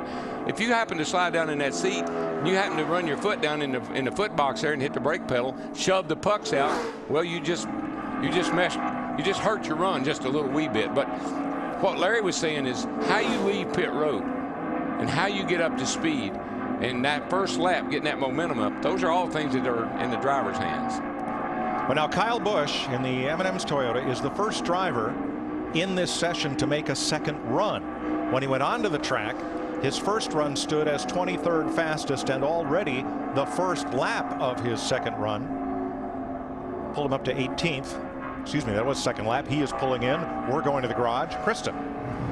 Michael Waltrip, a very busy guy, driver, owner, author, comic. You're sort of doing it all. Right now you've been bottoming out a little bit on the racetrack. Yeah, our first run I hit going into turn 1, and that time I went into 1 and it didn't hit at all, so I was really confident about taking a low aggressive line into 3, and I didn't run off the track and it still hit. So we ran a 29. That's getting us up there in the ballpark now. I'm really proud of Bobby Kennedy and all the boys that worked on the Napa Toyota for us.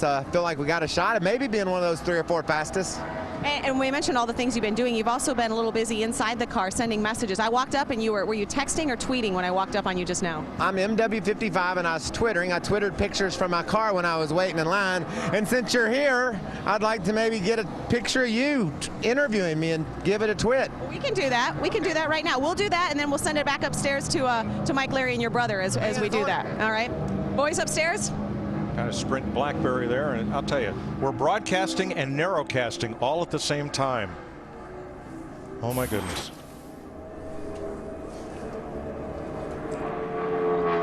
Jimmy Johnson is out for, let's see, is this his second run?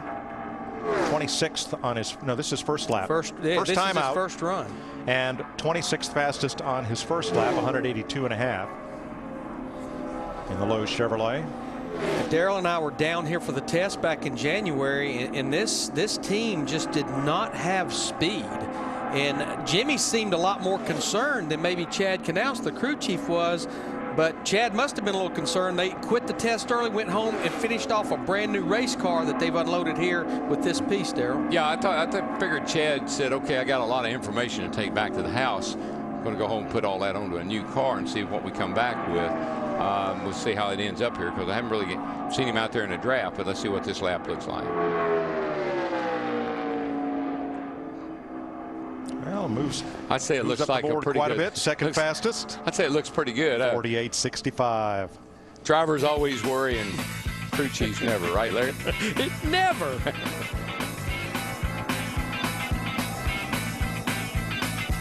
The world's toughest trucks hit the high banks of Daytona. Side by side. Where the beating and banging begins. A little contact. 3 wide and full throttle. The NASCAR Camping World Truck Series from Daytona. Friday at 7 Eastern, live on Speed. Remember way back. We used to rock the lunchbox and the backpack.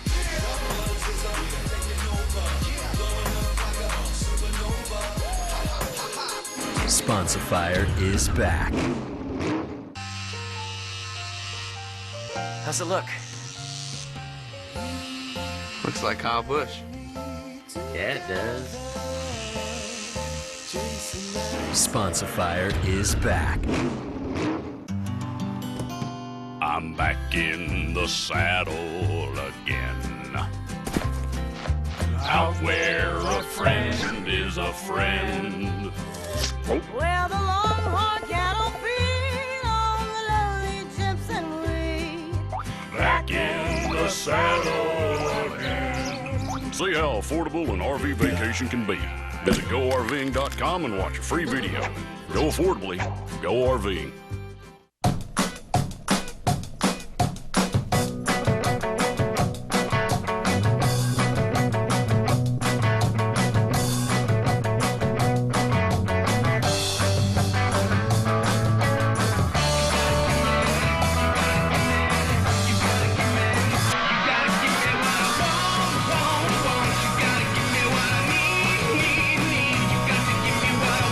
Geico, saving people money on more than just car insurance.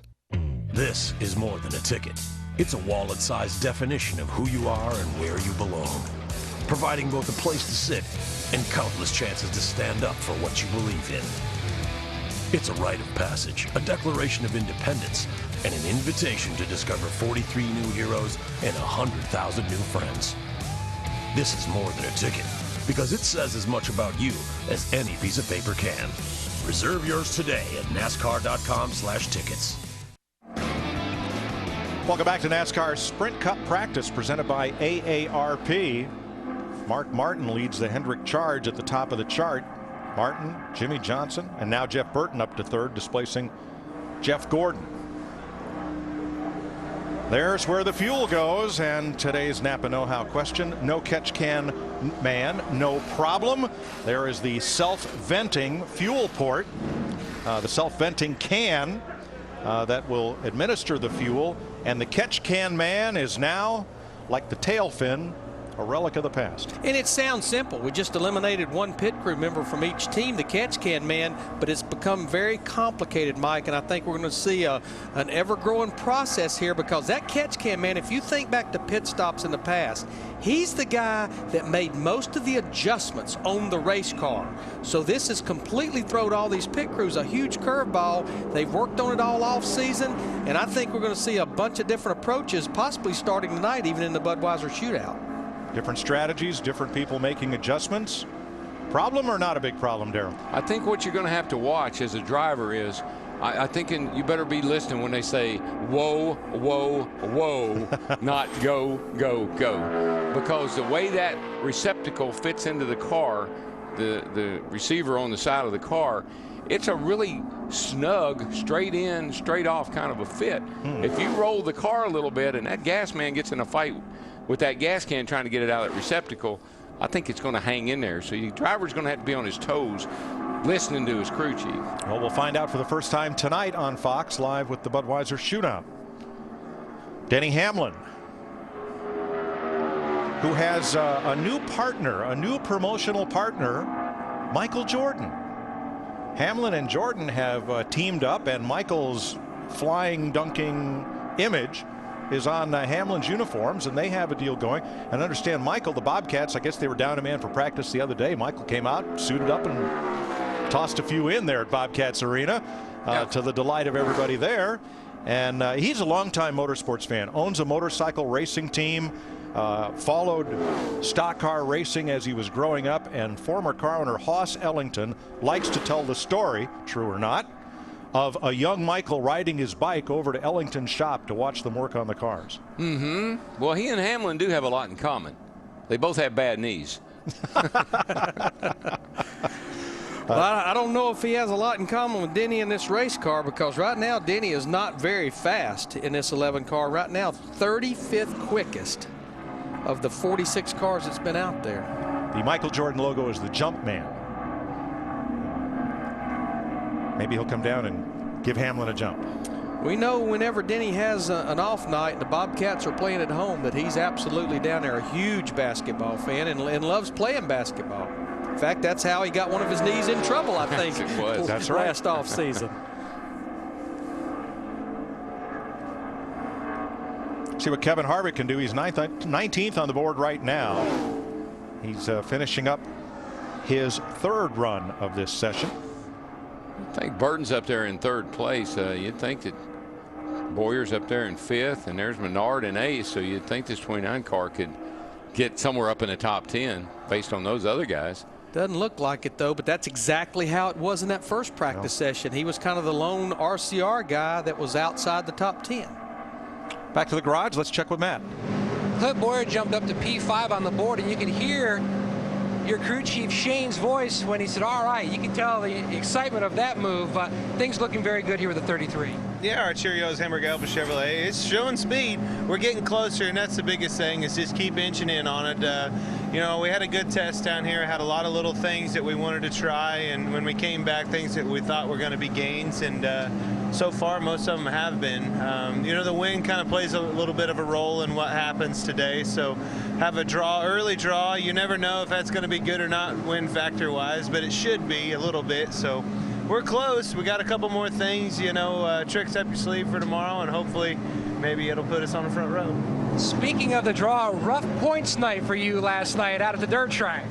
Yeah, it was. That draw, I was hoping to make it worth a while. 7th isn't bad, but yeah, the old car had to stay in the box last night. It sounded like a good day or a good night to have that happen. The Dillon boys, the whole Dillon family did. They want to take you on by any chance? The Dillon family did not have a good night. Austin flipped, and Tina, if you're watching, I hope you're okay. She got hit in the head with a dirt clod. I think she got a concussion. So, yeah, we're glad that she's okay. So, I think we'll be ready to go by tomorrow night again. Now, did you have any kind of issue yourself, possibly with a Dillon boy out there?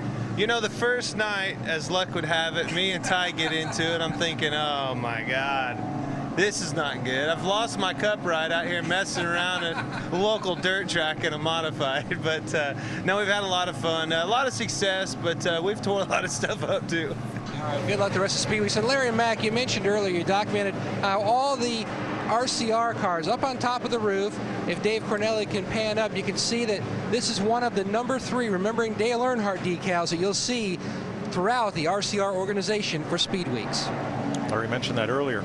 Tina Childress Dillon is Richard and Judy Childress's daughter, and the mother of Austin and Ty Dillon. That's who we were talking about. Hope she is okay. You know, as I look at these guys sitting in the race car, look at that seat. That's a Brian Butler seat. Brian was one of the original kind of developers of a new style of seat as time has gone by. Others have. Randy LaJoy, certainly Hendrick Motorsports now does a carbon fiber version of this seat. But the seat technology, all part of that safety initiative that took place over the last 10 years to protect the drivers, make them safer, and really a seat like that it's more relaxed. It can be so much more relaxed. You can rest your head over against that headrest without trying to hold your head up and with your neck all the time, and you're supported by your shoulders more than you are your rib cages. We used to break ribs all the time because the support in the seat was around our rib cage. There you can see one of the carbon fiber seats that Robbie has. Now they're not cheap. We used to pay a couple $100 for a seat. You can add a couple of 100 zeros to that now. You won't even buy the patent for it now for that. Robbie Gordon waiting to go back out. Jamie McMurray completing his run in the backup car. Mark Martin still quickest.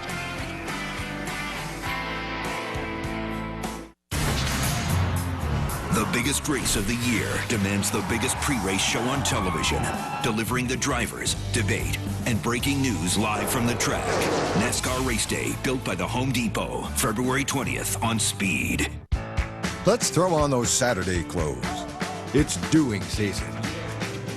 When we grab a little spare time and get after it. We're lowering the cost of weekend projects, making things happen.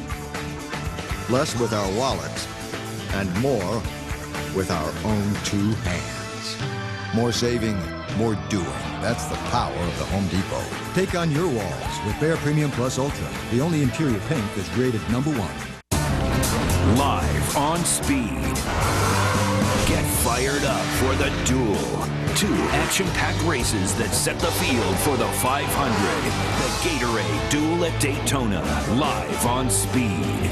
If you had a choice between Subway Restaurants and Metro PCS present the Advanced Auto Parts Monster Jam, part of the Big O Tires Motorsports Series. The biggest lineup ever in Oakland, including Stone Crusher, Bounty Hunter, Ironman, Gravedigger, and the Oakland debuts of Gravedigger, Legend, and Dragon's Breath. And right now, kids seats are only $5 when you pick up a kids discount coupon from participating Bay Area Subway restaurants. February 26th, Oakland Alameda County Coliseum. You'll be seeing red, white, and blue at the Antioch Dodge Chrysler Jeep President's Day sales event. Save some presidents because the deals couldn't be better during this sale. Right now, get 0% APR financing on select Dodges, or get more power per dollar with $10,000 off a brand new Dodge Ram. That's $10,000 off the truck that works hard and plays harder. Antioch Dodge Chrysler Jeep is taking all trades, and we pay top dollar for each and every one. It's all happening during the President's Day sales event, only at Antioch Dodge Chrysler Jeep in the Antioch Auto Center. Friday, the world's toughest trucks hit the high banks for the season opener. New track surface, speeds will be up, mistakes will be costlier, and once the green flag drops, it's 3 or 4 wide and full throttle. The NASCAR Camping World Truck Series starts its season Friday at 7 Eastern, live on Speed. Top 5 spots in this practice, all Chevrolets right now. Mark Martin, Jimmy Johnson, Jeff Burton, Jeff Gordon, Clint Boyer. Greg Biffle's Ford is 6th. He is the highest Ford. Brad Keselowski in 20th is the quickest Dodge. Kyle Busch 22nd is the fastest Toyota. Yeah, Greg Biffle is the only non-Chevrolet in the top 10 or in the top 11 for that matter. Yeah, he got some of that speed back he said they had lost. He said they were running in the 48s, and now he is. So the things they went home and did to the car, apparently they could undo, because that's back pretty close to what he was testing at down here a couple weeks ago. You know, quite honestly, I know as we get ready for this 2011 season, you know, all eyes for the championship, certainly on Jimmy Johnson, the 48 team. Can they get their 6th consecutive? Denny Hamlin, Kevin Harvick, 2nd, 3rd, Carl Edwards, who won the last 2 races. But the 2 guys that I want to watch closely, one of them is this man right here, Greg Biffle in that 16 car, and the other one, quite honestly, is the guy we talked to just a little bit ago that Matt talked to, Clint Boyer. If they can just find a little bit more consistency with that 33 car, I think he can be a player in this championship in 2011. Well, where would Boyer have been last year absent that penalty coming off the New Hampshire win? Greg Biffle, you mentioned the only Ford in the top 10. In last year's Daytona 500 qualifying, only one Ford made the top 10, Bill Elliott in 4th. But here's my concern on that, and I think Darrell will agree with me. If you go back to the O surface, Darrell touched on this actually, is you made your car just as fast as you could for qualifying. And then you worked on it to get it drive good because the tires would go away so much on the O surface. We're not going to have that now. So I think cars that are fast in qualifying are going to be fast in the race, that you're not going to have to take a lot of that fast material out of the car to go racing. Yeah, one of the things that the drivers always kind of thought about when he got ready to race here is we're going to get separated. You know, somebody's car is going to handle better than somebody else's, and you're going to kind of leave it. You're going to get spread out a little bit.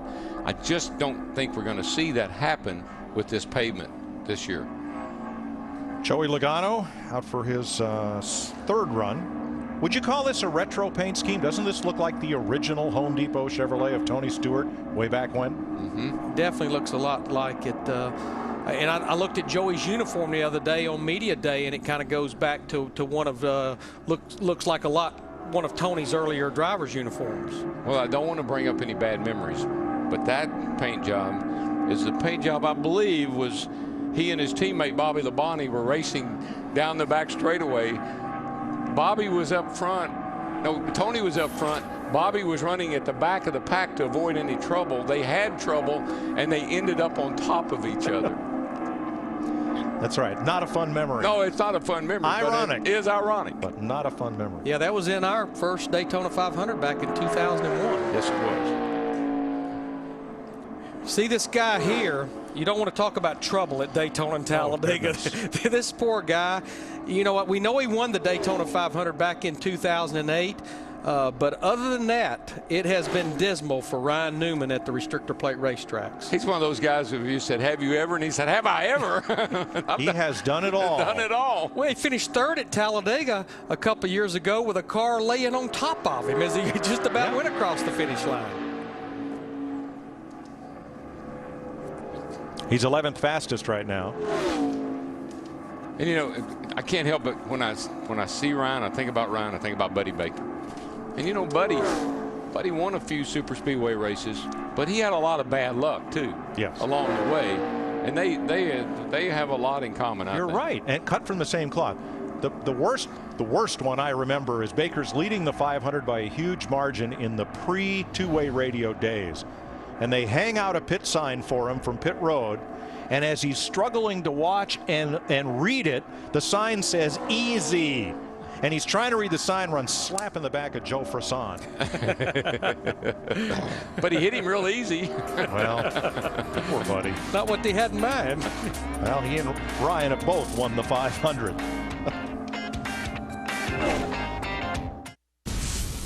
Big egos. Cut a hole in this hood and I'll cut your neck. Big characters. We'll take you on any day. Big conflicts. Get out of my face! Welcome to Hell's Garage. Introducing Car Warriors. All-stars versus small-town heroes in a 72-hour race to build the ultimate ride. And after Car Warriors, stay tuned for the premiere of Car Science. Car Warriors premieres February 23rd at 9. This is more than a ticket. It's a wallet-sized definition of who you are and where you belong, providing both a place to sit and countless chances to stand up for what you believe in. It's a rite of passage, a declaration of independence, and an invitation to discover 43 new heroes and 100,000 new friends. This is more than a ticket, because it says as much about you as any piece of paper can. Reserve yours today at NASCAR.com/tickets. The top 15 in this practice, 11 Chevys, 4 Fords. Trevor Bayne, the fastest Ford. Quickest Dodge is still Keselowski in 20th, and the fastest Toyota, Kyle Busch, in 22nd. Let's see how this works here, Larry. You got that baby plugged in? See what you tried. I can't do it. Yeah. Let me see that thing. Did you do it like that right there? No, that isn't it. Here, you want to try it? And you know, we have had an evolution of fuel in a car. Back in the 60s, 70s, you didn't have a catch can man, you had a gas cap man, because they literally had a gas cap. Then they came out with a dry brake that was called a redhead, and you had to be pretty spot on with it. You couldn't be cocked at all with it. But then the piece we've used probably for the last 15 or 20 years, a little more forgiving. This almost reminds me of that redhead where you had to be pretty much spot on to engage it or disengage it. You know why they got rid of the gas cap? It was held on by a cable. Guys kept getting their fingers cut off. They'd put the cap on as the car was driving away, and a couple of guys got a finger cut off from that cable. And they said, you know, we got to do something about that. Tonight on Fox, the Budweiser Shootout. Wow, always a big event to start Speed Week. Big field, 24 cars, big action, 3 wide, bump drafting, 2x2. How will it turn out? We'll go 25 laps, and then we'll breathe for about 10 minutes with a little break, and then we'll get after for 50 more laps. And I like that being the first race of the year. Yes. There's no points, just money and prestige. And you can go out there and you don't have to worry about, boy, if I have a bad night here, I'm going to dig myself in a deep hole. Bob Osborne to Carl Edwards. So the big question is, and the biggest thing that's changed besides the pavement, is the fuel, the 15% ethanol blend Sunoco racing fuel. It produces a little more horsepower, gets a little less gas mileage than the unleaded GTX fuel of last year. So can you run that 50-lap segment without a pit stop? No, not even close. You're probably about 8 to 10, maybe even 12 laps shy. Quite honestly, the fuel mileage is about the same as it was a year ago, but we've got a carburetor restrictor plate size change. So it's almost ended up being a wash as far as the fuel mileage from 2010 to this year. Kurt Busch out for another run. He's 21st quickest. First man I remember going 50 laps on Daytona in a restrictor plate car without a fuel stop was Terry Labonte for Junior Johnson, winning what was then the 125-mile qualifying race. 125 miles, yeah. And that's why they increased it to 150. Yeah. So they, you know, the NASCAR wanted to see a fuel stop in that race. But Junior Johnson, I think Junior said at the time, they spent $100,000 in cylinder head research over the winter so that they could go the distance without a fuel stop. But you know, good story. I don't think that's what they spent the money on, though. Okay. But you know, tonight the weather forecast, it's so conducive to, I mean, some fast speeds. It's supposed to be cool. I don't think there's supposed to be a lot of humidity in the air, and I'm telling you, these cars are going to be hauling the mail. I think they may even be faster possibly than they were last night. It's possible. Kurt Busch picks it up to 18th. Always the bridesmaid. 7 second places at Daytona, including 3 times in the 500. He's never won it yet. But you know, Larry was just talking about the speeds tonight and last night. There are actually the drivers, I was reading this morning, where a lot of them said we need a bigger plate. Put a bigger restrictor plate on there, and that way we can get away from each other better. Now, I don't know how that could possibly be when you're holding, if you were in and out of the throttle, I might buy into that. But where you're just on the mat all the time, the way they are down here this year, I just think you just go that much faster. There's a look at Michael Waltrip's practice progress from 42nd to 29th in this session. You know, Krista talked to him a while ago, and you see right there behind the rear tire the words "in the blink of an eye." I'm really anxious to read this book that Michael Waltrip has written, because obviously when you think about his first race for Dale Earnhardt Incorporated, the 2001 Daytona 500 that he won, he's celebrating in victory lane, not knowing that his car owner and his best friend, Dale Earnhardt Sr., had been killed in turn 4. I read a little bit of it. They had it on the table at Barnes & Noble the other day, and as I was reading it, a girl took it out of my hands along with the 20 other copies, and I said, excuse me, what's the matter? She says, oh, I'm bringing these in the back so Michael can sign them all. Then you can buy one. And you said, okay. Yeah, right. Yeah, I'm going to wait 20 minutes for that, right? He sits behind a curtain a lot. Yeah, that's okay. When you're done with your copy, can I borrow right. it?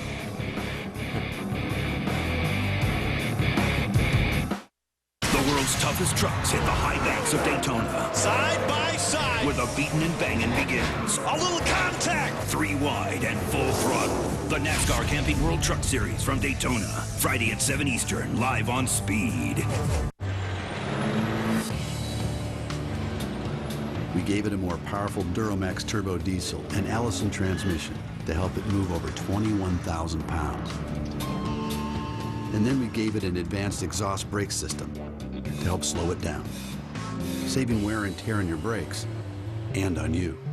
With a powertrain back for 100,000 miles, introducing the new Chevy Silverado HD, Motor Trend's 2011 Truck of the Year. If you had a choice between If your loved one has been diagnosed with mesothelioma or lung cancer caused by exposure to asbestos, call the number on your screen now. You may be entitled to financial compensation. Mesothelioma is a rare cancer most often caused by exposure to asbestos. You may have been put at risk of exposure in shipyards or mills, in the Navy, or in industries like heating, construction, insulation, and automotive. For over 30 years, our team has successfully helped thousands of victims and their families get the guidance and financial compensation they deserve to help with the costs of treatment, medical bills, and care. Please don't wait. If you've been diagnosed with mesothelioma or lung cancer caused by exposure to asbestos, call us now at 1-800-943-1405 for your free legal consultation. That's 1-800-943-1405. 1-800-943-1405. These race cars can take a NASCAR home tracks driver wherever they want to go.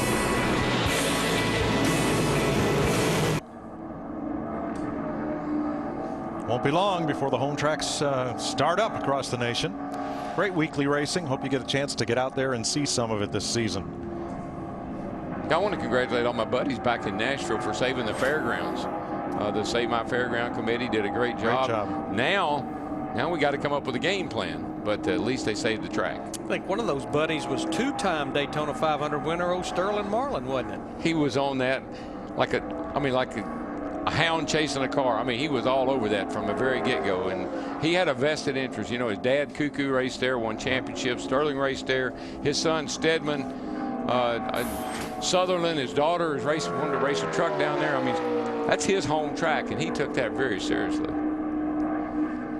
Here's Juan Pablo Montoya, 16th fastest right now.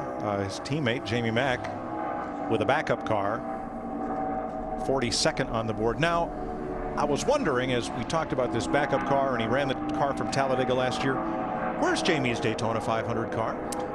They will get that car back, I think, Sunday morning. Yeah. It's, over in the Daytona Experience. Just in time not to use it. Right. And that's tradition. Yeah. Yes. You give up your car, but I was wondering, since that attraction had closed to the public, had maybe they gotten the car back and been able to But I think it's open all year. During speed weeks. Oh, okay. Yeah, so good. Okay. Yeah, it's still on display, and over the next couple of weeks, fans will be able to go in there and see the one car. Neat. David Reagan, early in this session, was the quickest Ford. Right now, he is 4th among the Blue Oval drivers, 15th fastest.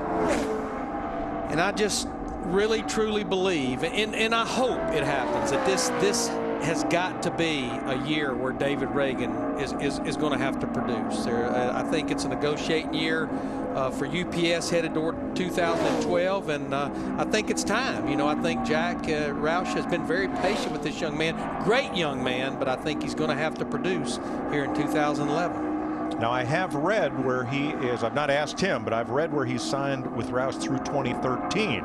Although, yes, the sponsorship of UPS comes up this year. And you know, some of his best races has been right here at Daytona. In fact, his first Daytona 500, I think he finished in the top 5. One of the scoring monitors in the garage area on Kyle Busch and the 18 Joe Gibbs team. And I believe that 25 in the upper right is minutes to go in this session. pretty well correlates. That's right, yep. Now, that TV screen up there, they're not watching TMZ. That's no. that's the gospel right up there. That's all the lap times, and those highlighted marks are telling you where you are and your teammates are. And as I always like to say, if you're on the right side of that screen, you're not a very happy camper. No, green is Kyle, orange, of course, is Joey Logano, and purple is Denny Hamlin on that chart. Hard to believe this is the 20th year for Joe Gibbs Racing in the NASCAR Sprint Cup Series. They had a big event over there during the off season. Of course, all the 3 current drivers, including Joey Logano, were there. But thought it was awesome that Bobby Labonte was there. Tony Stewart was there as they start this celebration of their 20th year in Sprint Cup. Yeah, Coach Gibbs and Smoke had a pretty good go of it. I mean, it was really almost did. like comedy hour. Tony Stewart is a funny man. He's got a great sense of humor about most things.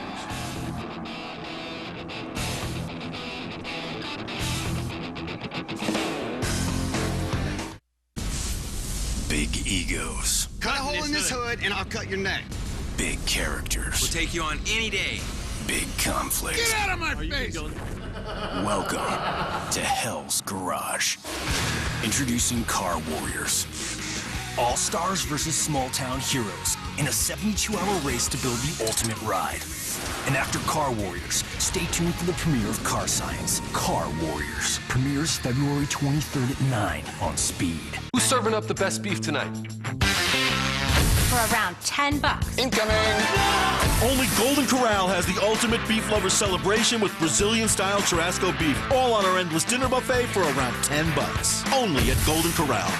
You enjoy winter even more when you know it's just about over? Then you belong at Bass Pro Shops for big savings, like Redhead Talus waterproof mid-hikers for only $39.94, and the revolutionary Bass Pro Enigma anti-backlash bait caster for under $80. These days, more Americans are using their credit cards than less. Which is why Rent-A-Center makes sense. Get the brands you want without having to use and abuse credit. Right now, rent-to-own an Ashley sofa and love seat set. Your choice, just $19.99 a week.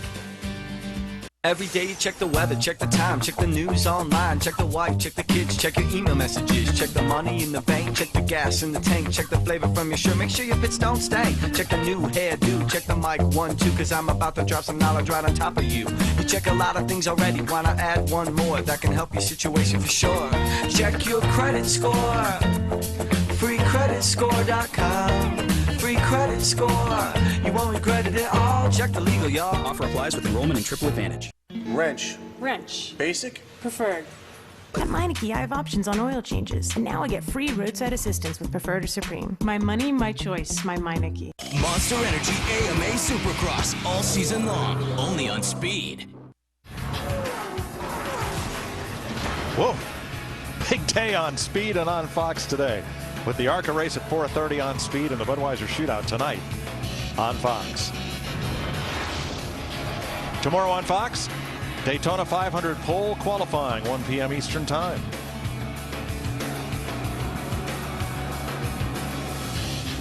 "49 cars entered for the Daytona 500. All but 2 have been on the track in this session. Norm Benning and Derek Cope have not yet made an appearance. In fact, Norm Benning has not practiced in either session today as we watch J.J. Yaley. Thank you, Mike. That was for Mindy. Mindy Seeger tweeted me, wanted to know which 2 cars hadn't been on the racetrack. Okay, so Norm thank Benning, you for Derek Cope. answering that for her. Norm came out to pit road. They had to push start his car, and he went out on the track but came around on the apron and back to the garage. Did not complete a lap. Yaley is 44th of the 47 that have run so far. I don't know. It used to be a rule. I'm not sure if it still is or not. But you have to at least go on the racetrack before you attempt to practice. Make a practice attempt before you can make a qualifying run. Okay. Yeah, I'm not sure how that will work this week. I think he definitely would have to make a lap next Wednesday before he could start the Gatorade Dual race on Thursday, but I'm not sure as far as qualifying tomorrow. It might be exempt down here. We'll check on that. But I think that's a rule normally. Okay. Derek Cope has practiced. He practiced in the first session, so he is eligible to take time tomorrow. Krista?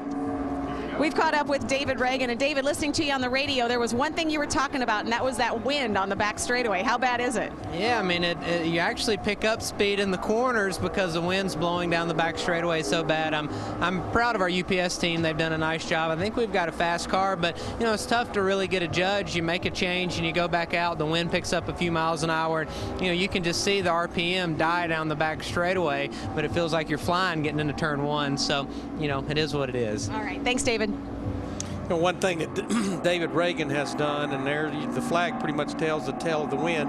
We talk about all the different things that the drivers do. One thing that David has really wrapped his arm around is the Shriners Hospital, especially the Shriners Hospital for Children, something that he's become a huge supporter of. Martin Truex 39th right now in the Napa Toyota. He's made 3 laps. You know, 47 or 49 cars at practice, as we mentioned. In our scoring monitor, we talk about this all the time. We have a left side, which is the top 25. We have the right side, which is everyone else. And Darrell, I've got to believe there's going to be some serious meetings in the Toyota camp after these practice sessions. Only 3 Toyotas over on that left side, and they are 22nd, 23rd, and 24th. Well, I just think back to the practice of yesterday for the Bud Shootout, and all the Toyotas were at the top of the sheet. They were the fastest cars out there in draft configuration. I just don't understand. I know the fans at home probably say, how can you be that fast in that condition and this slow? But there's just something about some of these race cars. They will not run a lap by themselves. They got to have other cars out there stirring up the air. Casey Kane, first time at Daytona in a Toyota for Casey Kane, and he is 29th quickest right now. And Jamie McMurray in a backup car, made 5 laps in this car in this session and is 41st.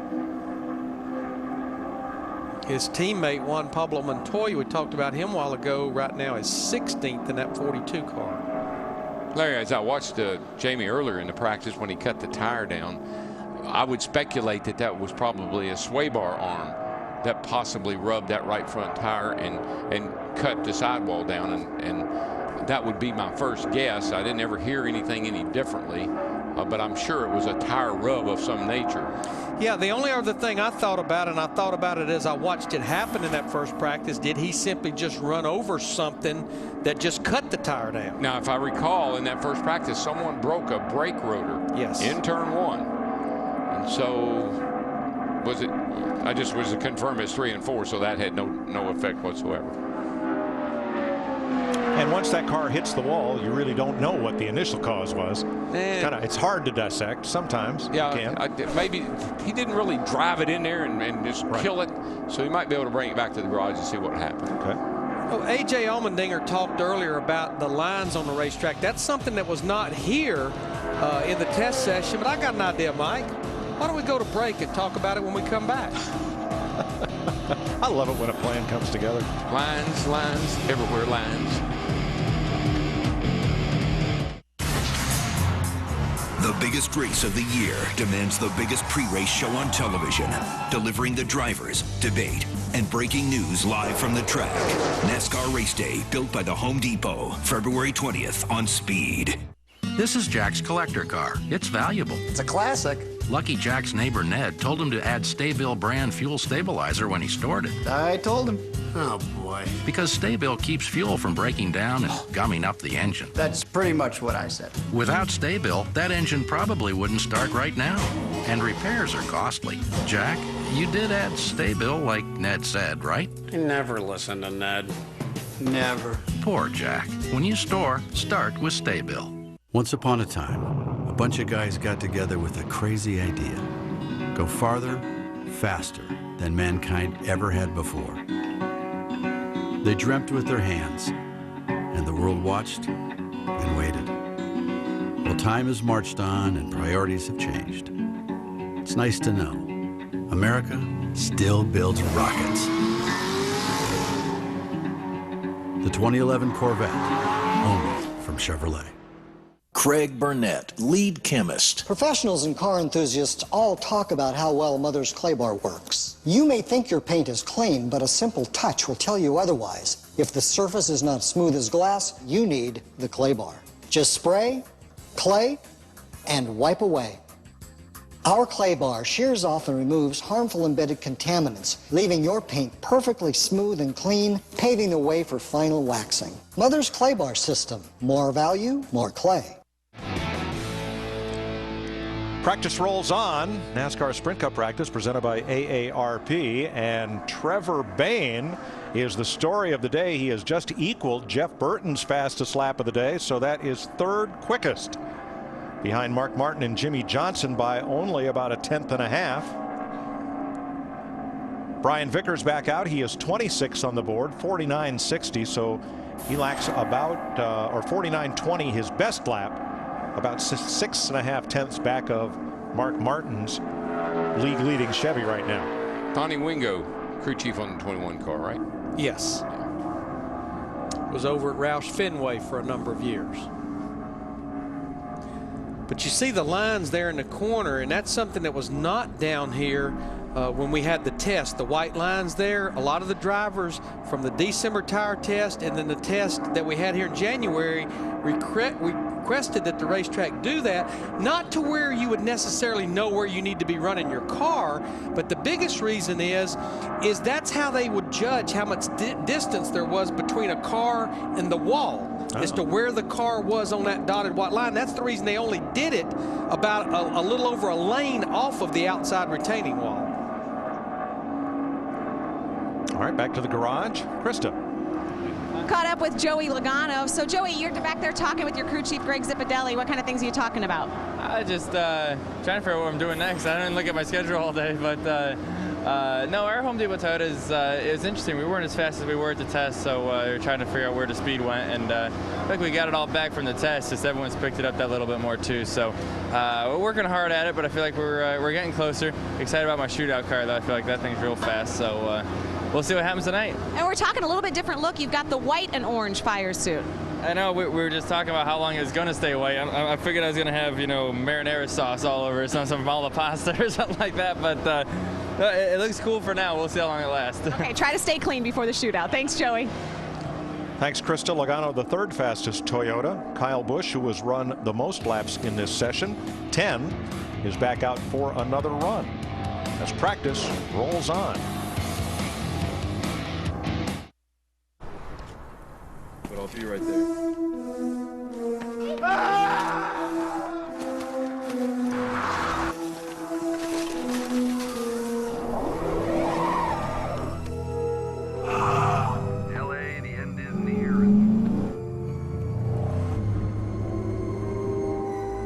Without all-wheel drive, it's the end of the world. With Dodge all-wheel drive, it's just snow. Who's serving up the best beef tonight? How about Brazilian-style churrasco beef? And bacon-wrapped sirloin. On an endless dinner buffet. For around $10. Incoming! Only Golden Corral can throw the ultimate beef lover celebration. It's tender Brazilian-style churrasco beef, bacon-wrapped USDA sirloin, juicy smoked beef brisket, and more. All on our endless dinner buffet, all for around $10. $10? That's hot. Golden Corral. Help yourself to happiness. With the Venture Card from Capital One, we get double miles on every purchase, so we had a trip to Vegas twice as fast. And since double miles add up fast, we can bring the whole gang. Is Caesar home? We get double miles every time we use our card, no matter what we're buying. Thank you. Thank you very much. It's hard to beat double miles. If anyone objects, let them speak now or forever hold their... Get the Venture Card from Capital One, Money Magazine's best rewards card if you aim to rack up airline miles. What's in your wallet? Cannonball!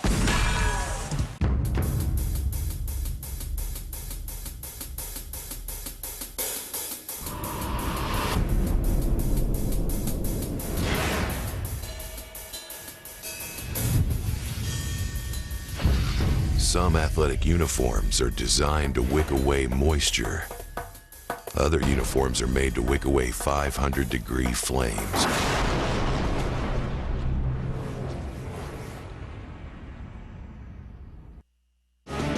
Speed's coverage of NASCAR's Sprint Cup final practice from Daytona is presented by AARP. Join Jeff Gordon in the Drive to End Hunger by visiting drivetoendhunger.org. Brought to you by Napa. Napa Know-How. And by Allstate. Dollar for dollar, nobody protects the rider like Allstate. Are you in good hands? Back down to the garage and Matt. Mike, when you start out the new season, you're working on a lot of the little nuances, working out some of the bugs of different things. For Carl Edwards, both practice sessions, it's been about headgear. Now, you got the helmet situation fixed, correct? We're getting there. The Bell guys came over, and then we looked at the differences between the helmet that I ran last year and this year. But it's all based around my head today, I think. My helmet didn't fit very well. And the second issue? The second issue is this hat. These are my new team hats for Aflac. And if you'll notice, my head's really big. It's a neat hat, but my head's kind of big. So I need the tall. You like the big trucker hat? Yes, yes. 1982, like DW wear like in the Mountain Dew days? I don't know if it's, yeah, exactly. Like the things that, the ones that the big billboard right here, that's what I need. And I don't know if it's the success we had at the end of the season, but my head will not, my head's not fitting in anything they've got. If you'll notice, over there, my head's even bigger on the side of my hauler. I can see that. That's a heck of a hat right there if you had to get one for that. Yeah, that'd be a giant hat. See, when somebody point out those, that's me looking at my guys, you know, just making sure that they're working. I don't know. That's my meanest look right there, but we are having fun, and like I was saying earlier, if my biggest problem is that my hat and my helmet don't fit really well, we're going to have a good weekend. And about the 9,000 fans that you signed autographs for over in your drop-down door window here in the Daytona garage, they want you to come back, but first, tell them, are you pleased with both cars, the shootout car and the 500 car so far? I think so. I don't think our 500 car has the speed that Greg's has right now or some of the other guys. But I think from what we saw last night, it's not going to be about single car runs. It's going to be who can partner up for 5, 6, 7 laps and push the other guy. And the biggest thing, these spotters are earning their money. You know, we joked around about Jason Hedleski yesterday being overpaid, but those guys are underpaid this weekend. That's what it's going to be about. Good luck this weekend. Thank you. All right, thanks, Matt. I wonder what Carl was talking about. The big bucket hats. Well, they're called fitted hats. I think. Oh, really? I think we can show you. Ah. Now there's some hats. Look at that one Rick's got on in the middle right there. Why doesn't Jeff's fit very well? It did, but that hat fit before the race. So he had the same problem Carl has now? Didn't fit so good after the race. Even Rick Hendrick, that's quite the billboard up there.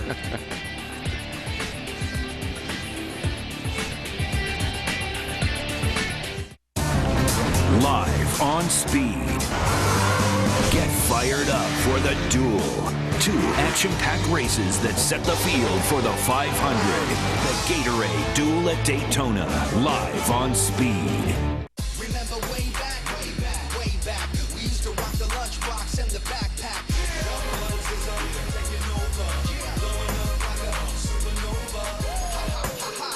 Sponsifier is back. How's it look? Looks like Kyle Busch. Yeah, it does. Sponsifier is back. Hey, Faith, can you help me out? Yeah. It's Valentine's Day. I gotta write something, but I can't. Just write what's in your heart. She'll think I'm dumb. No, she won't. Tell her how you feel. Come on, give it a shot. Okay. Dear Kim, your rack is unreal.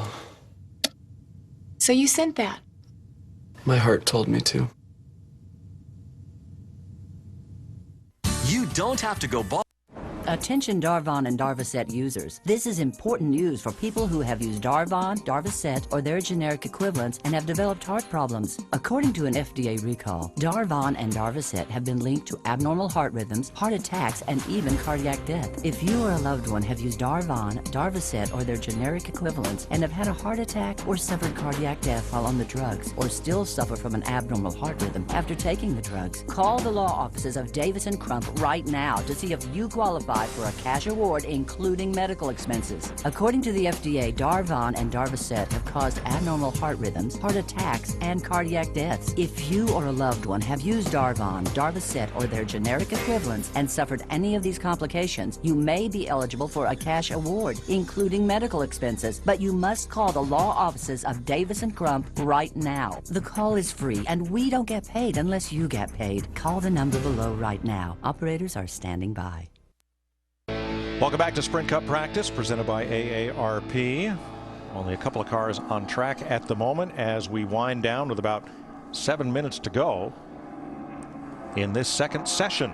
Now, Denny Hamlin went out on track to make a run, but was very quickly back in the garage. Matt? Mike very animated in his discussion with Mike Ford, using his hands to show just how the car jerked around and almost hit the wall at one point, he said. He said at another point the car shut itself off on that run, and in coasted he tried to start it again. It went off. Curtis Markham, his spotter, told him just to shut it off. It did not sound good when he drove by. Mike Ford believes it's something amiss, possibly in the transmission area. That's what they're going to be looking at first here. Boy, what a couple of days for this race team. With 10 minutes to go in Budweiser shootout practice last night, Denny thought he may have had an engine issue. You know when it's critical? See that guy on the left right there? That's how you know there's something up. Because all of a sudden, look who showed up.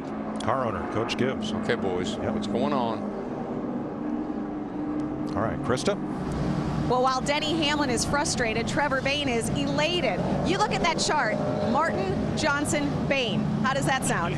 That sounds awesome, but I tell you what, the cool thing about Daytona is it gets to showcase what our teams can do. You know, this whole 21 crew has worked so hard on this car in particular coming to this racetrack, so it should have all their names up there, you know, instead of mine, but I'm just glad I get to be the one holding the steering wheel because this thing's fast, and hopefully we can just make it all the way to the 500 with this car. You know, there's a lot of things that can happen in the duels, but you know, us being locked in, that takes a little bit of pressure off, but I'm telling you, it feels good. I told Lynn and Eddie Wood not to shake me too hard because I definitely don't want to wake up right now. Thanks, Trevor. Yeah, Mike, he told me to go ahead and pinch him. He thinks he's dreaming right now. Well, the Wood brothers have won the pole for the Daytona 500 3 times. Cale Yarborough, A.J. Foyt, and David Pearson. 1970, 71, and 74. Boy, that's an injection of youth right there. Wow. It's woken that team up, and I mean they are on it, man. He tested good down here. There he is up there in the 4th fastest car here. That's pretty impressive. Great to see. You know what? One of their best runs that they had of 2010 was with Trevor at Texas in the fall. Ran up there on the lead lap all day long and ended up finishing 17th, a solid top 20 run in his first Sprint Cup Series start. There's with the headset, Donnie Wingo, the crew chief. Yep. With Trevor. Now, of course, when the Wood brothers won those poles, it was Glenn and Leonard and Delano Wood, and now it's Glenn and Eddie. Second generation of the fabled team from Stewart, Virginia. We saw Dave Blaney a moment ago in Tommy Baldwin's car out making a run. And here back out, Richardson in the 37, struggling a bit, 45th quickest. You know, Robert guys, Richardson. We've got about 3 minutes left in practice. I think everyone has about practiced out. We've had a total of 3 hours and 45 minutes. Yep. That's what we'll have with about 3 minutes to go. And I don't know, Darrell, if I ever remember seeing this. Normally they're scrambling right now to try to get that last run in. But remember, and I knew you do, we had the tire test. Then we had 3 days of open testing down here. I mean, these guys have got their fill of testing, and they got plenty of data to look at. There's just nothing else that you can do. As you like to say and tell me, you got what you got. You got what you got. Now here's Terry Labonte in a startup effort. Frank Stoddard, who worked with the Bill Jenkins Latitude 43 team last year. That team not returning to Sprint Cup racing. So Frankie, along with longtime backer US Chrome, which goes all the way back to when Frankie worked with Dana Patton in the NASCAR North Series, the old Busch North Series. They're here with this number 32 to run Daytona with past champion Terry Labonte. So they know they'll be in the 500. They don't have any owner points, but Labonte is the most recent past Sprint Cup champion not guaranteed in by way of the top 35 owner points. Yeah, this deal just came together a few weeks ago, and I heard an interview that Frank Stoddard did. Of course, Frank has 14 wins as a crew chief with Jeff Burton over at Roush Fenway. Said right now it may not be with Terry Labonte, but they do plan on competing in the entire schedule. And if you're Terry Labonte and you've been coming here since 1979, you're going around there right now saying, man, the way this track feels and the grip it's got, boy, I'd like to be running about 48.50. Your 10's there. I'm not sure if I saw some water shooting up or not. About 200 right now in the water, about 180 on the wall. About 65 pounds of full pressure, 7,900 RPM. Labonte's made 5 runs, all right around 50 seconds. Listen to his voice. That in and of itself tells you how smooth this racetrack is. Because normally down here, you hear a little you'll hear a little hiccups in your voice. If you're hitting some of the bumps, didn't hear a thing. That mirrored real close to what he had run earlier. That was a 49.94. His fast lap is a 49.90. This has been his 4th time out on the racetrack in this practice session. But one thing I heard him say, Larry, only oil is only 180, and oil pressure is 65 pounds. That's a lot of oil pressure for qualifying, and that's not enough oil temperature for qualifying. So they can help that car quite a bit by lowering the oil pressure down to about 30 pounds and getting that oil temperature up a little bit. We're told Mike Skinner may run some races for this team, perhaps as early as Phoenix. Well, he has we'll see. He has a helmet and he will travel. That's right. We still have about a minute left. The track is still green, but there's no one out on the track right now. And there's the red and the black flag being waved. So Daytona 500 qualifying practice is officially over, Mike. And we'll come back to wrap things up from the World Center of Racing. Don't forget ARCA coming up later on today here on Speed. I look all tough and uncaring, but when I see an RV roll in with a big family, well, it fills my heart. But as affordable as it is, it just makes sense to get everybody out and go on a vacation together. Well, I didn't mean all of us. It's surprising just how affordable an RV vacation could be. See for yourself at GoRVing.com and get a free video, or visit an RV dealer. Go affordably, go RVing.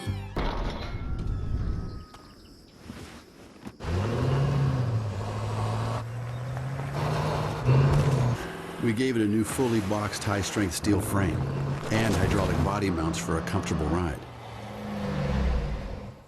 Because the things you carry are even heavier than the things you haul. Introducing the new Chevy Silverado HD, Motor Trend's 2011 Truck of the Year. Can I eat heart healthy without giving up taste? A man can only try. And try.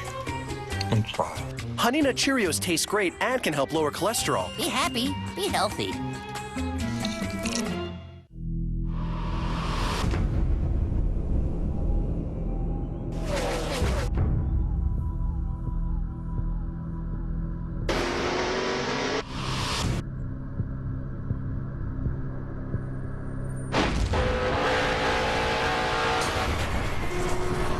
Leaving it all on the field is not the same as leaving it all on the wall.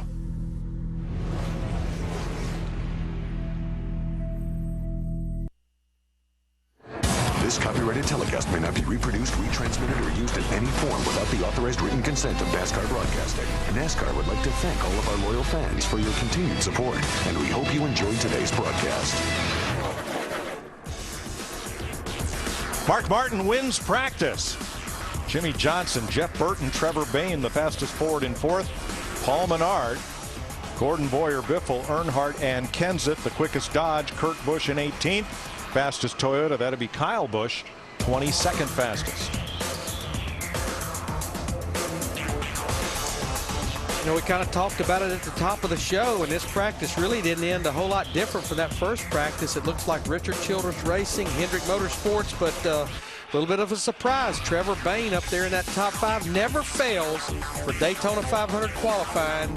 Many times we have had a little bit of a surprise. Did the words Loy Allen ring a familiar note? Yeah. For example. Quite a bit of parity in that top 10 fast cars. Krista. Well, one of the big stories when we qualify tomorrow are the guys who have to get in on time. Dave Blaney, do you sleep well tonight, or are you worried?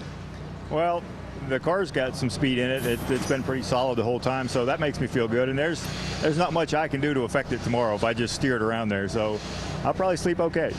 And when you look in this position too, what sort of things do you do? I mean, you do the math and figure out the formula before the duel on Thursday?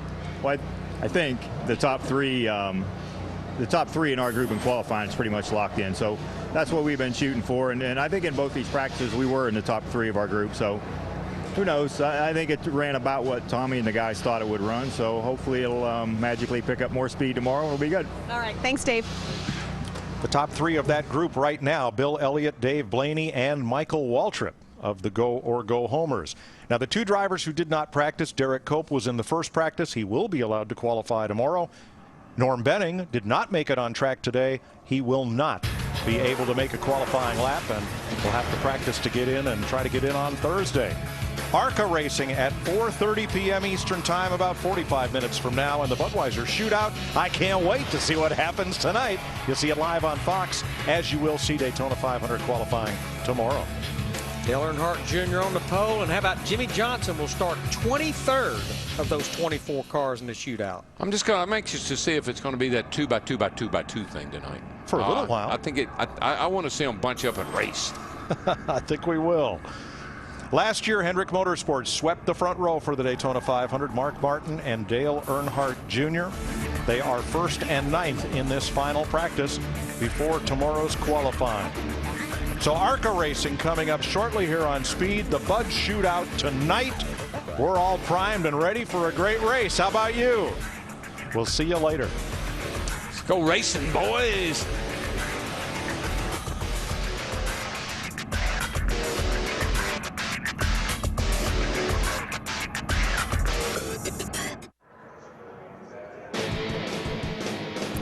Thank you, Mike Joy. Practice is final here for the NASCAR Sprint Cup Series teams preparing for qualifying for the Daytona 500 tomorrow. We'll have all the news, tell you who was quick and who needs to get quicker.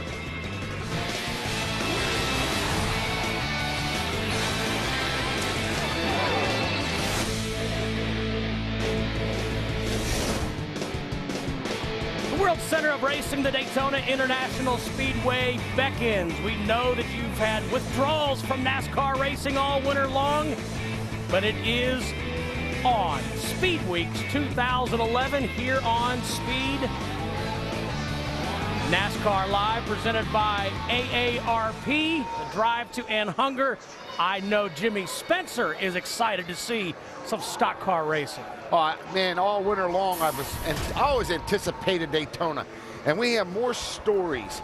Taping up that NASCAR come out with a rule, and then we have this race where we get 2 guys together and they're faster than 4, and we got an ARCA race coming up with some really future stars in it, and then we have the Bud Shootout. I can't wait. Maybe $200 grand to winner tonight. Harvick going for 3 in a row. We have a new point system. Yeah. We have new qualifying procedures. We have new pavement for the first time in 30 years on this 2.5-mile super speedway. Now let's take a look at some of the practice results from the practice just recently concluded. Jimmy, will take a look at 3 guys who were really quick, 3 guys who need to pick it up. Well, new crew chief here, Mark Martin with Lance McGrew, and nothing different. You know, Mark has run well in Daytona. He came so close to winning the 500. Both practices, he was at the top of the charts. Jimmy Johnson, when he was here for testing, said he was a little concerned they needed some speed. Chad built a brand new car. That's incredible that this team would go home from the test and build a brand new car. But that's typical. This is what they're chasing. This guy, to me, is the favorite for 6 championships in a row. Trevor Bayne, what a young guy, not even 21 years old, driving for the famed Wood Brothers and David Pearson's paint scheme. Yeah, and you know the neat thing is that, especially to anybody that's known anything about NASCAR, the Wood Brothers, I mean, let's face it, synonymous, Neil Bonnet, and you know, Bobby Allison, not Bobby Allison, but the, I'm sorry, David Pearson, all the success he had, and the most memorable Daytona 500 was that car and the blue Richard Petty 43 coming to the end. I'll never forget that race. Now, qualifying tomorrow will just lock in the front row. Some guys that are not guaranteed a starting spot need to pick up speed. Michael Waltrip hoping to start his 25th Daytona 500. I have to say that if Michael doesn't get enough speed out of that car, I truly believe that Michael Waltrip is one of the best guys at drafting that there is. But we also are going to learn something tonight. Is this 2-car draft going to precede this 4, 8, 10-car draft? This car here, though, Steve, with Dave Blaney, Tommy Baldwin, built this car all by themselves. This is hard to believe. This car 7 crew members, just 7. And he comes down here. Nothing on that car, Fiends. No sponsorship at all. To think that they've put that much effort into it, and they are second of the home cars. Travis Quapple driving for Front Row Motorsports. We know he's happy about the Green Bay Packers winning the Super Bowl, but he needs to find some more speed. I know, Mr. Pennsylvania, you aren't. Travis Quapple said in the offseason, Front Row purchased 34 race cars from Richard Petty Motorsports. They have the new FR9 motor, but again, they've got to find some speed. Yeah, they're needing a little bit of speed. You know, the thing is, Steve, is that this is 24 hours from now is when we're going to go into qualifying. These crew members are going to have to find a little more speed for those go-homers. Hey, Jimmy, let's talk about the fact that we see Mark Martin with the fastest speed, 185. You talked about those 2-car breakaways. With a 2-car breakaway, they're running over 200 miles an hour. Yeah, 15 mile an hour faster than that. Mark Martin, I was talking to him earlier, he told me that the cars gained 5 to 6 to 700 RPMs in the draft. But this is still critical. This lines these guys up in the duels on Thursday. You know, are you going to be in the first duel or second duel? Very important. Are you going to be with your teammate or not? So qualifying pretty important tomorrow afternoon here. And you're seeing also Bill Elliott has to make it in. He's 12th quickest right now. 49 cars officially entered for the 53rd running of the Daytona 500. 48 on track. That's not practice. It's not a misprint. That's Brad Keselowski in the Miller car, not Kurt Busch. So that's very interesting. I know. Ain't that something? Hey, man, I don't want to make too many mistakes. You know, I'm prone to make many. You're on top of it. You're on fire. Hey, be careful there, producer. Kevin Conway driving a car for Joe Nemechek. Talked to Joe on the way down. That may be just for Daytona. Stephen Wallace is locked in to the Great American Race. And you know, these guys here, most of these guys here are going to have to race their way in. Terry Labonte, naturally, he is guaranteed to start from the past championship. But Robert Richardson, Michael McDowell, J.J. Yaley, Andy Lally, they will have to get in on Thursday. They're surely not going to get in on the speed tomorrow. And again, tomorrow's qualifying just locks in the front row. And then we have all the drama of the duels on Thursday. And it's always emotional, to say the least. It is. There's no question. I get always excited. I'm looking forward to tonight. ARCA Race follows us and the Budweiser Shootout tonight on Fox. Stay with us here on Speed from Daytona. NASCAR Live is presented by AARP. Join Jeff Gordon in the Drive to End Hunger by visiting drivetoendhunger.org. Brought to you in part by DirecTV. Don't just watch TV, DirecTV. Call 1-800-DIRECTV. And by ToyotaRacing.com Sponsifier 3. Sponsifier is back, and this year the winner gets a visit from their favorite driver. Enter at ToyotaRacing.com.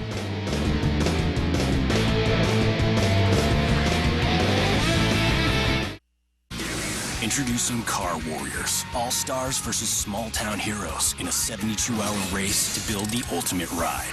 Car Warriors premieres February 23rd at 9, followed by the premiere of Car Science on Speed. Remember way back, we used to rock the lunchbox and the backpack.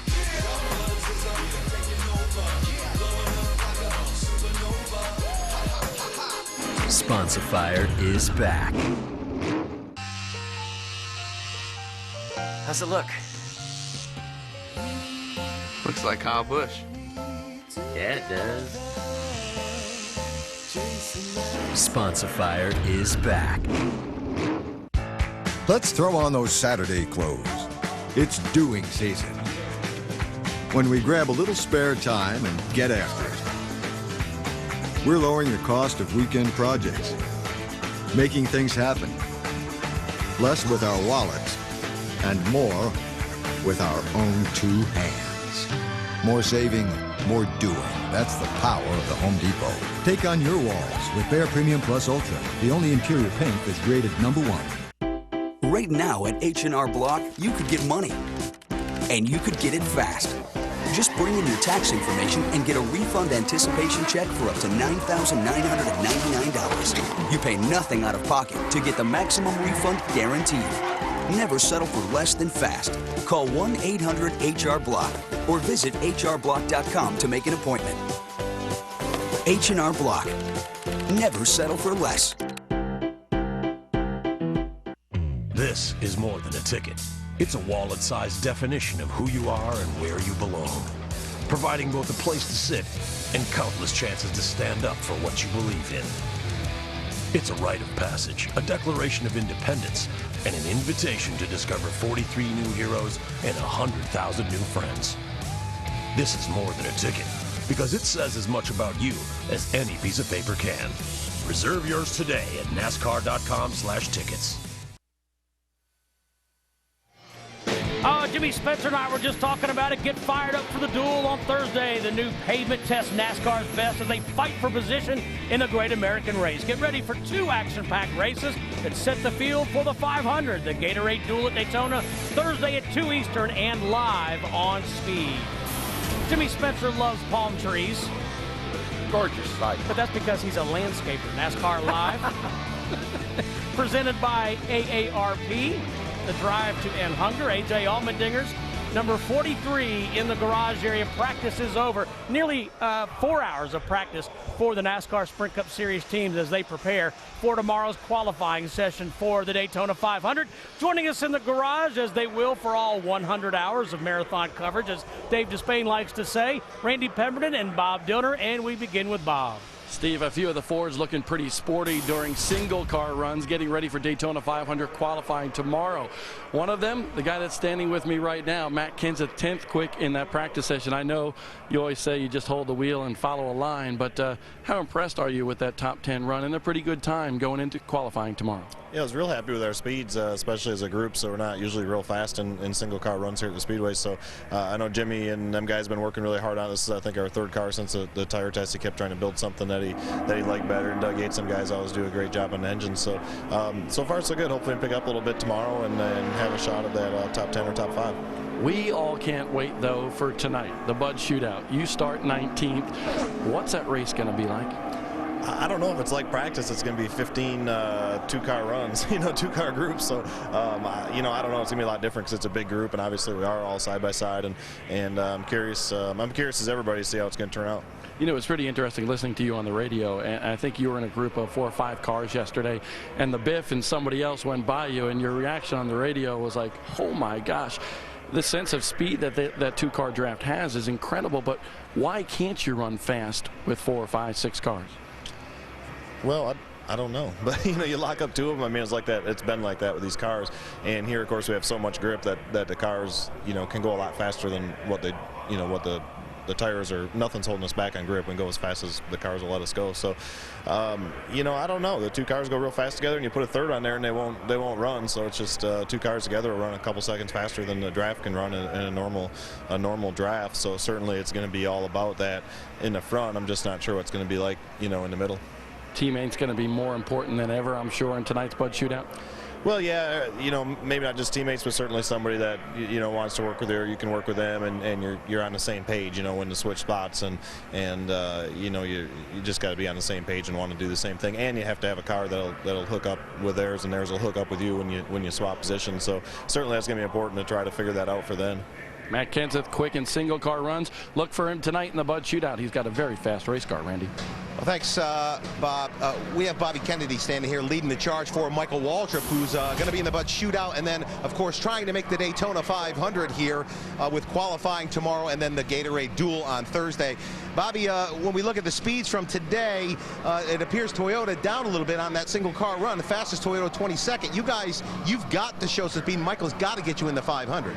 Yes, I mean, typically we've seen that in qualifying here at the plate races, but we've always raced rails, always. If you look, last year's stats, we didn't qualify well with any of our cars for TRD, MWR, Red Bull, but we got race time. We were always pretty good. We were up front. If you look at the 500 last year, Martin and David was up front, and you look at Talladega, All of our cars were up front then, so typically we race better than we qualify. Yeah, and that's the way it is down here. When you talk about Daytona, a lot of times guys won't show speed, and Spence, you know this, but when you get in that draft, it's the great equalizer, and you couldn't have better guys sitting in the seat than this guy has in Michael Waltrip. Well, I agree. The thing that puzzles me sometimes is you hear these drivers say, oh, all you do is hold it wide open and drive. That's the furthest thing from the truth, because I was taught by some of the best, Junior Johnson, Bobby Allison, Buddy Baker. There's a lot a driver can do. And these guys that are on the limb and making it the race or going home, they better focus and concentrate on what they got to do, because they can lose a couple split seconds, a couple split thousandths of a second, Steve, and not make this race. Well, Jimmy, let's take a look at the guys that need to race their way in. And again, the qualifying procedure here, setting the field, is unlike any other race. It really is, Steve. And, the thing is, 35 guys are locked in. These guys are not locked in. Bill Elliott, even though he is a past champion in the Sprint Cup, Terry Labonte precedes him. He is a past champion that's quicker than Bill Elliott. I should say later than Bill Elliott. That's the difference. And then you take the 3 fastest cars. Casey Mears going to run the whole season. Michael Waltrip's not. And, then you got Dave Blaney's going to run the whole season. Travis Koppelpun's run the whole season. Very interesting. Will they be able to run the whole season? We'll know tomorrow.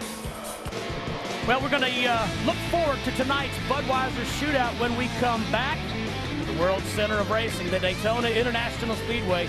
Stay with us here on Speed. The Daytona 500 is a salute to speed, excitement, career-making moments, and memory-making celebrations. The racing world's best drivers competing at impossible speeds, knowing the difference between legend and runner-up is a fraction of a heartbeat. And where a new racing surface this season gives them the opportunity to make their own mark on the great American race. Tickets start at $55. Call 1-800-PIT-SHOP or visit Daytona500.com. Could switching to Geico really save you 15% or more on car insurance? What, do you live under a rock?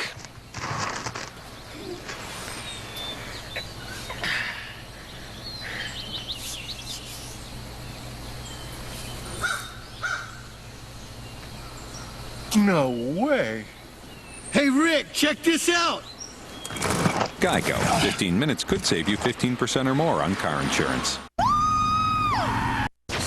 Restaurants and Metro PCS present the Advanced Auto Parts Monster Jam, part of the Big O Tires Motorsports Series. Kid seats are half price for the biggest lineup ever in Oakland, including Stone Crusher, Bounty Hunter, Ironman, Gravedigger, and the Oakland debuts of Gravedigger Legend and Dragon's Breath. And right now, adults can save $5 with an adult discount coupon from participating Big O Tires locations. February 26th, Oakland, Alameda County Coliseum.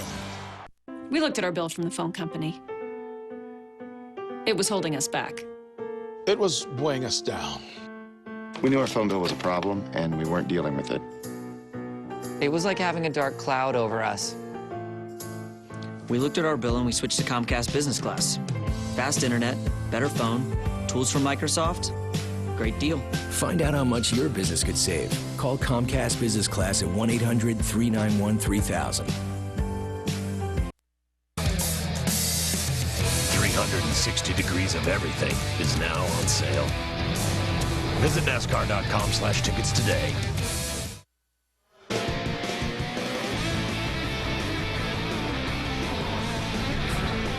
Back at the Daytona International Speedway, and last night here was the draw for the Budweiser shootout. Jimmy Johnson will start 23rd.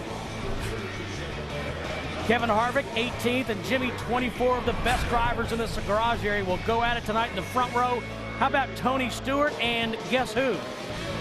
Dale Earnhardt Jr. And you know what? Thinking about the Dale Earnhardt Jr. and Tony have made it aware. They are pretty good friends when it comes to plate racing. I think Kenny Wallace was happier than Dale Earnhardt Jr. I think everybody wants to see Junior do well. I'm one of them. I want to see him do good. Jimmy, as we take a look at the starting lineup for tonight's Budweiser shootout, we've been hearing all day about this two-car breakaway, but I think what we don't know is they can't run that many laps until the engines get too hot, so it's a matter of timing and positioning and when do we go. The thing is that I think, and you heard Matt Kenseth say, when is the right time going to be? Can you hook up with that car? So you're going to see some guys hooked up tonight that aren't going to be as good as two others hooked up. The other thing, I've talked to Jamie McMurray, he said the key, Jimmy, is how much time when you pass the baton, so to speak. Here you see them in a pack of cars, Steve, but when they're 2x2, when you make the pass, can you do it in 2 or 3 seconds? Every little split second is going to mean a lot, and I think you're going to see a lot more of that done in the center of the corners. And Jimmy, we saw cars, as we said, 2 cars running nose to tail. Then they would make what they're calling the exchange, where they pass the baton. We're going to see it right here. But where you make that exchange is also critical. Very critical, Steve, because you're going the fastest. When you're running 200 and some mile an hour into that corner, the slowest part will naturally be the center of the corner or just before the exit. But this here is, you're going to see this all night, fans. This is some serious racing, and this is in the corner. They're pushing each other at over 195 right there, pushing 200 mile an hour at that point. And again, we should make the point, Jimmy. I don't think we can say it enough.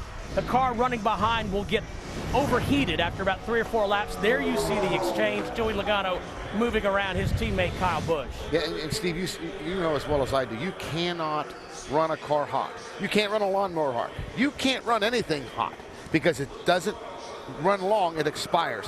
These drivers have to realize when that oil starts to creep up in that water, they need to make the exchange. They need to cool these cars down. If not, the motor will blow up. And now my question is, you're watching the exchange there as they rub bumper to fender, but how's that going to work out when you have 22 other cars, or in the case of the 500, 41 other cars? Kyle Busch said it best. Kyle said it on our show this morning. He says, it's great. You're running there, you know, nose to tail and everything's fine, and you start passing people. Next thing you know, somebody jumps up in front of you. And then you heard Matt say, for some reason, 3 cars don't run as good as 2. Jimmy, for years, the drivers that we thought would win or be contenders to win the Daytona 500 were the ones that not necessarily were the fastest, they were the ones whose cars were driving the best. And you made the point earlier today, Mark Martin says they're all driving good, almost too good. And Matt Kenseth just said it. The track will take anything we can give it. The cars will take anything we can give it. That, to me, leads to an exciting race. How far are these guys going to adjust these cars? How many things can they do to get the most speed they can get? Used to be handling. Used to be, okay, we got to control the bumps. We don't have the wishy-wash board effect in 3 and 4. We're not pushing off a 4 like we used to. We're not losing the front end off a 2. We don't have the famous, we have a little bump at 1 and 2. Nowhere near what we had. And to me, I think that's going to be the story all week. We're going to see it tonight, Steve. But it's not going to, you're not going to hear handling. You're going to hear, I need more speed. Well, now, Best Western has 3 types of hotels, so it's really easy for you to find the one that's perfect for your trip. And Best Western Rewards is the easiest and fastest loyalty program. Go to bestwestern.com to book your next trip. The world's toughest trucks hit the high banks of Daytona. Side by side. Where the beating and banging begins. A little contact. 3 wide and full throttle. The NASCAR Camping World Truck Series from Daytona. Friday at 7 Eastern, live on Speed. It wouldn't be Valentine's Day without a heart-shaped box of chocolates. I love to get chocolates, especially on Valentine's. Men should go with the heart-shaped box at Valentine's Day. Don't give her just any chocolates. Give her Russell Stover chocolates with the famous Russell Stover bow. Do you enjoy winter even more when you know it's just about over? Then you belong at Bass Pro Shops for big savings, like Redhead Talus waterproof mid-hikers for only $39.94, and the revolutionary Bass Pro Enigma anti-backlash bait caster for under $80.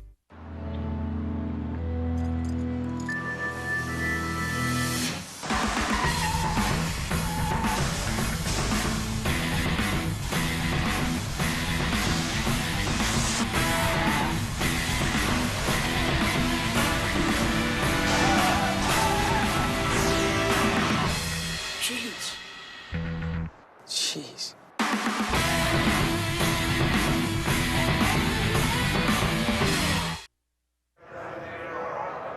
This February, the most intense car building competition ever comes to Speed. Car Warriors, all-star builders take on small-town heroes in a 72-hour race to build the ultimate dream ride. Big egos, big characters, big conflict. Car Warriors premieres February 23rd, 9 Eastern on Speed. Let's go now to Bob Dillner. I tell you what, it's going to be a wild night with the Bud Shootout. Jeff Gordon and I were just talking about that, but so much new in this garage area. We were just sharing some stories, and I keep on asking his guys on his team how Mark is doing, because they were with Mark last year, but so much new here and a great new sponsor for you as well. Are you getting used to everything?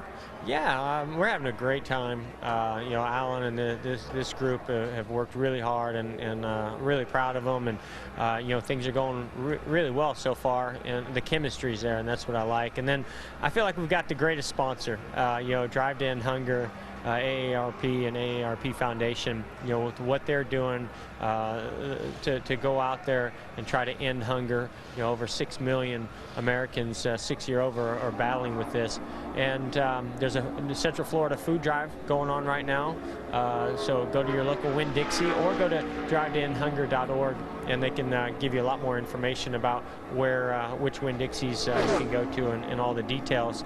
But you can also text HUNGER to 50555. So, you know, the car looks awesome.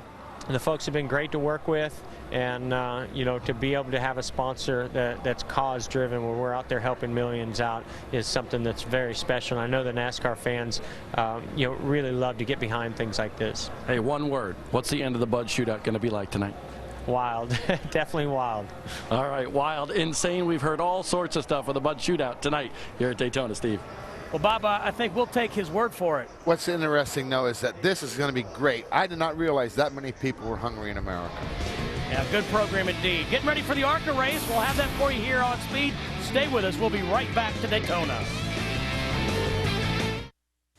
Can I eat heart healthy without giving up taste? A man can only try. And try. And try. Honey Nut Cheerios taste great and can help lower cholesterol. Be happy. Be healthy.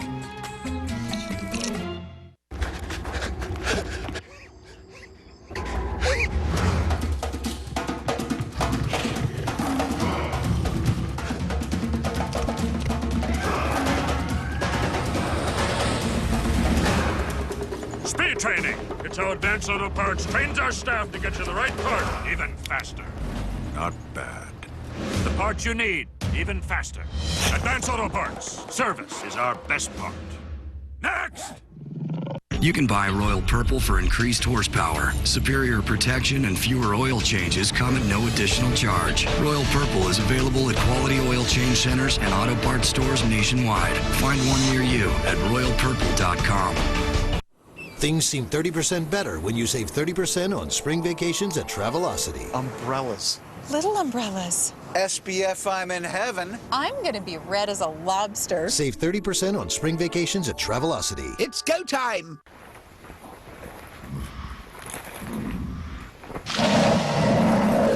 600 pounds of salmon breath. You in? 5th generation 4Runner.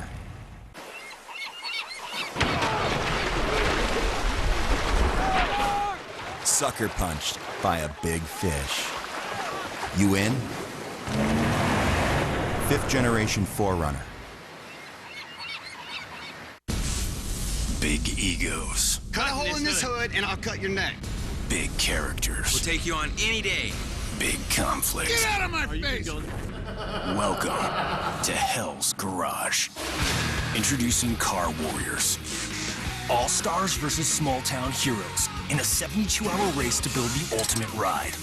And after Car Warriors, stay tuned for the premiere of Car Science. Car Warriors premieres February 23rd at 9 on Speed. NASCAR Live is presented by AARP. Join Jeff Gordon in the Drive to End Hunger by visiting drivetoendhunger.org. Brought to you in part by Geico. 15 minutes could save you 15% or more on car insurance. Visit geico.com for a free rate quote. And by Gillette Fusion Pro Glide. Turns shaving into gliding and skeptics into believers. ARCA race just a few minutes away. There's Steve Arpin in the 25 car. You'll see the future stars in this race here. Let's go to Bob Dillner. Steve, it'll be fun to watch the teenagers on the front row today at Daytona. One of the names, Dillon. You know it very well because Mike Dillon was a former NASCAR competitor in the Busch Series. Now his son, Ty Dillon, on the front row. How excited are you? I'm really excited. You know, I've been coming here for a long time, and to be at my first time racing here, to be on the pole is just it's incredible, and I just can't wait to get going. These guys work so hard on this car. It's really fast, and just see what happens. What is the game plan? You know, just the main thing I've been preached to is patience, and we'll see how it goes. And I think we got the team and the car to do it. Ty Dillon has been a very busy guy. He's been running UMP modifieds over at Volusia as well. Thank you very much, Bob. And, of course, Jimmy Spencer, his brother, Austin, has done a pretty fair job in the Camping World Truck Series. And, in fact, Ray Dunlap predicts Austin could be the champion in that series this year for his grandfather, Richard Childress. I agree with him. And also, Ty is going to run the whole ARCA series this year for his grandpa. And, you know, I think that's our future. We see the Truck Series. We see the ARCA Series. I get excited when the ARCA comes here because you never know what's going to happen. Danica Patrick last year proved to everybody, me included, she could drive a race car. She did a very good job. Now she's running in the Nationwide Series. Jimmy, you grew up on short tracks in the Northeast. How old were you when you made your first Daytona start, and what did you remember about it? Well, I remember my first Daytona 500. That's my one that I really remember. First time I was in here, I crashed. What did you expect? Daytona 500, that was in the Nationwide Series. But in the Daytona 500, I started behind two of the best, Dale Earnhardt and Bill Elliott. And let me tell you what, I drove by the Joe Weatherly Tower where I was sitting, and I can't lie, my knees was knocking. And I'm going to tell you what, these drivers' knees will be knocking tonight, a lot of these young kids. And I just pray the good Lord that they use common sense, like Ty was saying, be patient. I want these kids to learn to be patient. These races are a lot longer than you think. And we'll see some good racing today in the Bud Shootout. We know those guys aren't going to be patient. 200 grand to win, come on, man. But what I like about the ARCA series is you see some future stars, and you see guys who have a ton of experience, so it's a great mix. Benny Parsons, Phil, how many guys come out of the ARCA series to make it in the Sprint Cup Series? A lot of talent, and we need to tell you about what's coming up here on Speed. Still plenty coming your way. First up, the ARCA Series with this Lucas Oil Slick Mist 200. NASCAR race day built by the Home Depot at 6:30. The Budweiser. Hey, Kyle Petty, he's on that show. He won his first ARCA race. Thinking about that now, hasn't it? 1979. 1979. Stay tuned. He'll be on at the race day show. That's it. Budweiser Shootout and then Eastern. Victory Lane. We get to see. So I just saw John. Exciting. I just saw him ironing his pants. I know. John always wants to look good when you're on Speed. You gotta look good. All right, thanks for being with us. Enjoy the racing weekend, everybody. The stock car racing season once again kicks off near the beaches of Daytona, and it's the ARCA Racing Series that will christen the 2.5-mile super speedway after its recent facelift. That might not be good news for Bobby Gerhardt, who won on the old surface 6 times, but it may level the playing field for the younger drivers, some making their first ever start at this historic facility. For Mary-Eve Defoe, this will be her first race ever in a stock car on an oval. Well, 18-year-old pole winner Ty Dillon, grandson to Cup owner Richard Childress, will be making his first Daytona International start. And now, to get it all underway, let's get the engines fired. We go trackside for today's command. Race fans, it is time. Please welcome back your Grand Marshal, Area Sales and Export Manager for Parts Depot, Daryl Torgerson, as he delivers the most famous words in motorsports. Gentlemen and ladies, start your engines!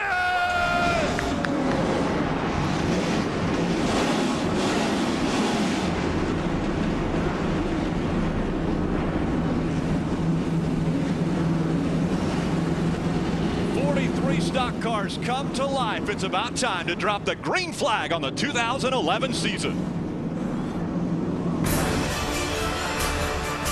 It starts with months of preparation.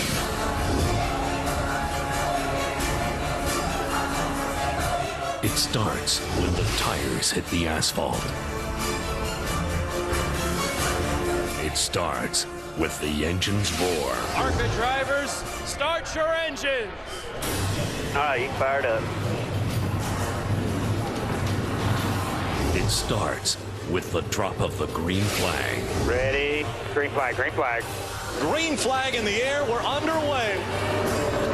It starts with Daytona. The World Center of Racing, Daytona International Speedway. Bobby Gerhart, he will win his 6th Super Speedway race from Daytona International Speedway. The ARCA Racing Series, presented by Menards, starts now.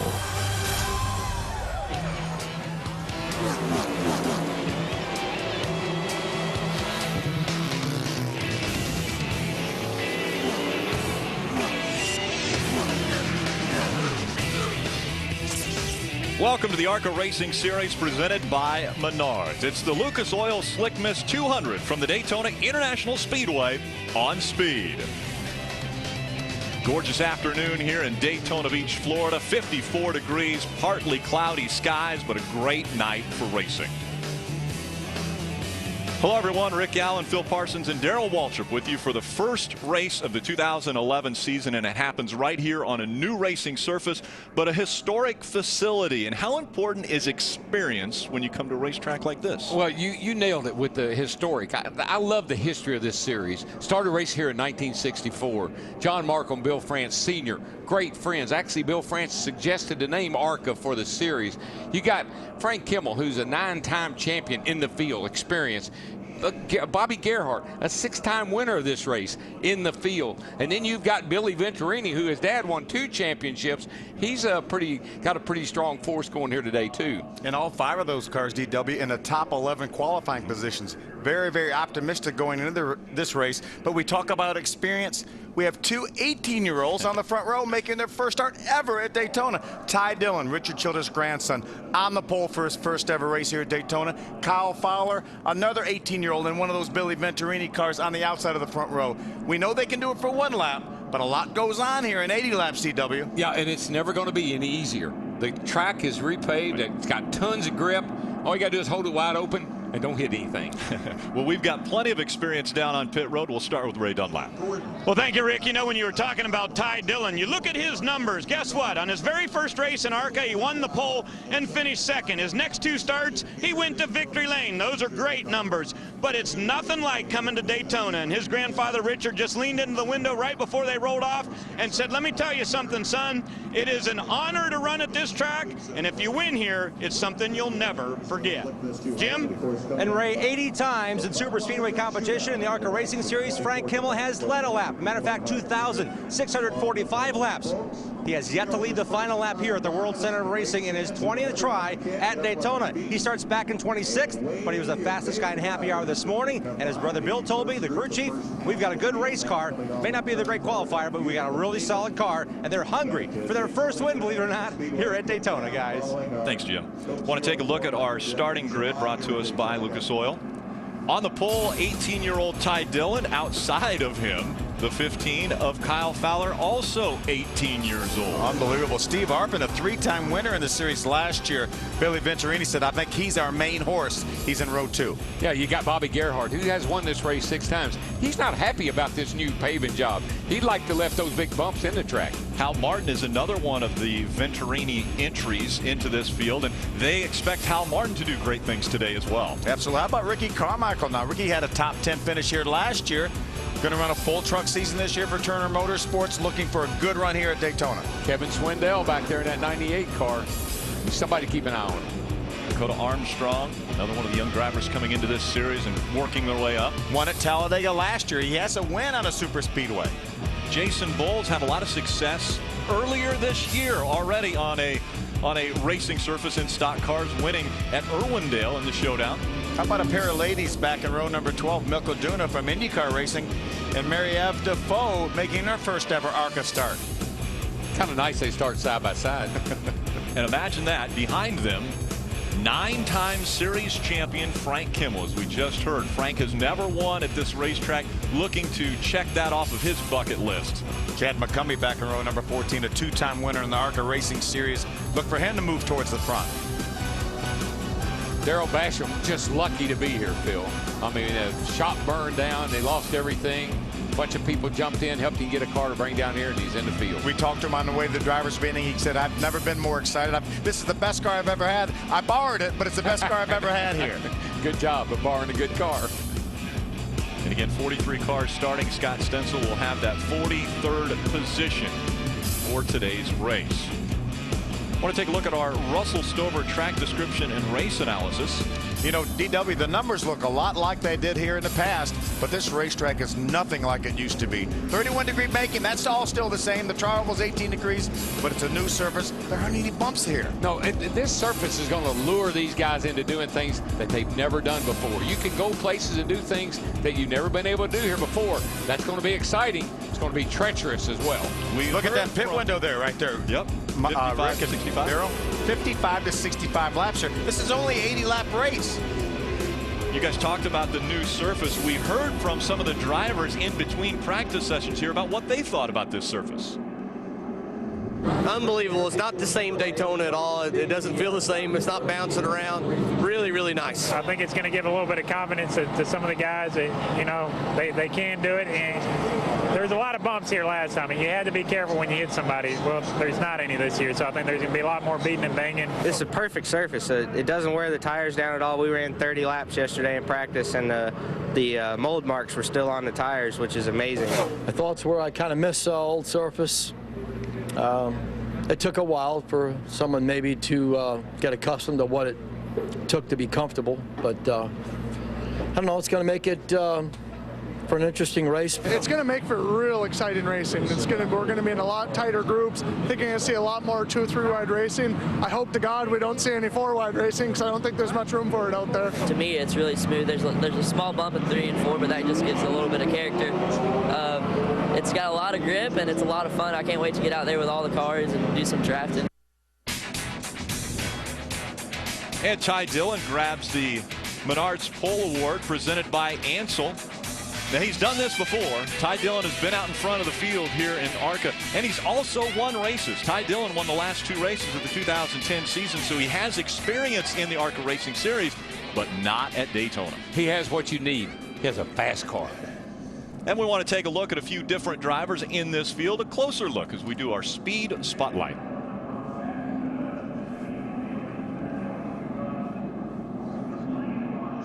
Rick, let me get it started with car number 12. Mary-Eve Defoe is probably a name most stock car fans have never heard of. But if you watch the ARCA series in 2011, you'll hear a lot about her, because earlier today they announced that this team and this driver will go after the championship, running all the races with a brand new sponsor, VR12. Jim? And Ray, returning to the series, the highest finisher in the points in the 52 machine is Tom Hester III. He ran to 15 top 10 finishes last year and was in the championship hunt to the final race. The 52 machine is owned by Ken Schrader. They are also going for the championship. Phil? I want to take a look at the number 6 car of Jason Bowles. Rick, as you mentioned earlier, already a winner this year. He won the 2011 Toyota All-Star Showdown. Let's take a look back. This is the final restart. Greg Persley had the lead, but he had a flat tire on the restart. That opened the door for Jason Bowles, our 2009 K&N West Series champion. Goes on to get that huge win out at Toyota Speedway at Irwindale back in January. Phil, let's look at Kevin Swindell. He just come off of a really great victory at the Chili Bowl. Beat the great Sammy Swindell, his father, by an inch to win his 2nd in a row Chili Bowl. This kid is, he's got a lot of talent. He's going to be somebody to watch here today. Look at this, how close that was. Only by inches. Had to pass him on the last lap. And he celebrated at the Chili Bowl. Will he celebrate at Daytona? The field comes to the green flag. We're underway. 2 18-year-olds up front leading this 43-car field. How about Kyle Fowler on the outside getting the advantage? Before the field took the green flag, a few cars came onto pit road just to eliminate themselves from the big pack. They thought it would be safer to run behind the large pack here. Yeah, most notable of that was Frank Kimmel, our 9-time champion. I think that just tells you that's experience, and he thinks that it's going to get pretty wild and crazy up here in the early going. You see how spread out already this field is as they go down the backstretch for the first time. There's Kimmel leading that group there. There's Chad McCumbee, the 1 car right behind him. This is this backpack here with Frank Kimmel that's behind the lead group here, and they're just going to stay back out of harm's way for a while and see what happens. It's Kyle Fowler who leads the first lap at Daytona as he crosses the stripe just in front of that 41 of Ty Dillon. Steve Arpin, teammate to Kyle Fowler, is up in that battle. See, there's just so many, when you have a new surface like this and the racing is going to be all different as it's been in the past, there's so many unknowns. Some of these smarter guys, older guys, are going to say, hey, I think I'll let these kids run up front and see what's going to happen. It's Fowler, Dillon, Arpin, Gerhardt, and Carmichael were your top 5 as they cross the stripe. Now you're seeing them single file down by the double yellow line. Same rules as NASCAR. You can't improve your position below the yellow line, so they can hug the yellow line. They can't go below it. Now, what we've been seeing in all the cup practices is 2 cars getting hooked up and just absolutely blowing by everybody, almost 10 mile an hour faster than the cars running along the bottom there in the draft. I don't know if that's going to happen with these cars. They got a little bit different nose and a little bit different rear bumper. They may not line up good enough to do that. Yeah, Ron Drager emphasized that in the drivers' meeting, that the bumpers don't line up in these cars like they do the Sprint Cup cars. So that pushing all the way around the racetrack will not work. Yeah, these cars with a little bit sloopier nose, they get up under the car in front of them. It'll actually lift that front car up off the ground. That's when you get in trouble. Sloopier? Sloopy. You know, like hang on. Hang on, Sloopy. Kevin Swindell down at the bottom of the racetrack. Just behind him in that 31 is Tim George Jr. That's a teammate to the 41 of Ty Dillon. Out of the RCR stables. Tim had a 3rd place finish at Talladega on a very much similar racetrack to this last year. How about Dakota Armstrong in the 22 making the move now on the outside, trying to get by Swindell, trying to make that second or outside line move up toward the front. What everyone was talking about is hold that thing down on the floor and stay on the bottom of the racetrack the short way around. Seems to be working so far for Kyle Fowler and Ty Dillon. See, the yellow line is your best friend. I mean, that takes away a passing lane. As long as you stay down on that yellow line, you're going to have to go around me on the outside. So I don't have to look to my left very often. And we just saw a tire get broken off. Looked like something happened there. The 94 of Brett Hudson turned around, slams into the wall. The tire came off just before he entered turn 3, and we could see the outside lining of that coming off. And listen, it's not unusual to have a tire problem on the left side because you run the air pressure so low. And sometimes those pressures are so low and the air pressure doesn't build up quick enough, it can damage the tire. Great news, though, unfortunately for the 94, but a single car incident here. Brett Hudson down on the bottom of the racetrack. You'll see the left rear come off right there. Yep. Just lost the tread. Milko Duna did a great job, the 63 car, giving him room and avoiding him. Oh, and how about how close that was for Mary-Eve Defoe that went by. Whoa. Within inches of that car making its way up the racetrack. There's Milka. She might have made a little contact. She slips by. Look at her move up the racetrack. Mark Thompson, fortunately, the 66 car was high enough and gave her some room. As you mentioned, Mary-Eve Defoe Great job. barely getting by. Great job.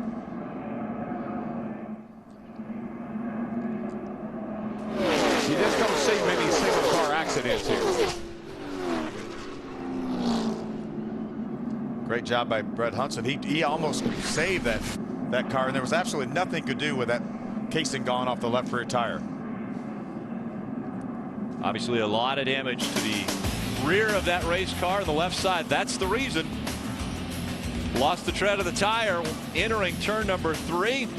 Had his hands full. And it was a single car incident. Only Brett Hudson will be out of this first race.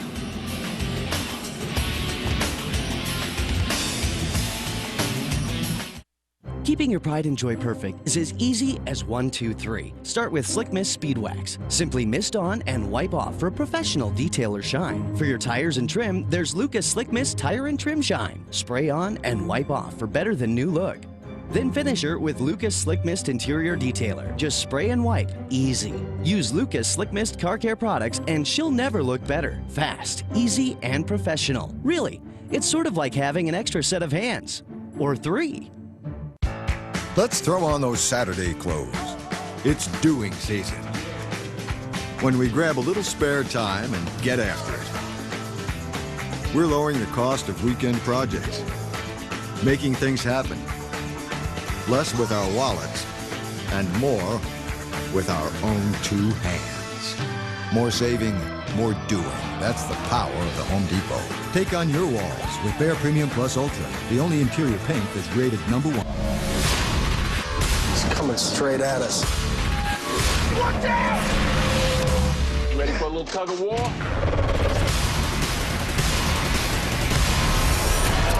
Unstoppable.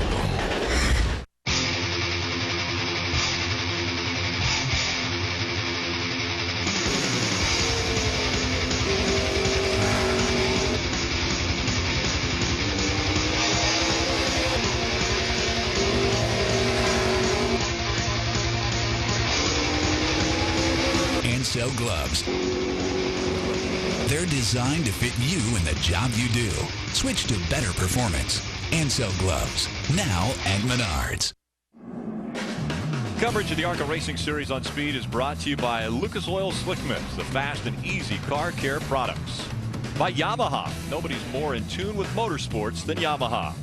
And by Menards, save big money at Menards. Few cars came onto pit road under this first caution. Ray Dunlap, what's happening with the 5 team? Well, they just came into the pits to put fuel in that car, and I ran over to the crew chief, Bill Gerhardt, and I said, how many caution laps do you need to make it all the way? He said, if we get 18 to 20, we're going to make it the whole distance. That may be their one and only pit stop. Jim Trado? And the strategy played off for Bobby Gerhardt last year. Another car on that same strategy was the one by Mike Chaffee, the 32 machine this year, driven by Matt Morrell. His first time back in the car since 2009. He qualified well. He's running 6th right now. This kid was making fiberglass boats last year and ran just 3 late model races, but when he's with the Wintron team, it's been magic. He's hoping to do more than just this race. They're calming him down. He was excited yesterday on his first chance to get here to the Super Speedway. Matt Morrell out of Texas doing a great job thus far for a team that won here with James Busher just a couple years ago. Thanks, Jim. These cars normally they have an oil tank in there. It holds about 5 gallons. Guess where all the 94's cars oil is right now? On the racetrack. On the racetrack, all 5 gallon of it. So they put down the speed sword, try to get all of that picked up. And while they're cleaning that up, we will slide away, get another break out of the way. It's the ARCA Racing Series presented by Menards, first race of the 2011 season right here on Speed. Live on Speed. Get fired up for the duel. 2 action-packed races that set the field for the 500. The Gatorade Duel at Daytona. Live on Speed. I also will my private jet, my island in the Maldives, and full control of the family business to my soulmate, Angel. Finally, to my only son, Chauncey, I bequeath my DirecTV and its vast collection of 6,000 shows and movies. DirecTV now gives you instant access to 6,000 shows and movies at no extra charge. Yeah! Whoa! Thank you! Yeah! Don't just watch TV, DirecTV. Get set, because it's the first. The Monsters are barging into the Bay Area, and the biggest superstars are along for the ride.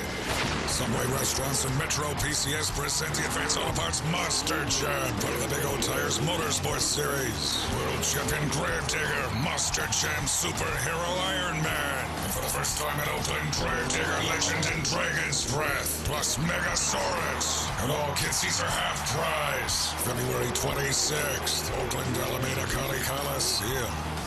I tried AT&T Uverse and decided to come back to Xfinity because the options that Xfinity offers couldn't be beat. So Marie, we're glad you're back. With AT&T Uverse, the on-demand options for children were very limited. We have much better on-demand choices with Xfinity. There's no question. With AT&T Uverse, the internet speed was just average, and with Xfinity, there was absolutely no wait time for your window to pop up. Just boom. Well, So Marie, welcome back. We're glad you're with us. Later tonight, it's the Budweiser Shootout at Daytona. And obviously, you're a busy man today, Darrell Waltrip. Oh, yeah, tonight's going to be exciting. Listen, those guys last night practicing for the Bud Shootout tonight, 203 miles an hour around this newly surfaced racetrack, and it's going to be faster than that tonight. Really going to be fun, something exciting to watch. I'm excited about getting it going, man. 24 cars battling it out for the title of Shootout winner. Before that, we'll get you set up right here on Speed with NASCAR Race Day, built by the Home Depot. That kicks off at 6:30. Again, we're under our first caution here of the ARCA Racing Series. It was the 94 of Brett Hudson that had problems going into turn number 3. Cut a left rear tire down, and into the wall he went. You know, I said earlier in the opening about the rich history of the ARCA series racing here at Daytona. You see John Markham, Bill Sr., Bill Jr. This was a series that they had a lot of faith in. They put a lot of effort into to help John Markham make it work. Nelson Stacy won the first race here.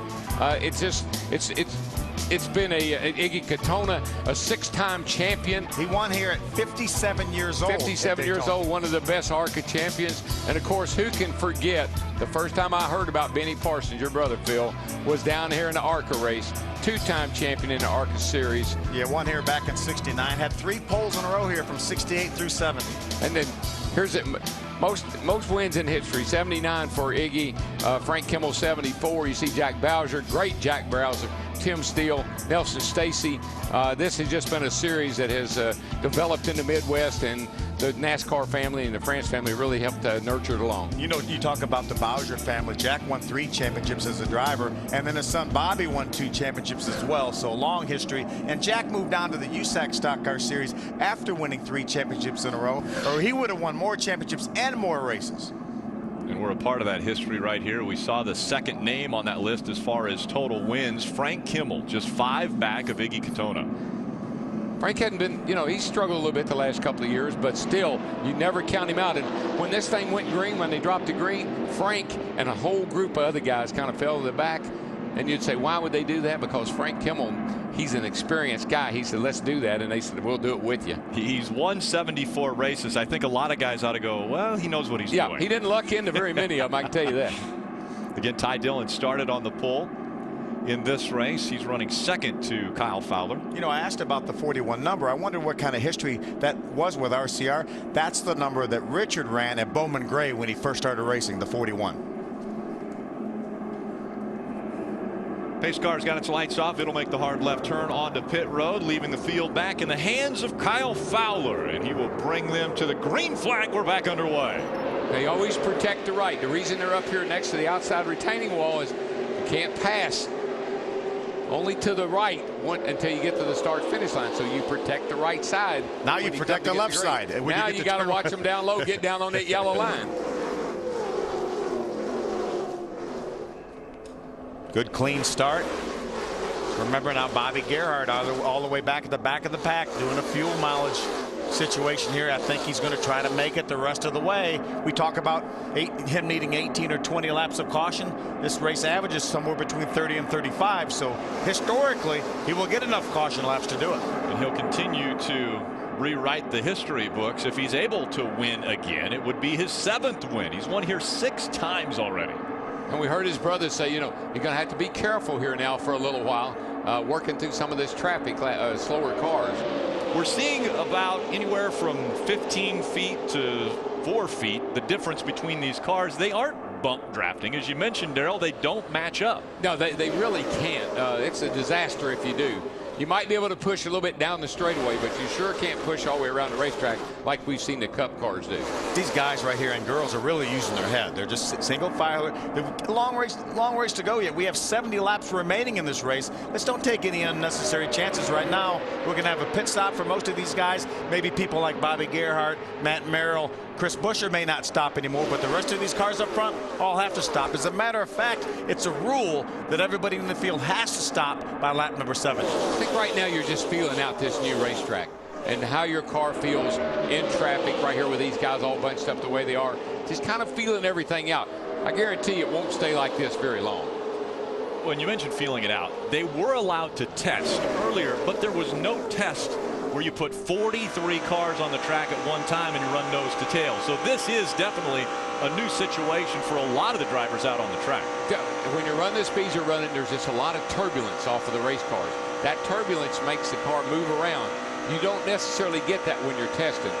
Testing is more like a controlled environment. This is wide open, baby. You know, this is amazing. This is the view out of Steve Arpin's Mike's Hard Lemonade Toyota.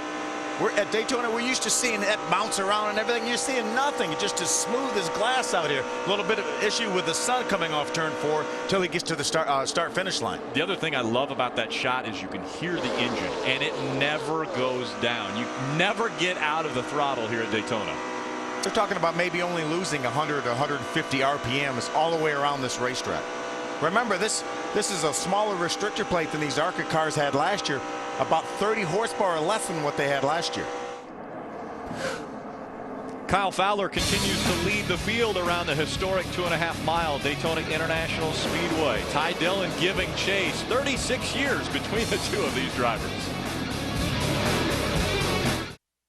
Remember way back, we used to rock the lunchbox and the backpack.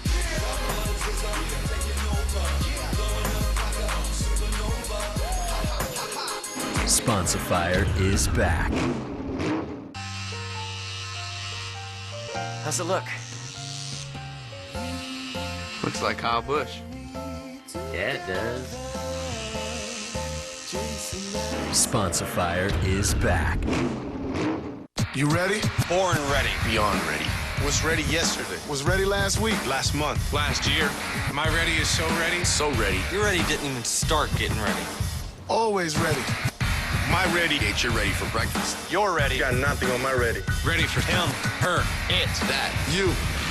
My ready. My ready. My ready. My ready. My ready. Is gonna kick your ready's butt. There's Ready, and then there's Gillette Ready. Introducing the Gillette Young Guns, class of 2011. You ready? Hey, would you mind if I asked Sheila out? Of course not. We broke up 6 months ago. But I don't think she'd go for a guy like... She said she'd love to. She can't wait to see me. Really? She's wanted me to ask her out for over a year now. She just sent me a video. Hi, oh, can I see that? Yeah. Can't wait for a date. Ah! In the network, sparks fly faster. AT&T is getting faster with 4G. Rethink possible.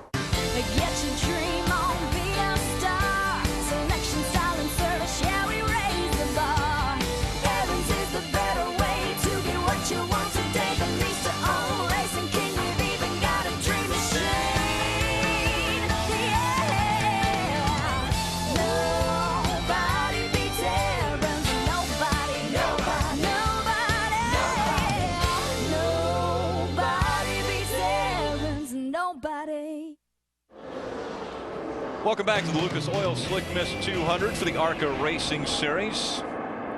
Out in front, it's Kyle Fowler and Ty Dillon continuing to lead this field, and it looks like Ty Dillon's going to take a peek to the outside, maybe get some clean air on the front of that nose, see if anybody will go with him. He may have an overheating situation. Looks like he's intentionally moving backwards a little bit. Yeah, I don't think he wanted to do that. I think he had to. I think, like you said, Phil, maybe too much tape on the grill. So Ty Dillon will get hung out as he crosses the stripe. We cross the top of the hour. I'll welcome everyone to enjoy this first race of the 2011 season. Joining us now in the booth, we've got David Reagan. David, obviously, you've got a little experience around this racetrack, but the new surface maybe levels the playing field a bit. Absolutely. I mean, I kind of wish I was out there going right now. It looks like it's pretty up here. I tell you, this is the first time I've been up here and I've seen the racetrack, the newly paved track from a high spot, and they've got it looking good. But David, you have to admit you haven't seen anything quite like this in the Cup Series, where everybody just rides around like these guys are doing right now, lined up. I know this is a little bit more fun. I think the two-car pack certainly produced some real fast laps, but I think once 43 guys get out there, you're going to have some tight packs, and you can't push for 500 miles. You just can't do it. David, is there somebody out on the racetrack that you're pulling for here? Yeah, we've got an interest. Chris Boucher, which you guys have seen race a lot over the last 2 years. He's finally 18. He's down here with the Rouleau brothers and their Ford. And Jack Roush helps that program a lot. It's a Roush Fenway Ford. So, like a lot of guys in this series, this is their first time at Daytona. And they're just out there trying to get some laps under their belt, make some laps, watch the car. Oh, trouble. Problems on the racetrack. That's the 52. Gets turned around. That's Tom Hessert. Looked like he had got run into from behind. Milka Duna did a great job avoiding him. Another close call for her. Was right in the middle of that, but was able to avoid it. Great job on her part. Yeah, that's great that just a one-car incident. I know, that's a nice the job. second one where we've had a car right in the middle of the pack get turned around, but with only a one-car incident. But what a tough break for Tom Hesser. Kenny Schrader's team. They're going to run full-time this year for the championship, and this is certainly not the way that they wanted to get started. He was running 11th. Let's take a look at what happens. Oh, he slowed down in front of him. Yeah, he had to check up. The guys in front of him let up a little bit, and he got run into from behind. Yeah, a little damage to the 41 of Ty Dillon. He made some contact. Yeah, it looked like he got the left front fender just a little bit, so I'm sure they'll be down pit road. See, there he is going around right now, but he did make contact with that left front fender. You know, one thing that's helping all these drivers, Milka included, is there's so much grip that when you turn the wheel or when you make an evasive move, the car doesn't get sideways, doesn't get out of control. You're able to drive through some of these really tight incidences like we saw right there. Yeah, a year ago, you know, you couldn't get slowed down. If you turned the wheel, you would slide and get all out of shape. So that's absolutely the truth. Look at the damage to the right side of that, as well as the left rear. After hitting the wall, a lot of damage for Tom Hesser. Not the way he wanted to start 2011. Yeah, that's too bad for Tom. Another great job at Milka Duna. Man, oh man, she's been close to both incidents. And I think we were talking about on the 41, they were concerned about a little fluid coming out. There may have been some water blowing out of that car is what they may have been seeing, because I do believe he got hot and had to get out and get some air. I think he may have just been losing a little water out the overflow. Look at this, the way the body starts to just fall apart on that racetrack. We talk about the 41. He was up front early. What's going on with him now, Ray?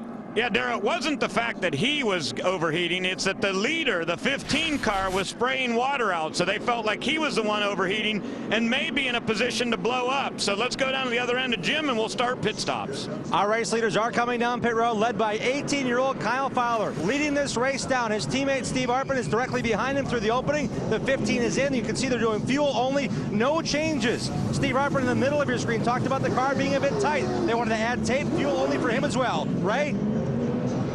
Down on my end, Jim, we're looking for the 41 to come in. He was dropped back in the pack a little bit, so they don't expect to have too good a track position when we restart here. You see the wedge wrenches going in. They're going to make a track bar adjustment, also wedge, get him fixed up. Lots of fuel going on. It'll be a 4-tire stop, and they expect this to be the last pit stop.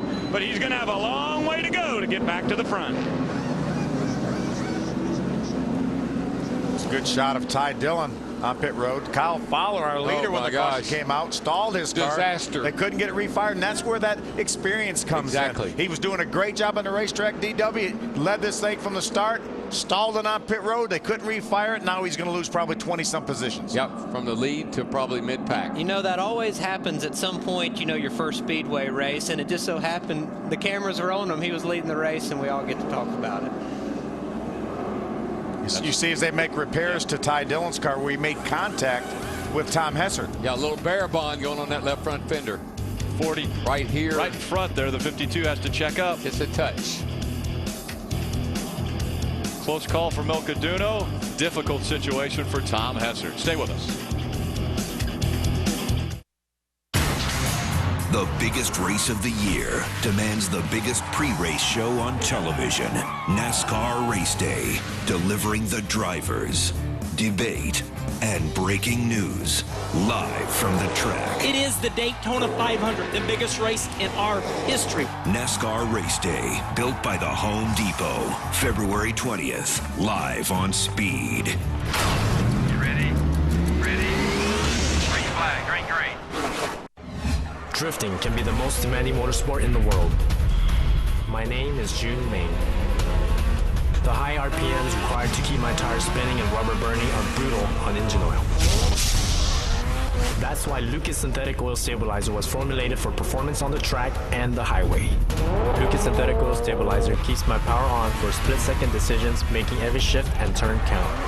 When it comes to my engine and engine oil, I give it every advantage with Lucas Synthetic Oil Stabilizer. Get set, because it's the Texas Hold'em is the hottest game on the planet, and we've got the best action outside of Vegas. Come to the all-new California Grand Casino and play today. It's your best bet in the Bay Area. Off Highway 680 at Concord Avenue. Experience Xfinity from Comcast at a store near you. Xfinity is TV, phone, and internet working together in ways you never imagined. With more choice, more control, more speed, and more HD than ever before. Check out the latest in home entertainment and learn more about incredible deals on Xfinity products and services. Xfinity is entertainment your way. Come visit us today and experience what great customer service feels like. Visit the newest Comcast store in Richmond in the Hilltop Plaza next to Ross. Looking for a big payday? The biggest cash jackpots are right here in your own backyard. Come to the all-new California Grand Casino and play today. It's your best bet in the Bay Area. Off Highway 680 at Concord Avenue. This February, the most intense car building competition ever comes to Speed. It's Car Warriors. All-star builders take on small-town heroes in a 72-hour race to build the ultimate dream ride. Big egos, big characters, big conflict. That's Car Warriors, and it premieres February 23rd, 9 p.m. Eastern, right here on Speed, our motorsports authority. Fans seeing a great show here at Daytona International Speedway. The first race on the oval after the recent repaving. Going to give out our first Aaron's lucky dog here. Barry Fitzgerald, the 06 car, will be our lucky dog. Get back on the lead lap, and that will give us 25% of the way through this race. 41 cars still on the lead lap. The only two cars not on the lead lap are Tom Hessert and Brett Hudson, the guys that were involved in the two caution flags. Heard a complaint, out of Ty Dillon about the 15 car losing some fluid, and he's back on pit road. What about it, Jim? Well, DW, the worry is this 18-year-old may have slid through the box a bit, and if you saw our triple box pit, he actually stalled the engine. They were worried about the gearbox on the car. So what they're going to do, the crew chief, Kevin Caldwell, said, calm down, guys. We'll change the lights, get a guy under that car when the left sides go up to look at the transmission they think they may have. Stripped the gear leaving pit road as the youngster was trying to fire the car off this concrete patch on this newly paved asphalt pit road. It was on the concrete where the car stalled. They're worried about that may have been damaged. We'll see what happens here as they take a look, right? And Jim, they continue to work on the damage on the left front of this number 41 of Ty Dillon. They have put some bare bond on there. They pulled the fender back out, did a good bit of work. But again, as I said, Ty Dillon going to be starting very, very deep in the field. They've got on the radio and told him, don't worry, our car is good enough to get back up through there, and this will give you some experience with passing here at Daytona. You know, Jim talked about the 15 of Kyle Fowler coming on pit road. We were talking to Billy Venturini before the driver's meeting. He said you got to be careful and not slide the tires when you're not gonna change tires. We saw obviously the right front tire locked up in that 15 car. I think that's why Billy, especially after all the other problems, when he stalled the car leaving here, that's why they end up having to come back in. I said, might as well. We're so far back now. Let's put tires on and be on the safe side. That's why you want good, healthy young men on the pit crew. You know, it's tough coming to Daytona. The tires are hard, and the pit road speed, you're 50, 60 miles an hour, and you're used to being in a short track where the tires are grippy and you can just slam on brakes and stop, and here you just slide through. So some valuable experience there for Kyle. 15 of Kyle Fowler is going to tack on to the end of the field, and the field now is making their way to the green flag. Guess who's in front? Bobby Gerhart, six-time winner of this race.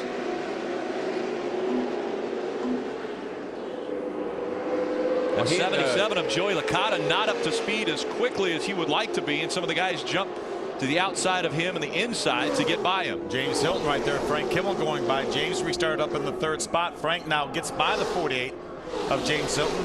Have we 76 years old. James Hilton is 76 years old. And Frank was one of the ones that kind of grouped up behind the lead pack when the race started. Now here he is, kind of forced into being up front. James Hilton, one of the few guys here in Daytona racing this week and next week that have been on the old surface prior to the one that we just repaved. I think James may have raced on the beach even. I'm not sure. Well, he was Rookie of the Year in the Cup Series in 1966. So. What year were you born, David? 85. So my parents were about 15.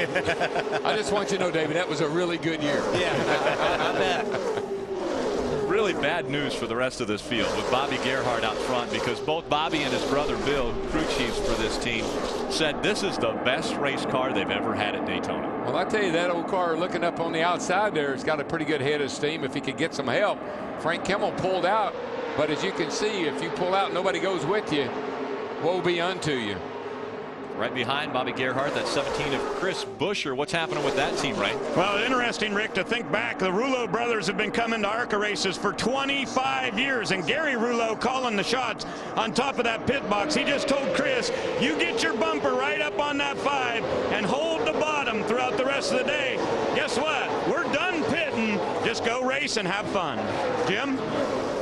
This is not the first rodeo for the crew chief on the 15 of Kyle Fowler. It's his first super speedway start behind the wheel.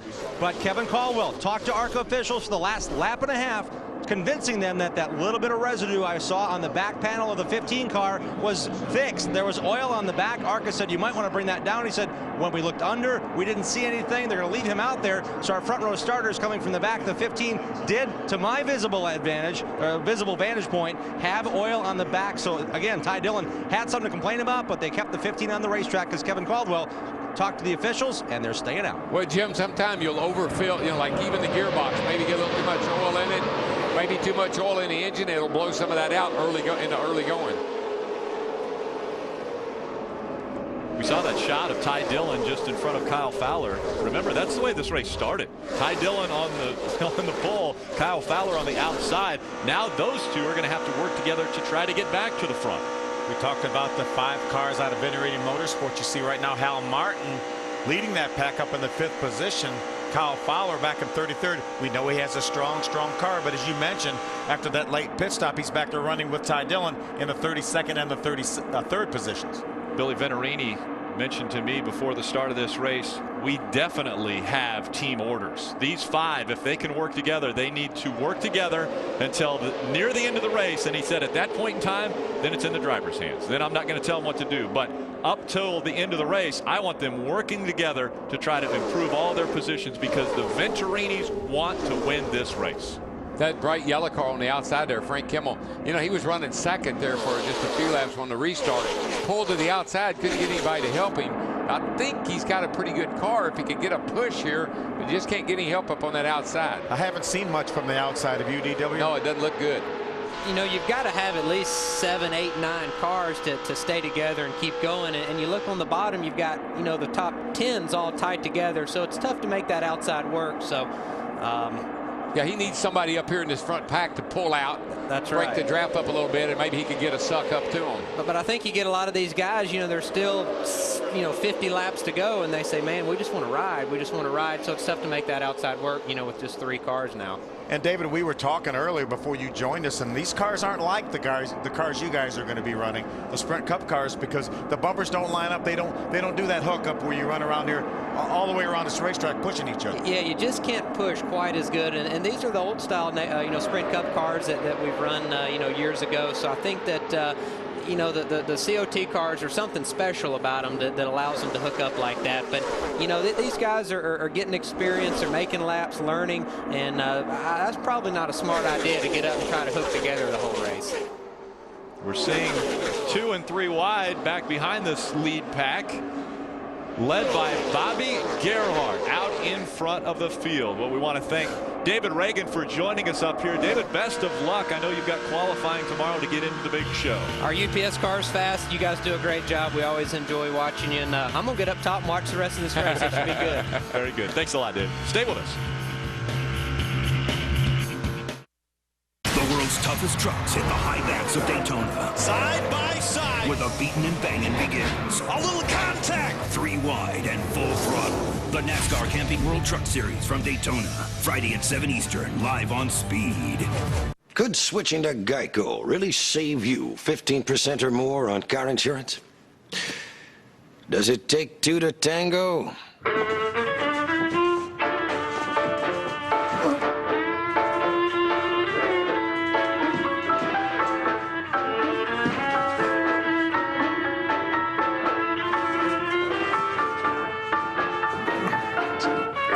Geico. 15 minutes could save you 15% or more on car insurance. Let's throw on those Saturday clothes. It's doing season.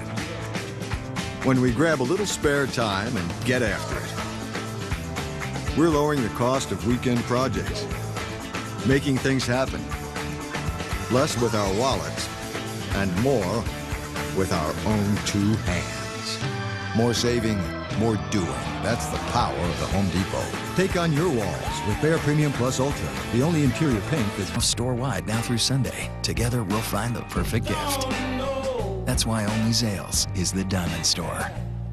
Messina Wildlife products are weatherproof animal repellents that don't wash off, pleasant-smelling repellents that don't stink, and innovative repellents that work and keep on working. Messina Wildlife Management's complete line of animal repellents are your best way to stop deer, rabbits, cats, dogs, raccoons, and more. If you're looking for natural pest solutions to help you get the most out of your yard without a chemical liquid, fence, or trap, choose Messina Wildlife's Animal Stoppers from Menards.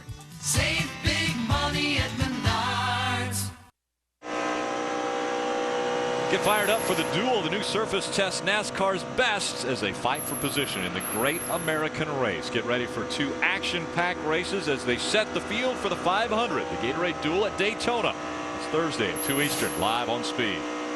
EW, those were the races I always looked forward to, the duel. When I was coming down here as a youngster and then getting to run those races to try to make your way into the 500. Nail biters, though. That's one of those races where you just have to sometimes close your eyes and make the move that you think it takes to get yourself in the race. And it's not always pretty, but it's always exciting. And tonight's race is going to be, I really am anxious to see how the thing goes tonight. What we're seeing here right now is totally different, I think, of what we're going to see tonight in the Cup Series. I think tonight may be more indicative of what we see next Thursday in the duel. Oh, yeah. Well, the bump draft of where two cars can hook up and pick up almost 10 mile an hour over the other cars, it's just fascinating to watch, and how that's all going to play out, we'll have to wait and see. But I was watching Bobby Gerhart leading this race. Man, he keeps running up the hill just a little bit. I don't know if he's convinced that 17 car is not going to try to take the bottom away from him or not, but I sure don't like the way he's opening up the door. Right there, you see, he's just a little up off the bottom, and that 17 car ever makes the move, he's going to be in trouble. If he ever loses a little bit of momentum and moves 2 or 3 feet higher up the hill, and the 17 gets underneath him, he may not be able to get back in until he gets 20th. But you know what I was just thinking about? He's won this thing 6 times. He probably knows what he's doing. Maybe we ought to be going to school. Yeah, you know? Questioning maybe Bobby that's Gerhart? the line, you know, the line right there. You know, I mentioned earlier to you guys the fact that these cars were anywhere from 15 to 4 feet. Well, that has really been eliminated as far as the gaps between these cars. They're so much closer together now, and we're not even to halfway.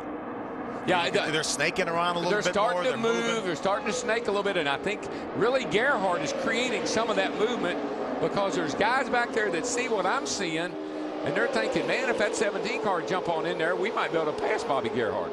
We've got Bobby Gerhart now moving up the racetrack, but it could be because he's coming up to some slower lap traffic. They're going to have to go around these two cars, and that line will go as a line by these two. Yeah, he's been running up high, though, as Darrell mentioned. He's been altering his line, getting up off the bottom just about since he got this lead on the restart. It could be that it's got real slow car. Yeah, that's Barry Fitzgerald in the 06. He's been running off the pace for quite some time now. It's usually these lap cars that starts all the action to happening, because all of a sudden you move up off the bottom and somebody tries to close it, to get take your position away on the bottom, and that's when things start to happen.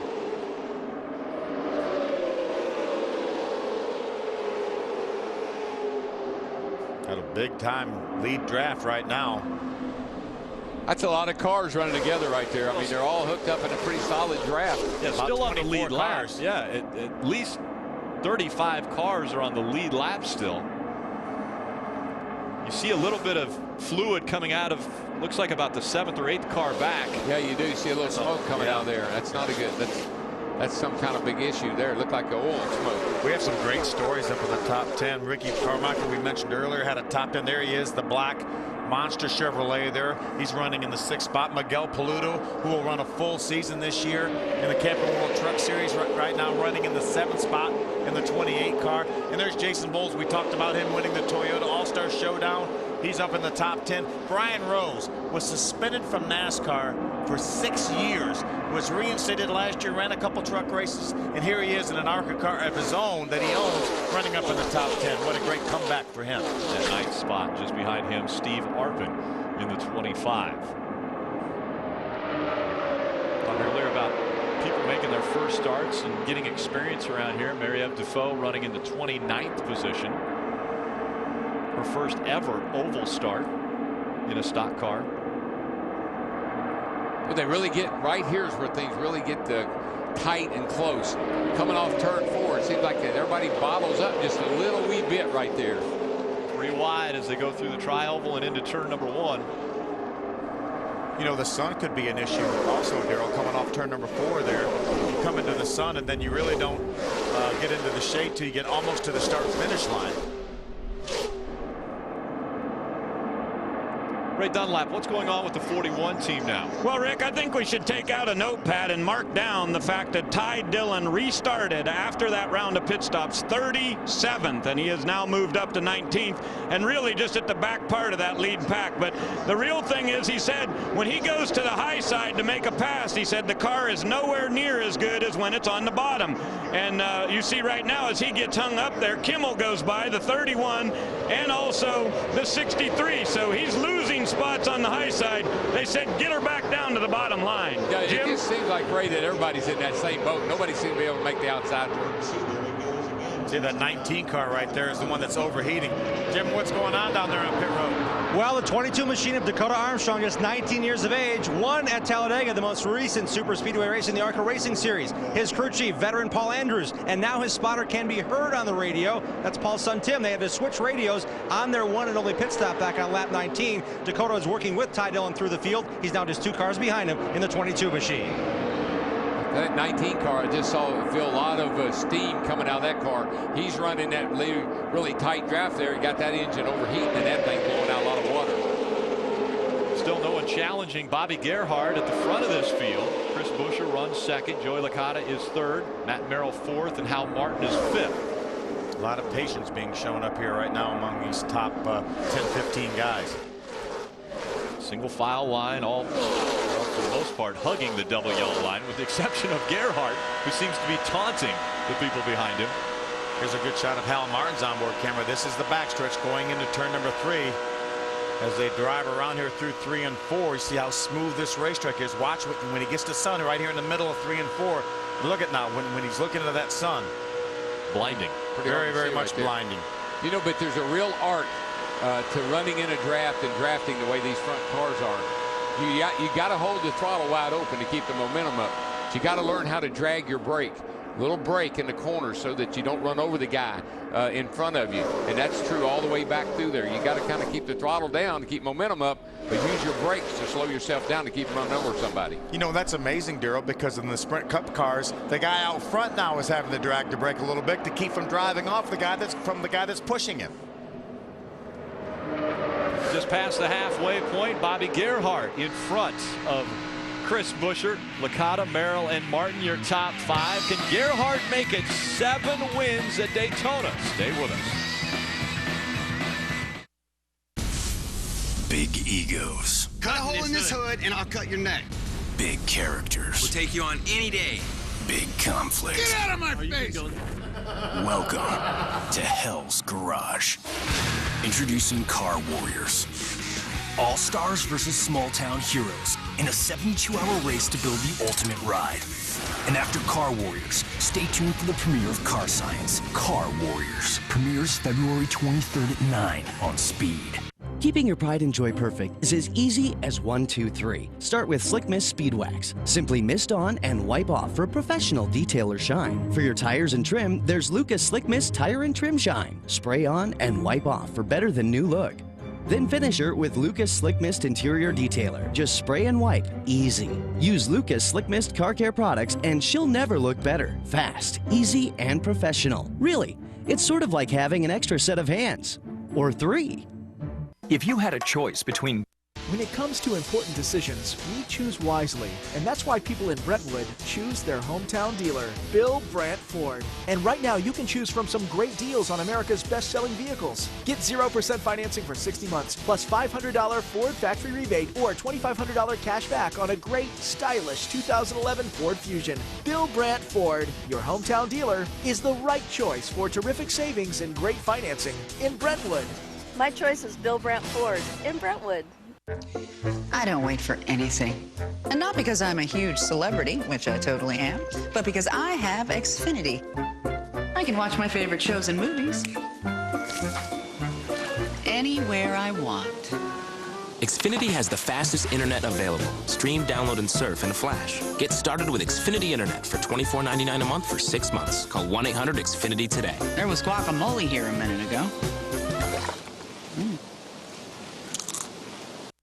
Coverage of the ARCA Racing Series on Speed is brought to you by ToyotaRacing.com. Sponsor Fire 3. Sponsor Fire's back, and this year the winner gets a visit from their favorite drivers. Enter at ToyotaRacing.com. By Russell Stover's Candies, America's favorite Valentine's chocolate, and by AARP. Join Jeff Gordon in the Drive to End Hunger by visiting drivetoendhunger.org.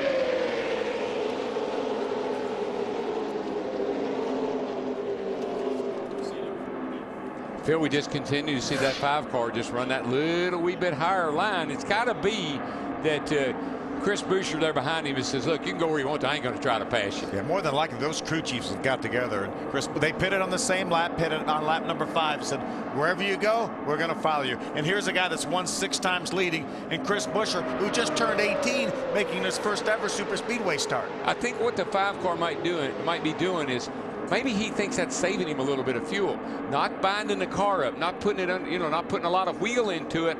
But I'm afraid that's going to open that bottom up, and sooner or later somebody's going to stick the nose in there. I want to take a look at our Messina race summary as we pass the halfway point. Bobby Gerhart out in front, only 2 lead changes.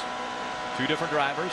Our average speed over 141 miles an hour. Yeah, look at that. 2 cautions for 9 laps. Bobby Gerhart, I think, needs more caution laps. If this race continues to go green, he may have to make a decision later on. He's probably good till he gets to lap 70 or so, 65 or 70 with the fuel he has. So problems out of turn 4. Big wreck. That's Chad Hockenbraw in the 58. A lot of damage to that race car. That car, I think it rolled over.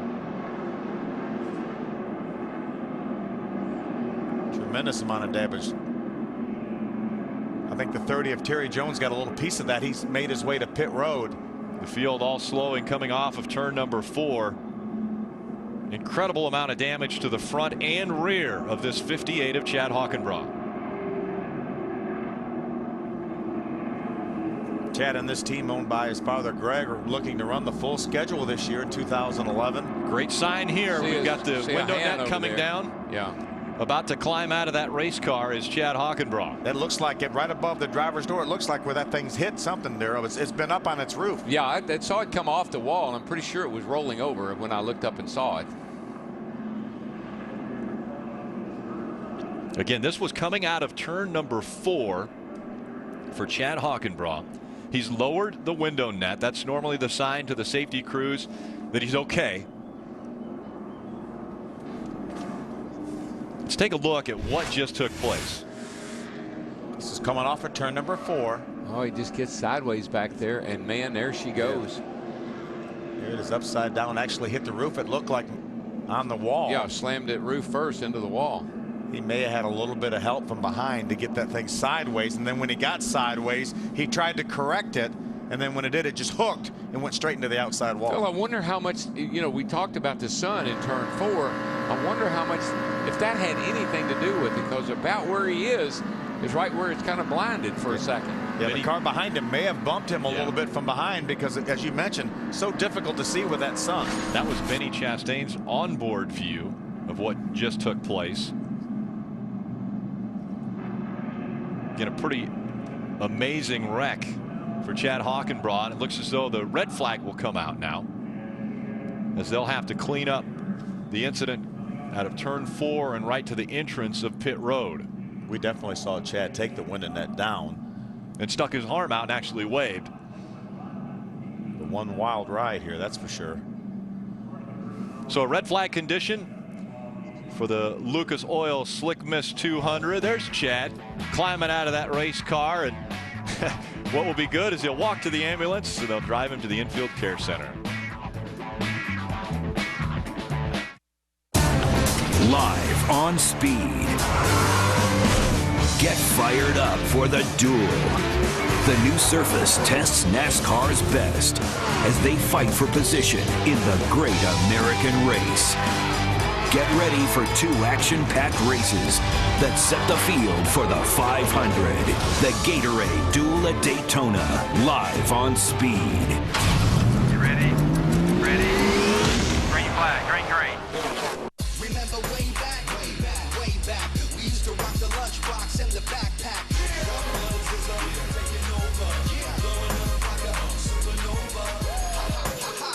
Sponsifier is back. How's it look? Looks like Kyle Busch. Yeah, it does. Sponsifier is back. You don't have to go ball. February 26th. Before you see them in action, experience the world's biggest monster trucks up close.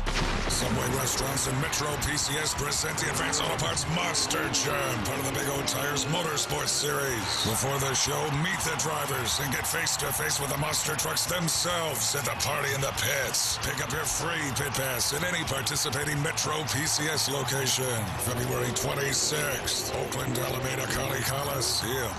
In a digital world, little pieces of information can move around pretty easily. But when they come together by the tens of millions to create all the things we love online, well, that's another story.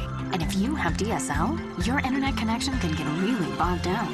That's why you need high-speed internet from Xfinity. With more bandwidth and download speeds of up to 50 megabits per second, you'll enjoy movies, music, gaming, and social networking sites the way they were meant to be. Call 1-800-XFINITY right now to get our best offer on Xfinity Internet and start getting more out of everything you use the internet for. Series on Speed is brought to you by Honey Nut Cheerios. Be happy, be healthy. By Burger King, home of the Whopper. And by Ansel, for over 100 years, the world leader in hand protection. Again, under a red flag condition. The reason why? They are cleaning up the 58 of Chad Hockenbraugh. Here's what happened coming into 4. Yeah, you can see back there, he gets sideways long. There was no contact, at least it didn't appear to be.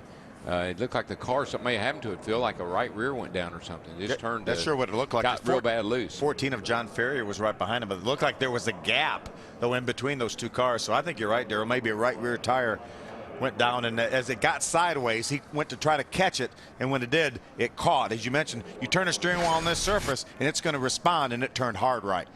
The safer barriers are one of the greatest inventions ever in stock car racing. He was able to walk away from that accident. Well, it's all that stuff. See the seat, Hans device, all that stuff. That's what makes these cars so much safer.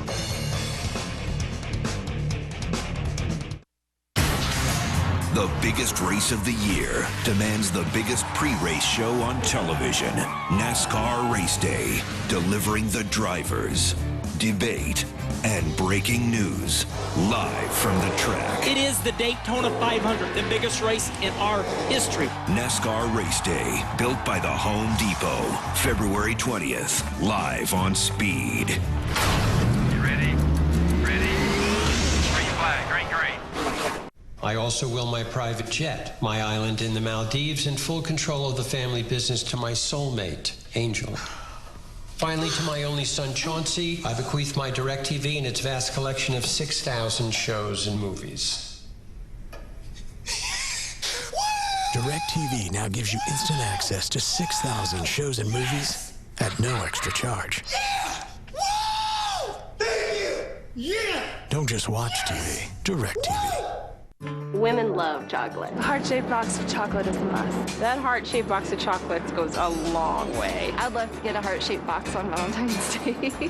Don't give her just any chocolates. Give her Russell Stover chocolates with the famous Russell Stover bow. Can I eat heart healthy without giving up taste? A man can only try. And try. I'm sorry. Honey Nut Cheerios taste great and can help lower cholesterol. Be happy, be healthy.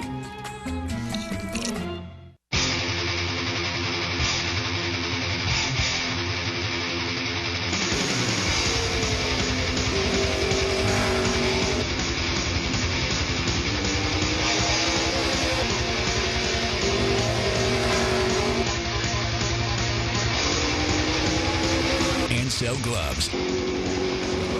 They're designed to fit you in the job you do. Switch to better performance. Ansel gloves, now at Menards. Tonight, NASCAR race day kicks off in Daytona. John, Kenny, Kyle, Wendy, and Hermie give you the ultimate setup as NASCAR's biggest stars prepare to battle under the lights in the Budweiser Shootout. NASCAR race day built by the Home Depot from Daytona tonight, 6:30 Eastern. That is live on Speed. You're going to love this race. I guarantee you tonight it's going to be wild and crazy. We've been seeing these 203-mile-an-hour drafts. Everybody's hungry, no points, just prestige, trophies, and money. That's a driver's delight. We are under a red flag condition here at Daytona in the first event of the year for the ARCA Racing Series, and the reason being Chad Hockenbraugh got into the wall in turn number 4. He has put some fluid down on the racetrack, and well, there's another car that's putting some fluid down on the racetrack right now. That's the 15 of Kyle Fowler that is putting some fluid down, and we'll try to figure out what that is in just a moment. We want to take a look at our Messina mid-race recap, though. Two 18-year-olds brought the field to the green flag, Ty Dillon and Kyle Fowler. It was Kyle Fowler who jumped to the lead early on in this one and was leading laps. We had problems, though, behind him. In the 94, Brett Hudson. Brett Hudson loses a left rear tire. Very fortunate, only a single car incident here. It's going to be an end to his day, unfortunately.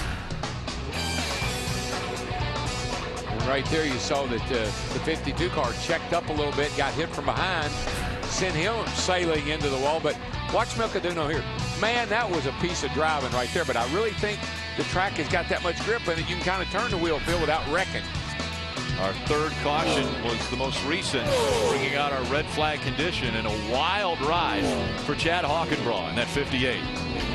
Great to see Chad, though, be able to get out of this car, walk under his own power to the ambulance to be, there he is right there, to be carried to the infield hospital just to be checked out. But that's why we're under the red flag right here at Daytona.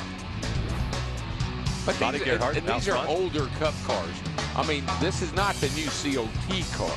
So these cars, it shows you how much progress has been made in any race car with the safer barriers, the big seats, the Hans device, leg supports.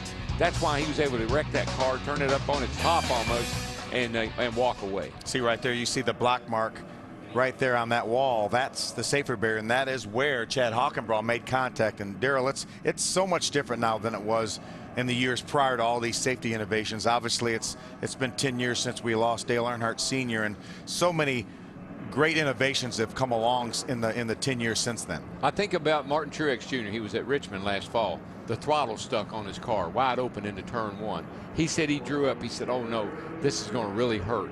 Car hit the wall, safer barrier, bounced off, and just came to rest on the back straightaway. And he said it was like hitting a bump in the road. He said, I couldn't believe when that car came to rest, and the car was destroyed, how that safer barrier reduced that impact. Safety innovations definitely very welcome in the stock car world. Out front of this field, it's Bobby Gerhart. Their strategy may change now, Ray. I'll tell you, Rick, it was lap number 5 when the 5 car in the 17 came down pit road. And Billy Gerhart, I got to ask you, if this would have been a regular yellow, you guys would have been really in good shape. But the red has caught you just a little bit short. So how do you play your strategy now? Well, you know, Ray, we're getting exceptional mileage. Again, Jeff Collins from Charlotte, Collins Engines worked really hard. We went to Talladega 3 weeks ago, Ray, to work on mileage.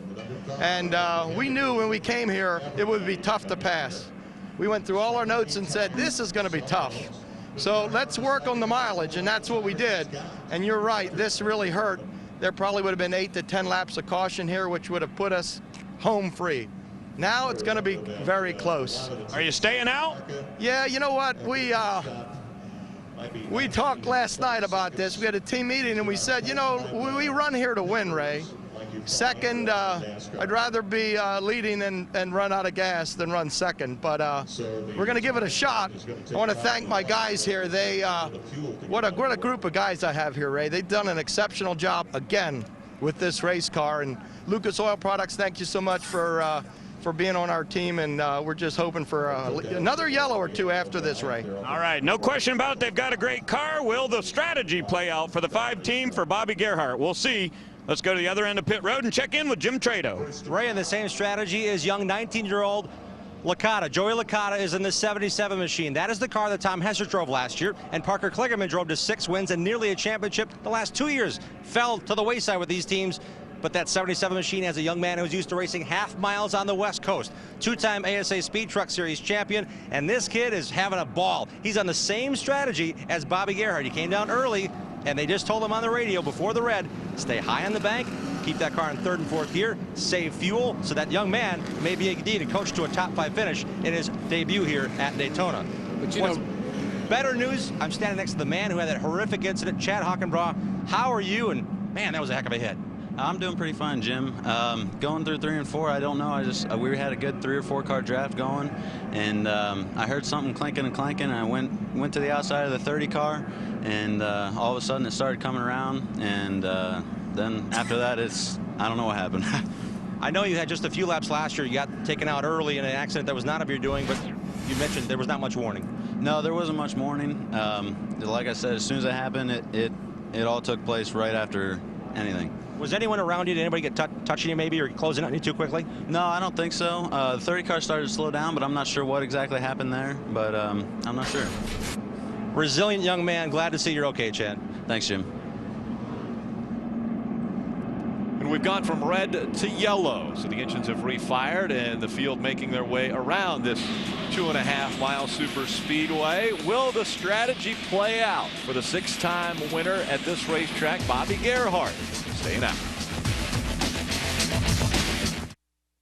Keeping your pride and joy perfect is as easy as 1, 2, 3. Start with Slick Mist Speed Wax. Simply mist on and wipe off for professional detail or shine. For your tires and trim, there's Lucas Slick Mist Tire and Trim Shine. Spray on and wipe off for better than new look. Then finish her with Lucas Slick Mist Interior Detailer. Just spray and wipe. Easy. Use Lucas Slick Mist Car Care products and she'll never look better. Fast, easy, and professional. Really, it's sort of like having an extra set of hands. Or 3. Let's throw on those Saturday clothes. It's doing season. When we grab a little spare time and get after it. We're lowering the cost of weekend projects. Making things happen. Less with our wallets and more with our own 2 hands. More saving, more doing. That's the power of the Home Depot. Take on your walls with Behr Premium Plus Ultra, the only interior paint that's rated #1. Hey, Gramps, what do you got in there? Well, trout lure, a set of dentures, Broadway albums, you know, stuff. Yeah, about that. That big wheel behind us? Yeah. He's got a flat screen, swivel chairs, and a fridge. Oh. Hey, man, can we come over tonight? It's surprising just how affordable an RV vacation can be. Visit GoRVing.com and get a free video. Or see an RV dealer. Go affordably. Go RVing. Now at Best Western, stay 3 separate times and earn a free night. It should be easy. They're the biggest hotel family in the world. You see, with 3 types, you can always find the one that's right for your trip. And since each hotel is independently owned, there will always be someone there who cares and rewards you for your loyalty. Best Western, the world's biggest hotel family. Coverage of the ARCA Racing Series on Speed is brought to you by ToyotaRacing.com. Sponsor-Fire 3. Sponsor-Fire's back, and this year the winner gets a visit from their favorite drivers. Enter at ToyotaRacing.com. By Russell Stover Candies, America's favorite Valentine's chocolate. And by AARP. Join Jeff Gordon in the Drive to End Hunger by visiting drivetoendhunger.org. Friday, the world's toughest truckers hit the high banks for the season opener. The new track surface, speeds will be lightning fast, mistakes will be costlier, Once the green flag drops, it's 3 wide and full throttle. Don't miss the NASCAR Camping World Truck Series from Daytona. That's Friday, 7 Eastern, live on Speed. Ray. Ty Dillon was 17th in the running order, but they're going to come in and pit. This will be a 4-tire stop. They see the fuel going in. They go to the right side, and also going to be an adjustment on the right side. You see that chassis adjustment, 4 tires going on this University of Northwest Ohio Chevrolet, and they believe they've got plenty of time to get this thing back up to the front. Ty will have fresh tires as we get ready to see lap 49. All the Venturini cars came down pit road, 4 of them that time. The 15 of Kyle Fowler the lap before, so all of them on pit road. Ty Dillon, as well as his teammate Tim George Jr., also on pit road. We saw a little fluid out from underneath the 15 of Kyle Fowler. I'm sure that they took a look at that, tried to figure out what was happening. Yeah, they had the trunk open there, looking in there to see where it was coming from. Chris Lawson, Aaron's lucky dog. Chris will get a lap back. So they're all going to line up behind Bobby Gerhart. Now Gerhart is gambling here at Daytona, trying to get his 7th win. He's going to stay out. The world's toughest trucks hit the high banks of Daytona. Side by side. Where the beating and banging begins. A little contact. 3 wide and full throttle. The NASCAR Camping World Truck Series from Daytona. Friday at 7 Eastern, live on Speed. Coming straight at us. Watch out! Ready for a little tug of war?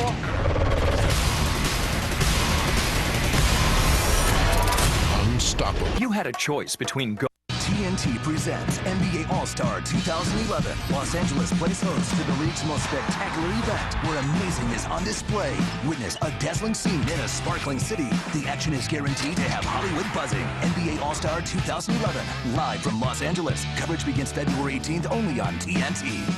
Mancini Sleep World wants you to rest easy and save big on the largest selection of luxurious top brand mattresses. Visit sleepworld.com and start sleeping better tonight. Sometimes things just come easy.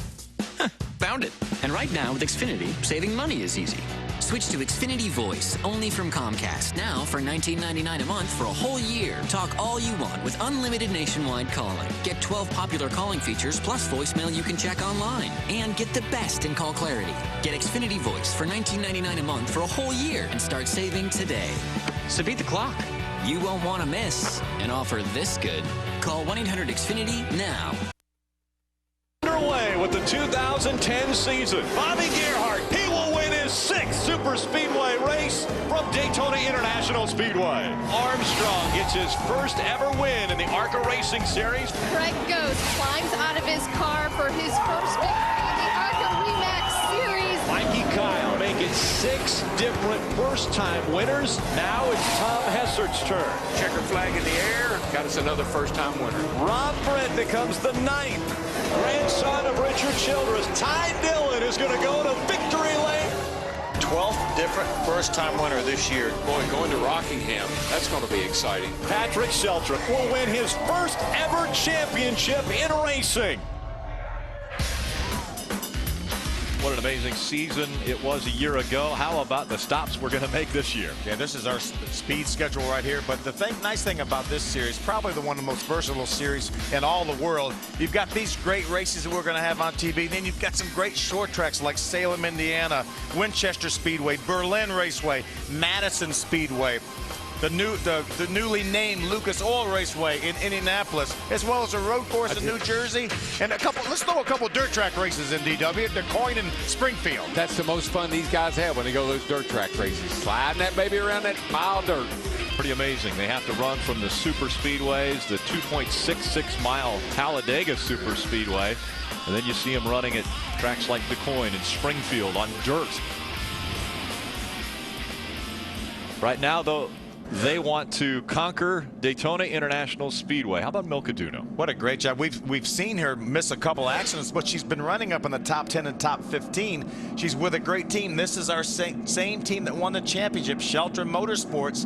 Patrick Shelter, our champion from 2010, is actually down on the pit box helping Milka. They're hoping to run this deal full-time next year. They're in negotiations now to run full-time this year, excuse me.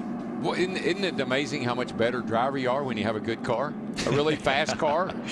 Man. Well, she's done a spectacular job behind the wheel of that 63. She has today. I'll tell you, she has dodged some wrecks. Field moving around once again. You see 9-time series champion, the 44 of Frank Kimmel back there. This is a field where they still line the lap down cars on the bottom of the racetrack and the lead lap cars on the top. And so that is why we saw a couple cars down to the bottom of the track on the inside of Bobby Gerhart. We still have 31 cars remaining on the lead lap here with 30 laps to go. Boy, what you got to worry about now is if that 5 car does run out of gas, and as tight as these guys are running, whoa, hope it doesn't just quit all at once.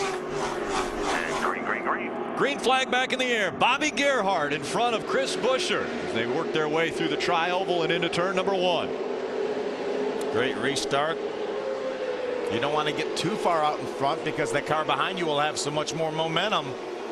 But I think right now the 17, as we've talked about, Chris Buescher knows that he's just going to follow on the tire tracks as much as he can of that 5 car of Bobby Gerhart. I don't believe that's going to happen. I believe they're going to come down that back, and they're going to have such a head of steam on Gerhart that they may want to dive out, but looks like that's not going to happen. That's kind of what I would have been thinking, but everybody's content to follow along. That was the time when they were going to have the most momentum that they probably were going to have. Yeah, but you know, it's always a good indication of horsepower on a restart.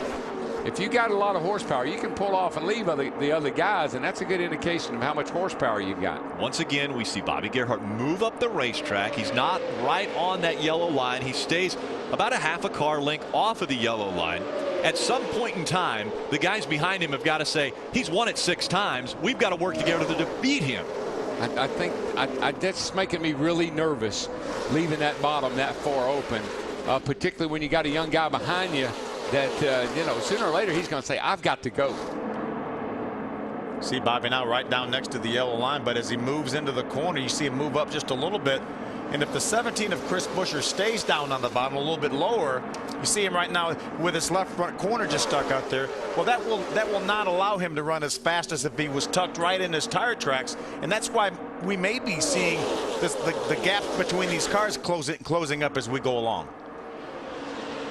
Chris Buescher, another one of the 18-year-olds in the field, trying to take on Bobby Gerhart, a 52-year-old out front. Well, a lot of times your car dictates, you know, where you have to go. Sometimes the car is a little bit tight, and so rather than really crank wheel into it and slow it down, you let it run up the hill just a little bit. But not sure that's the right strategy right now. Well, they've got 27 laps to think about strategy. I just think some of these guys back here sooner or later are going to say, we have got to make a move. And particularly if they know it, and I'm sure they do, that the 17 is in the same boat that the 5 is on fuel. They came down pit road together. Joey Licata right now running third. He came in a couple laps later. He came in and put fuel on lap number 7. Then you go back to Matt Merrill, Ricky Carmichael, Jason Bowles all put fuel in on lap number 19. So we feel reasonably sure that those guys can make it, but we're not sure about the first 3. That Mike's hard to. Oh, it looks like might be a soft tire there when you see a car sparking like that. It's Miguel Paludo in the 28. Kerry Cook actually spotting for him, doing some driver mentoring for Miguel Paludo. And we'll do that all year long. This is a combination between Red Horse Racing, the truck owner for Miguel Paludo, and Venturini Motorsports. So you got a good line forming up on the outside. Now Ty Dillon is going to jump to the inside. You see the 25 of Steve Arpin there. They left him up high and moved back down to the inside. Left him out to dry. Now the 66 moves out there in front. That's Mark Thompson. Those are 3 Venturini cars. The 66 of Mark Thompson, Hal Martin in the 55, and Steve Arpin in the 25 right now, all hooked up together with the 41 of Ty Dillon and the other RCR car of Tim George Jr. right behind him. There just doesn't seem to be anybody that can get to the outside and make any passes. They get out there and they just stall out. As good as the 41 is, and even Kimmel in the 44, they just can't go anywhere when they go up high. This is not the old Daytona. Right now, ooh, we're starting a bump draft. Edgy right there. Matt Merrill in the 32 getting right up on the back bumper of that 77. Last year, these guys would be getting out of the throttle, Darrell, even with this draft because of the rough racetrack and the less amount of grip in the corners. But now they're running wide open all the way around, and obviously the guys in the inside are doing it the short way. The cars are more stable in the corners with the downforce and the banking than they are actually down the straightaway. Lead pack working their way down the backstretch now, led by Bobby Gerhardt.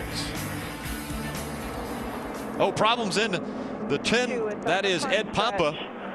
Caution's out, yellow, yellow. It's going to be another big break there for Billy Gerhardt. Billy Gerhardt's going to say, okay, that might help. Might just take a sip of my drink now. Ed Pampa in the 10. In turn number 2, got into the wall. Jim Trado, what happened? See a lot of pieces I heard a loud boom, guys. I think one of the tires blew. There was fender damage by the time the car was sideways skating across here in the front stretch tri-oval, and then Pampa backed it in the wall just a bit, but he had a long slide starting, I believe, with a blown tire. See a lot of debris. The field trying to avoid that. Obviously, they don't want to drive through any pieces of sheet metal. You can see back there all the rubber off the tire, so it definitely blew a tire. Oh yeah, right as the coming into the trial.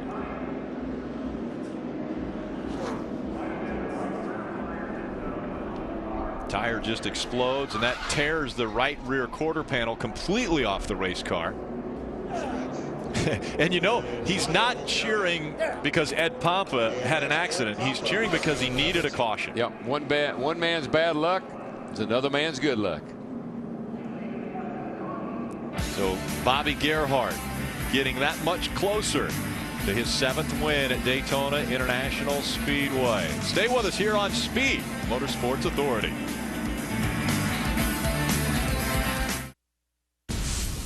Big egos. Cut a hole in this hood and I'll cut your neck. Big characters. We'll take you on any day. Big conflicts. Get out of my face! Welcome to Hell's Garage. Introducing Car Warriors. All-stars versus small-town heroes in a 72-hour race to build the ultimate ride. And after Car Warriors, stay tuned for the premiere of Car Science. Car Warriors premieres February 23rd at 9 on Speed.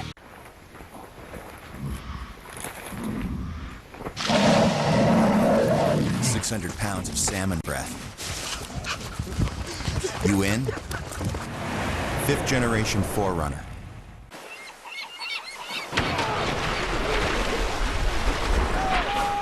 Sucker punched by a big fish. You in? 5th generation 4Runner.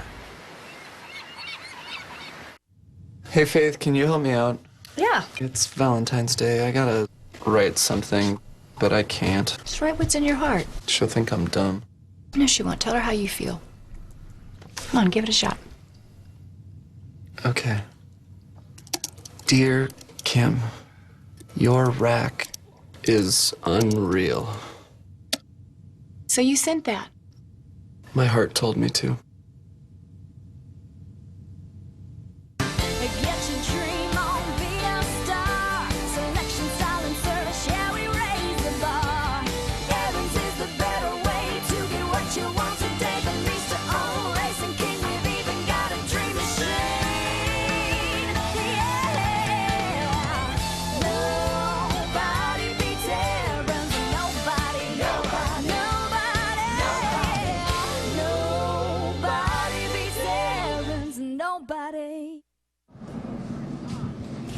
Download the free Speed app for your iPhone. Keep Speed at your fingertips and fuel your passion for racing between events with Speed on your iPhone. Get the latest stats, results, and news as soon as they become available. Download the app from iTunes now. Steve Arpin in the Mike's Hard Lemonade. Number 25. It's Mary-Eve DeVoe. 55 of Hal Martin carrying one of our cameras as well. And Bobby Gerhardt out in front. We saw him do a little celebration, obviously, when Ed Pampa had a problem with the tire, but That wasn't for the accident. That was because they just needed some laps under caution, fuel-wise. When the laps run down, the heart rate goes up. And right now, they're getting ready to start pumping. Stay with us. The heart rate is definitely going to go up. Speed kicks off the NASCAR season with full throttle coverage of Speed Week's biggest events with ARCA, The Duel, Trucks, and Race Day. Live coverage continues Wednesday at 10:30 Eastern. Drifting can be the most demanding motorsport in the world. My name is June Main. The high RPMs required to keep my tires spinning and rubber burning are brutal on engine oil. That's why Lucas Synthetic Oil Stabilizer was formulated for performance on the track and the highway. Lucas Synthetic Oil Stabilizer keeps my power on for split-second decisions, making every shift and turn count. When it comes to my engine and engine oil, I give it every advantage with Lucas Synthetic Oil Stabilizer.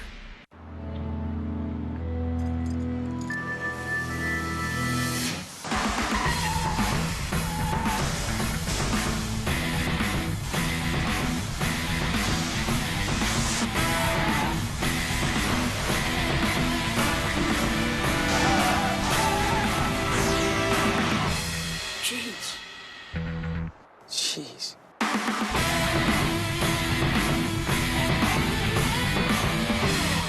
I also will my private jet, my island in the Maldives, and full control of the family business to my soulmate, Angel. Finally, to my only son, Chauncey, I bequeath my DirecTV and its vast collection of 6,000 shows and movies. DirecTV now gives you instant access to 6,000 shows and movies at no extra charge. Yeah! Whoa! Thank you! Yeah! Don't just watch TV, DirecTV.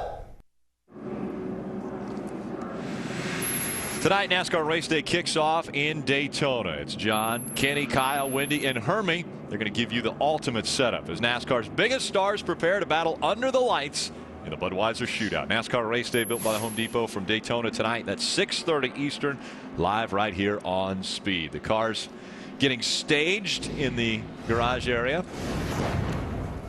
How about that pole sitter there on the right side of your screen? Yeah, Dale Jr.'s on. I mean, is that an omen? I mean, you know, it's karma. When things go good for you, and I believe things are really got. I love Dale Jr. and Steve Letarte working together. I believe it's going to be a great combination. He's starting up front tonight. I'd say look out for that 88 car. Now, you won that shootout from the pole, didn't you? 1981, I started second. Second, front row, anyway. Let's head back trackside to Ray Dunlap. Well, thank you, Rick. You know, I wanted to talk a little bit about Frank Kimmel. Darrell was talking earlier about all the accomplishments that he's had in this series. Look at the victories of all the drivers in this series today, how many wins they have. Of course, a number of these young drivers at the bottom of the list have only been competing for a couple of years, but 74 wins for Frank Kimmel. His last victory came at Salem in 2008. And guess what, guys? You know how many races it's been since he won?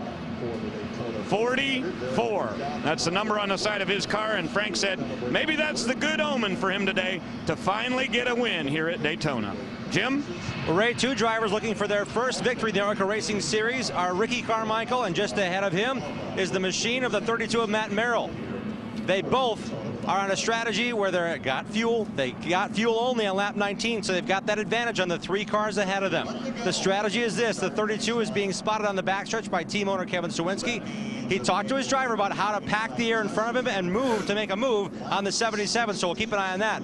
Also for Ricky Carmichael, they did a chassis adjustment back on that pit stop a long time ago.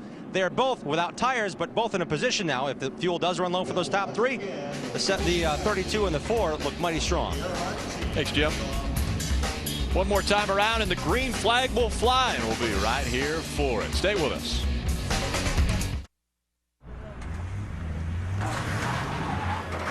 Truckers know towing nearly 10,000 pounds up a steep grade ain't good for your tranny. And when the heat's on, failure ain't an option. This truck's got a 6-speed aluminum tranny and a big old dedicated fluid cooler. So when it's cooking on the outside, this truck won't break a sweat. Holy smoke. Available in the full-size Tundra.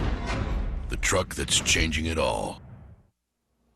Welcome back to Geico Radio. It's savings on the radio. Kate from Mill Valley. It's all yours. Well, I'm shopping for my first car. Nice. I do hope you'll choose Geico, save a good bit of cash. Oh, what color is the car? I bet you look great in a blue car. No, actually, I'm torn between a fuel-injected inline-6 and a higher torque turbo diesel. Yeah, that's quite a quandary. I mean, of course, you could save either way. Yeah, but is one of them blue? Because I go with the blue one.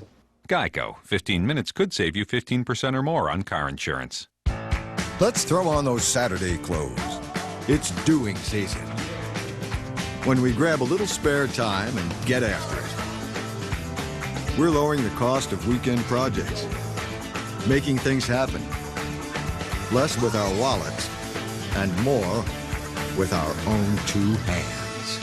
More saving, more doing. That's the power of the Home Depot. Take on your walls with Behr Premium Plus Ultra, the only interior paint that's rated #1. Messina Wildlife products are weatherproof animal repellents that don't wash off, pleasant-smelling repellents that don't stink, and innovative repellents that work and keep on working.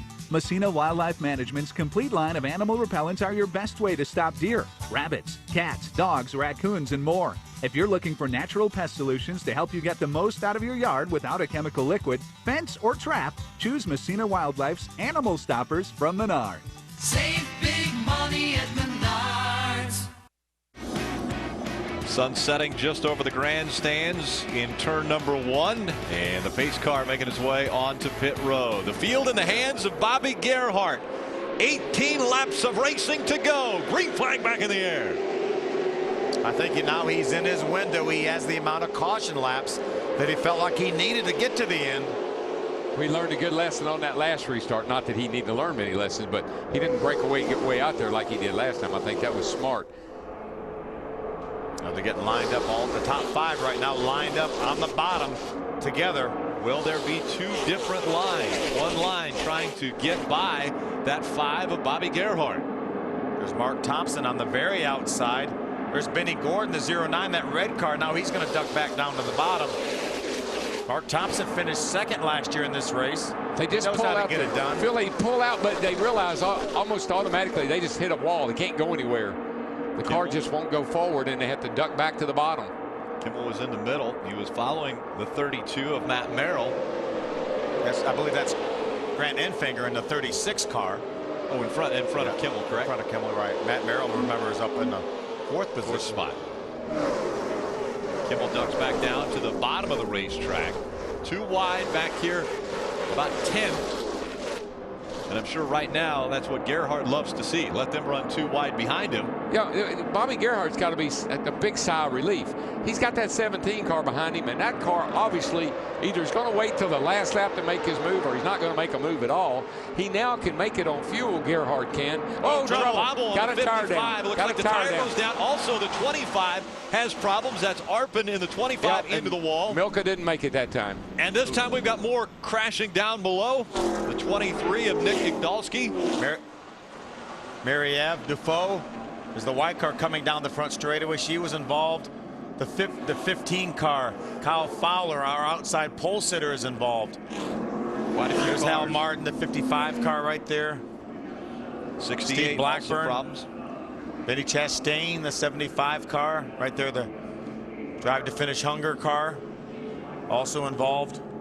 Actually, I said Milka didn't make it. That 75 car was the one I thought was Milka. I'm not sure. Did she make it through? Did we see her somewhere? I think Milka. There's Milka right there. I think she made contact with Steve Arpin. I thought she was in it, but then I didn't see the car. Yeah. Yep, Steve Arpin. I think something happened to the 55 of Hal Martin. There was definitely sparks. Yes. Yeah, he started wobbling. Another tire looked like, Phil, to me. Yeah. The right rear looked like it must have been going. And we saw Arpin on the inside. Also then looked like he was correcting because he thought the 55 was going to have problems. You just make, you know, it's all instinct. You just kind of think, okay, he's going high, I'm going to go low, or whatever the situation may be. You don't really have time to plan anything. You just kind of instinctively make a move and hope it's the right one.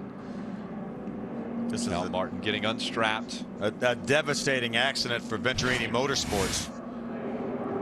Watch now. Watch the 55, the red car. Towards the right side. A little bit of puff of smoke right there. Coming out the right rear there. Still see that. It's almost like he may have a tire rub. Yeah, I think that's what happened. I think it's going to go down by the time he gets down to turn number 3. You see him on the outside of the 44, Frank Kimmel. And Arpin sees this. He's right behind the 55. They get down to turn number 3 and watch now.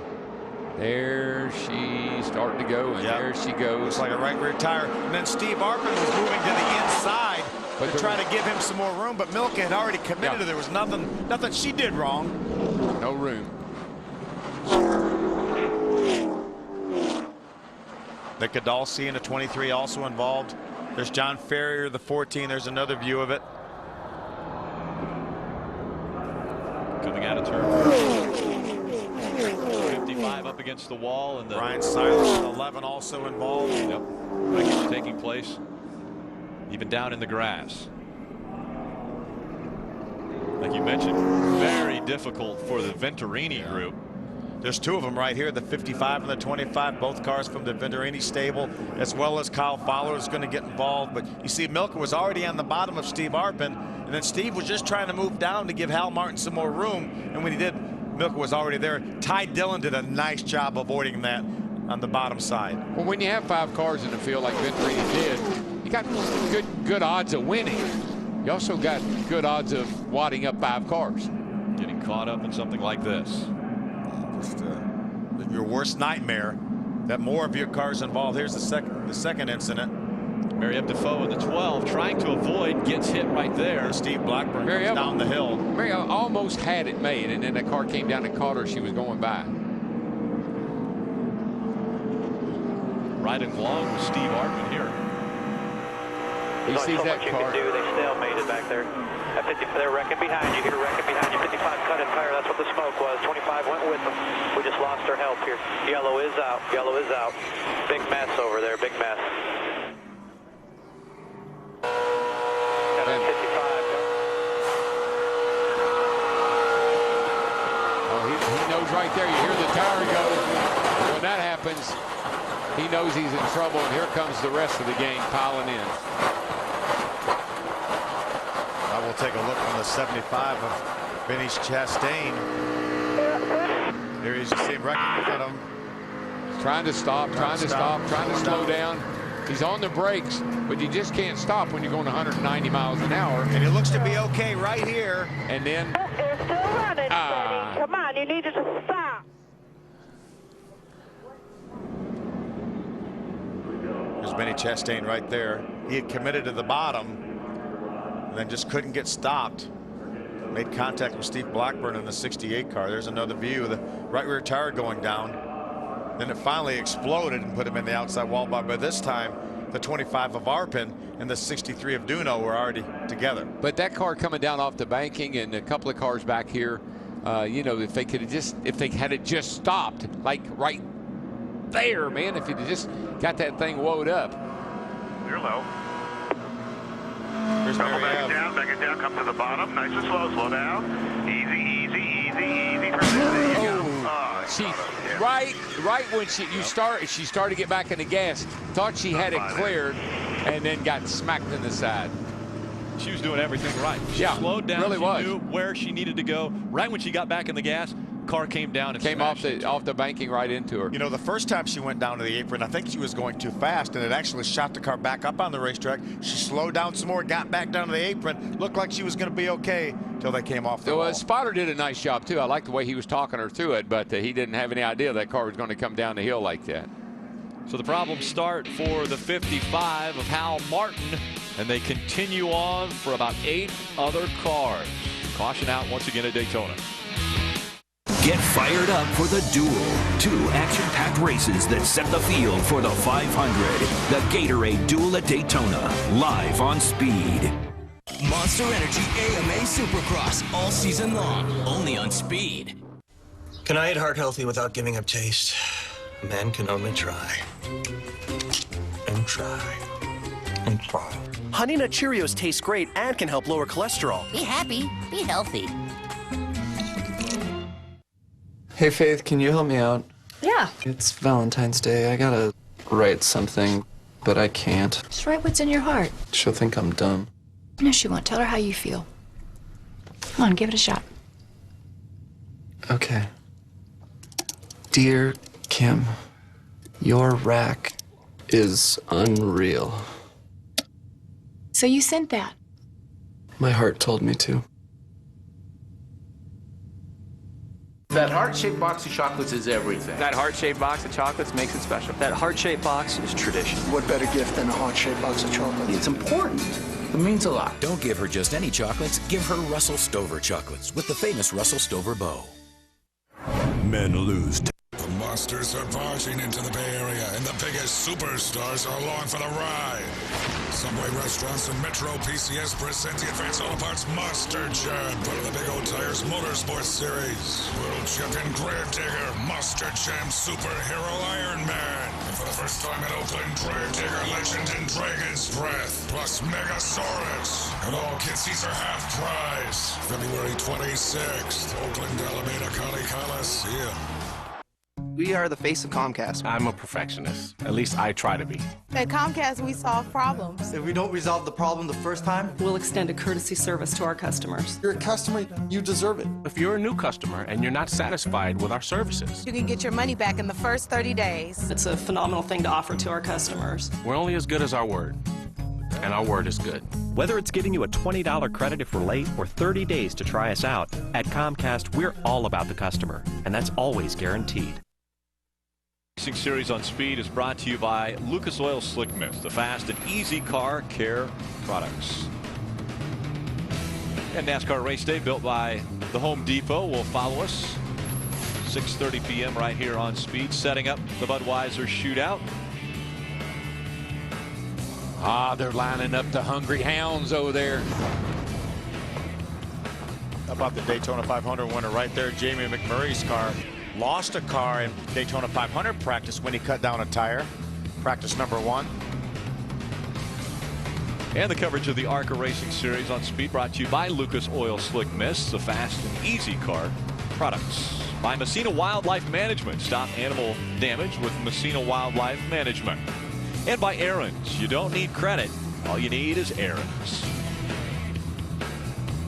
Racing under the lights at Daytona International Speedway. It doesn't get better than this. Absolutely. There's Mary Eve right there getting out of her car. Tough break. She's doing a nice job. Remained on the lead lap, running up in the top 15.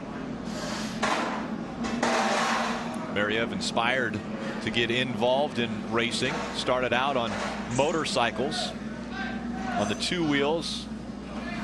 This is her first foray into stock car racing on an oval. She ran in the Canadian Tire Series a year ago on 2 road courses. Here's the reason why we're under our most recent caution. Hal Martin, the 55 car, the red car right there, has a tire going down.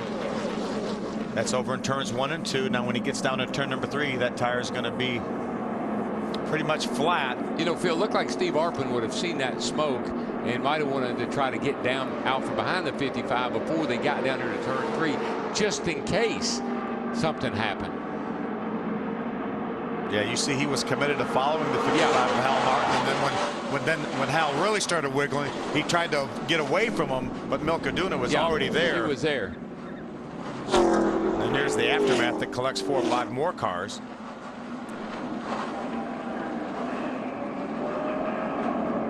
So a tough situation trying to get out of turn number 4 after the problems with the 55 and 25, 63. Steve Blackburn coming down the racetrack caught the 12 of Mary Eve Defoe. The 11 to 23, I mean, they made hard contact. Sure did. 14 was lucky. He slid kind of through the inside of that whole mess, didn't hit anything. Puts him down to the garage and Ray Dunlap. Well, thank you, Rick. Earlier today, they announced a new sponsor for Mary Eve Defoe, and she's going to run the entire season this year. Not a great way to start at Daytona, but tell me about your viewpoint as that wreck began. I mean, the only thing I saw was smoke, and then I saw bouncing cars all over the place, so I thought the safest way would be to go down as much as possible.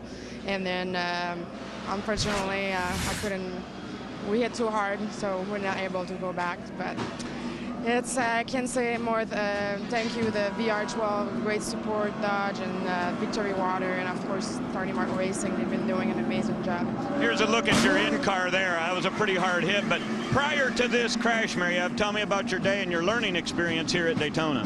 I mean, it was amazing. I tried to, at one point I was behind the 41. It was a bit hard to keep up with him. I tried to be on him as much as I could, but unfortunately we maybe missing a little bit of speed there. But I mean, my goal was to finish the race or do as much as laps as possible. But I mean, I tried to do my best there. We had a little thing in the pit. For me, it was kind of overwhelming first time in the pit, but we make up after. But I mean, it was great. Long season. Good luck to you. Mary Defoe out of the race here early on at Daytona.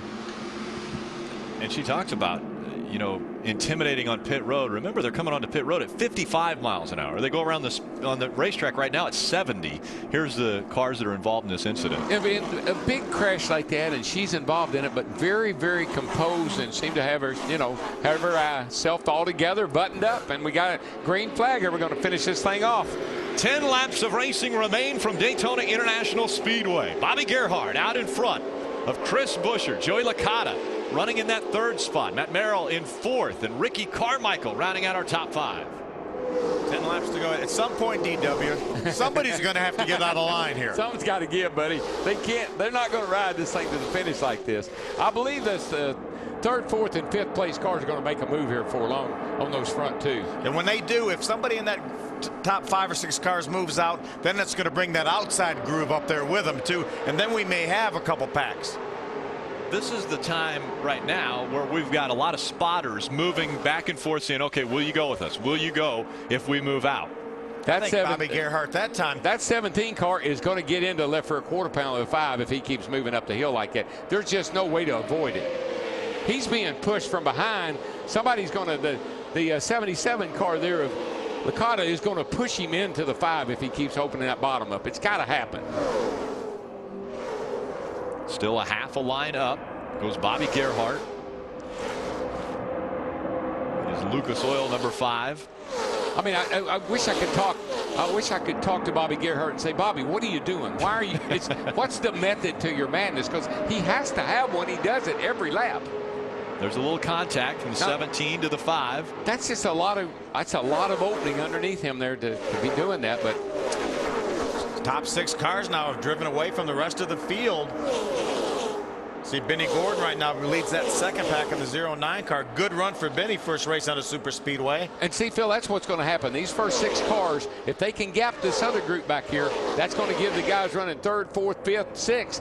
They're going to say, I can jump out. The worst I'm going to do is finish 4th, 5th, or 6th. They've got confidence right now, not only because of the surface of this racetrack being a little smoother, a little more grip, but they're pulling away from their competition. Yeah, they get a gap here where you can feel like, all right, I can go the outside. If I don't make it, I can get back in at least in 6th spot and maybe try it again before the race ends. That last lap was within a 1/10 of a second of the fastest lap these guys have run the entire race. Temperatures are down now. The track's cool, making maximum horsepower. That 5 car is pulling. It got a little gap there off of turn 4. Second pack back here. They're running 2x2. Now, if somebody was in that 17 car that I said has drafting experience, I would say falling back off of the 5 and letting him get out there. Look how close they are, DW. Yeah, they're really touching. I mean, it's going to get really tense here before it's over with. But I would say that 17 is letting that 5 jump out there a little bit so he can get a run on him. But so far, he hadn't shown any desire to do that. Those two got to run, the 17, the 77. That transfers into the 5 right before they got into the turn. Remember, we talk about the front row with Ty Dillon and Kyle Fowler both being 18 years old. That youngster in that 17 is also just 18 years old. I think just turned 18 in October. First ever super speedway race. 6 laps of racing to go from Daytona. That 17 car, that's David Reagan's the car that we had up here earlier, or the sponsor of that car. You talked about the heart rate beginning to elevate. Oh, just 6 laps to go. Yeah, mine is. I'm just sitting here knowing that, man, you can't sit on that hot stove too much longer. Something's got to give. They've got a good gap now. You see the top 6. You see Licata moving inside now. There's Chris Buescher right there. These guys on lap 73, the fastest lap of the race for the top 6 cars. This 6-car pack has pulled away. See, there's 2 ways to look at this. There's guys who are sitting there 2nd, 3rd, 4th. They say, if that 17 pulls out, I'm closing the hole and leave him out to dry. Or they could say if that 17 pulls out, I'm going with him. They got to be talking to each other through the spotters, trying to figure out what they're going to do here. 5 to go. Great run for Ricky Carmichael, back in 5th in the Monster Chevrolet out of Turner Motorsports. And how about Jason Bowles? What a month he would have if he could pull this thing off here after winning the Toyota All-Star Showdown. Well, he's right up there in the thick of it, and that's all you really can ask for. 3 wide back here. Ed Kennedy on the inside. That's 16 right in the middle is Joey Coulter. That's our outside pollster to the 15 of Kyle Fowler. He got a little piece of that last incident, remained on the lead lap. Looks like appears to be out of contention right now for the win, but could still end up with a decent finish. And you saw the 48 back there. That's 76-year-old James Harvey Hilton. And there's the 6 that have broken away from the rest of this field. 4 laps remain. And you can the second group of you could feel the speeds have picked up. I mean, when the cars went by this time, it even sounded faster. They're running down in the low 47s from a 47 flat to a 47-20. Here we go again. Remember, Phil, I told you these cars are harder to drive going down the straightaway than they are in the corners because you've got so much grip in the corners that you can kind of lean on each other a little bit. But gosh, come on, Gerhart. That's Bobby Gerhart. If I was his spotter, I'd be screaming at him. A whole line beneath him, but Chris Buescher can't do anything about it. Now, when they come to the line, 3 laps remaining, just 7.5 miles remain at Daytona. Rick, right here, that gap right there. If you were really a sharp guy, you would lay off of him like that and then get a run on him and try to go around him. As a driver, you're pointing to the guy behind you, let's go to the outside? I'd be giving my fist, hold, let's hold, and then when I get ready to go, I'm going to go to the right. Do you want to be Chris Buescher? Do you want to be Joey Licata? No, I want to be Chris Buescher, and I want to make the move first. I want to be Bobby Gerhart. I don't want one of the other guys. Well, if I'm going to try to pass him, yeah. But the 17, if the 17 to 77 ever decide to do it, I believe they can. We're about to find out. Coming out of turn number 4. 2 laps of racing to go when they cross the stripe. Bobby Gerhart. Just 5 miles remain. 5 miles between him and his 7th win at Daytona. You know, Richard Petty used to come down here and win the Daytona 500 like it wasn't, no big deal. He won 7 of them. Same way with Bobby Gerhart. You just got a racetrack that works for you. No matter, they repaved it. I thought he lost his advantage. Doesn't look like he's lost anything. And they work hard at it. They do a lot of testing. They go to Talladega and test. Bobby Gerhart puts so much emphasis, as his brother Billy does, in this race. He said, we're here to win. We're going to gamble. I just as soon fall out of the races, finish 2nd. Oh, boy. Up the racetrack they go once again. Bobby Gerhart, Chris Buescher. It looked like that time Chris Buescher giving a little extra shove as they go through 3 and 4. This time by, the white flag will go in the air. 1 more to go from Daytona. And there goes the 77 to the outside. Let's see who goes with him, if anybody does. He's going to try to force his way back to the inside. Doesn't make it. Joey Licata had a run. He thought he would take advantage of it. Doesn't get by the 17. Somebody had to make a move. That's going to happen again going down the back. I got to believe. Going into turn 3. Now's the time to do it. I believe that 17 Look for some space. What will Chris Buescher do? Will he stay behind the 5 all the way down the backstretch? Last time he gave him a push. This time Bobby Gerhart pulls out to a 2-car length lead as they go into 3. I don't believe he can do it from here. I mean, Gerhart's got a pretty comfortable little lead there. So just a short drive down here to the start-finish line now. Here comes Buescher with some momentum. Coming out of turn 4 into the tri-oval. Will he make the move? Bobby Gerhart, Chris Buescher. It's Gerhart winning for the 7th time at Daytona. 8 career wins for Bobby Gerhart. 7 of those coming right here at the most historic racetrack in stock car racing. I tell you, that's quite an accomplishment. That is incredible. Unbelievable. 7 times here in 24 starts. And with style, I mean, sat there and gave them every opportunity to drive under him, and they couldn't do it. His last win came right here at this racetrack 1 year ago. Bobby Gerhart victorious again. Brother Billy Gerhart. Billy, big sigh of relief. I don't know how much longer Billy can take this. They needed caution laps, and that's exactly what they got. Strategy played out. Perfect. Absolutely perfect. A great finish. Bobby Gerhart holds on to win it. Right behind us, it will be NASCAR race day as you get ready for the Budweiser shootout.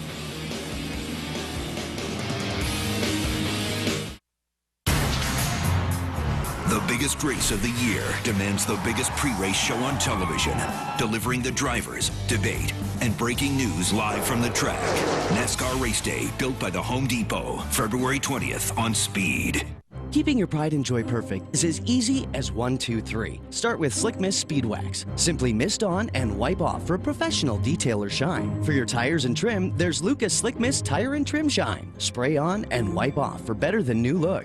Then finish her with Lucas Slick Mist Interior Detailer. Just spray and wipe. Easy. Use Lucas Slick Mist Car Care products and she'll never look better. Fast, easy, and professional. Really, it's sort of like having an extra set of hands. Or 3. Who's serving up the best beef tonight? How about Brazilian-style churrasco beef? And bacon-wrapped sirloin. On an endless dinner buffet. For around $10. Incoming! Yeah! Only Golden Corral can throw the ultimate beef lover celebration. It's tender Brazilian-style churrasco beef, bacon-wrapped USDA sirloin, juicy smoked beef brisket, and more. All on our endless dinner buffet, all for around $10. $10? That's hot. Golden Corral. Help yourself. Serving up the best beef tonight.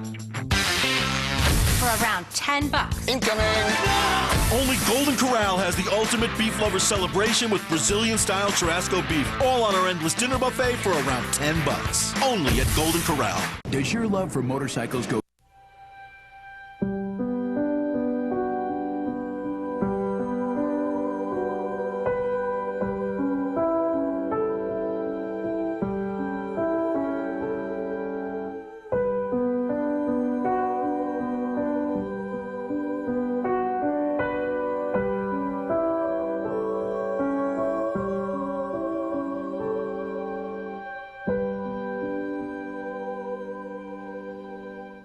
Sometimes things just come easy.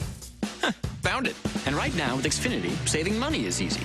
Switch to Xfinity Voice, only from Comcast. Now for $19.99 a month for a whole year. Talk all you want with unlimited nationwide calling. Get 12 popular calling features plus voicemail you can check online. And get the best in call clarity. Get Xfinity Voice for $19.99 a month for a whole year and start saving today. So beat the clock. You won't want to miss an offer this good. Call 1-800-XFINITY now. Welcome back, everyone, to the Daytona International Speedway. This is NASCAR Race Day, built by the Home Depot, and we are getting ready to kick off the season with the 33rd running of the Budweiser Shootout. It is an all-out shootout under the lights, each driver racing for his share of $1 million in prize money, over $200,000 going to the winner. Now, yesterday in final practice for the Budweiser Shootout, Joey Logano ran over 203 miles per hour. In fact, the top 10 drivers were all over 200 miles an hour on the racetrack, and that led NASCAR to make an adjustment this morning. For more on that, let's go back to Hermie Sadler. Yeah, thank you, Johnny. I want to try to tell the fans a little bit about what NASCAR did today and what the teams have started doing through the wintertime with this two-car draft coming into play. Is NASCAR would allow them to take an additional duct, additional hole on the outside of the nose here on the front of these race cars. And what the team started doing was taking this duct, running a hose inside of this engine into an additional oil cooling unit. And what that would do was allow the teams, if Jeff Burton in the 31 car were second in line in the draft, he could push his teammate for 15, 20, 25 laps and would get away from the pack, causing some of these big speeds. Well, what NASCAR has said is, starting tonight, they put out a memo to all the crew chiefs and said, no longer can you use this outside duct area to get more cooling system into the oil heaters inside of these race cars. So they've had to go back to more of a generic system they've used in years past. So this will be a big adjustment for the drivers, crew chiefs, and engine builders to figure out how long they can push without exceeding about 260 degrees water and oil temperature on these engines. Wendy? Thank you, Hermie. You talk about that cooling system and the new rule changes. Well, what does that mean for some of these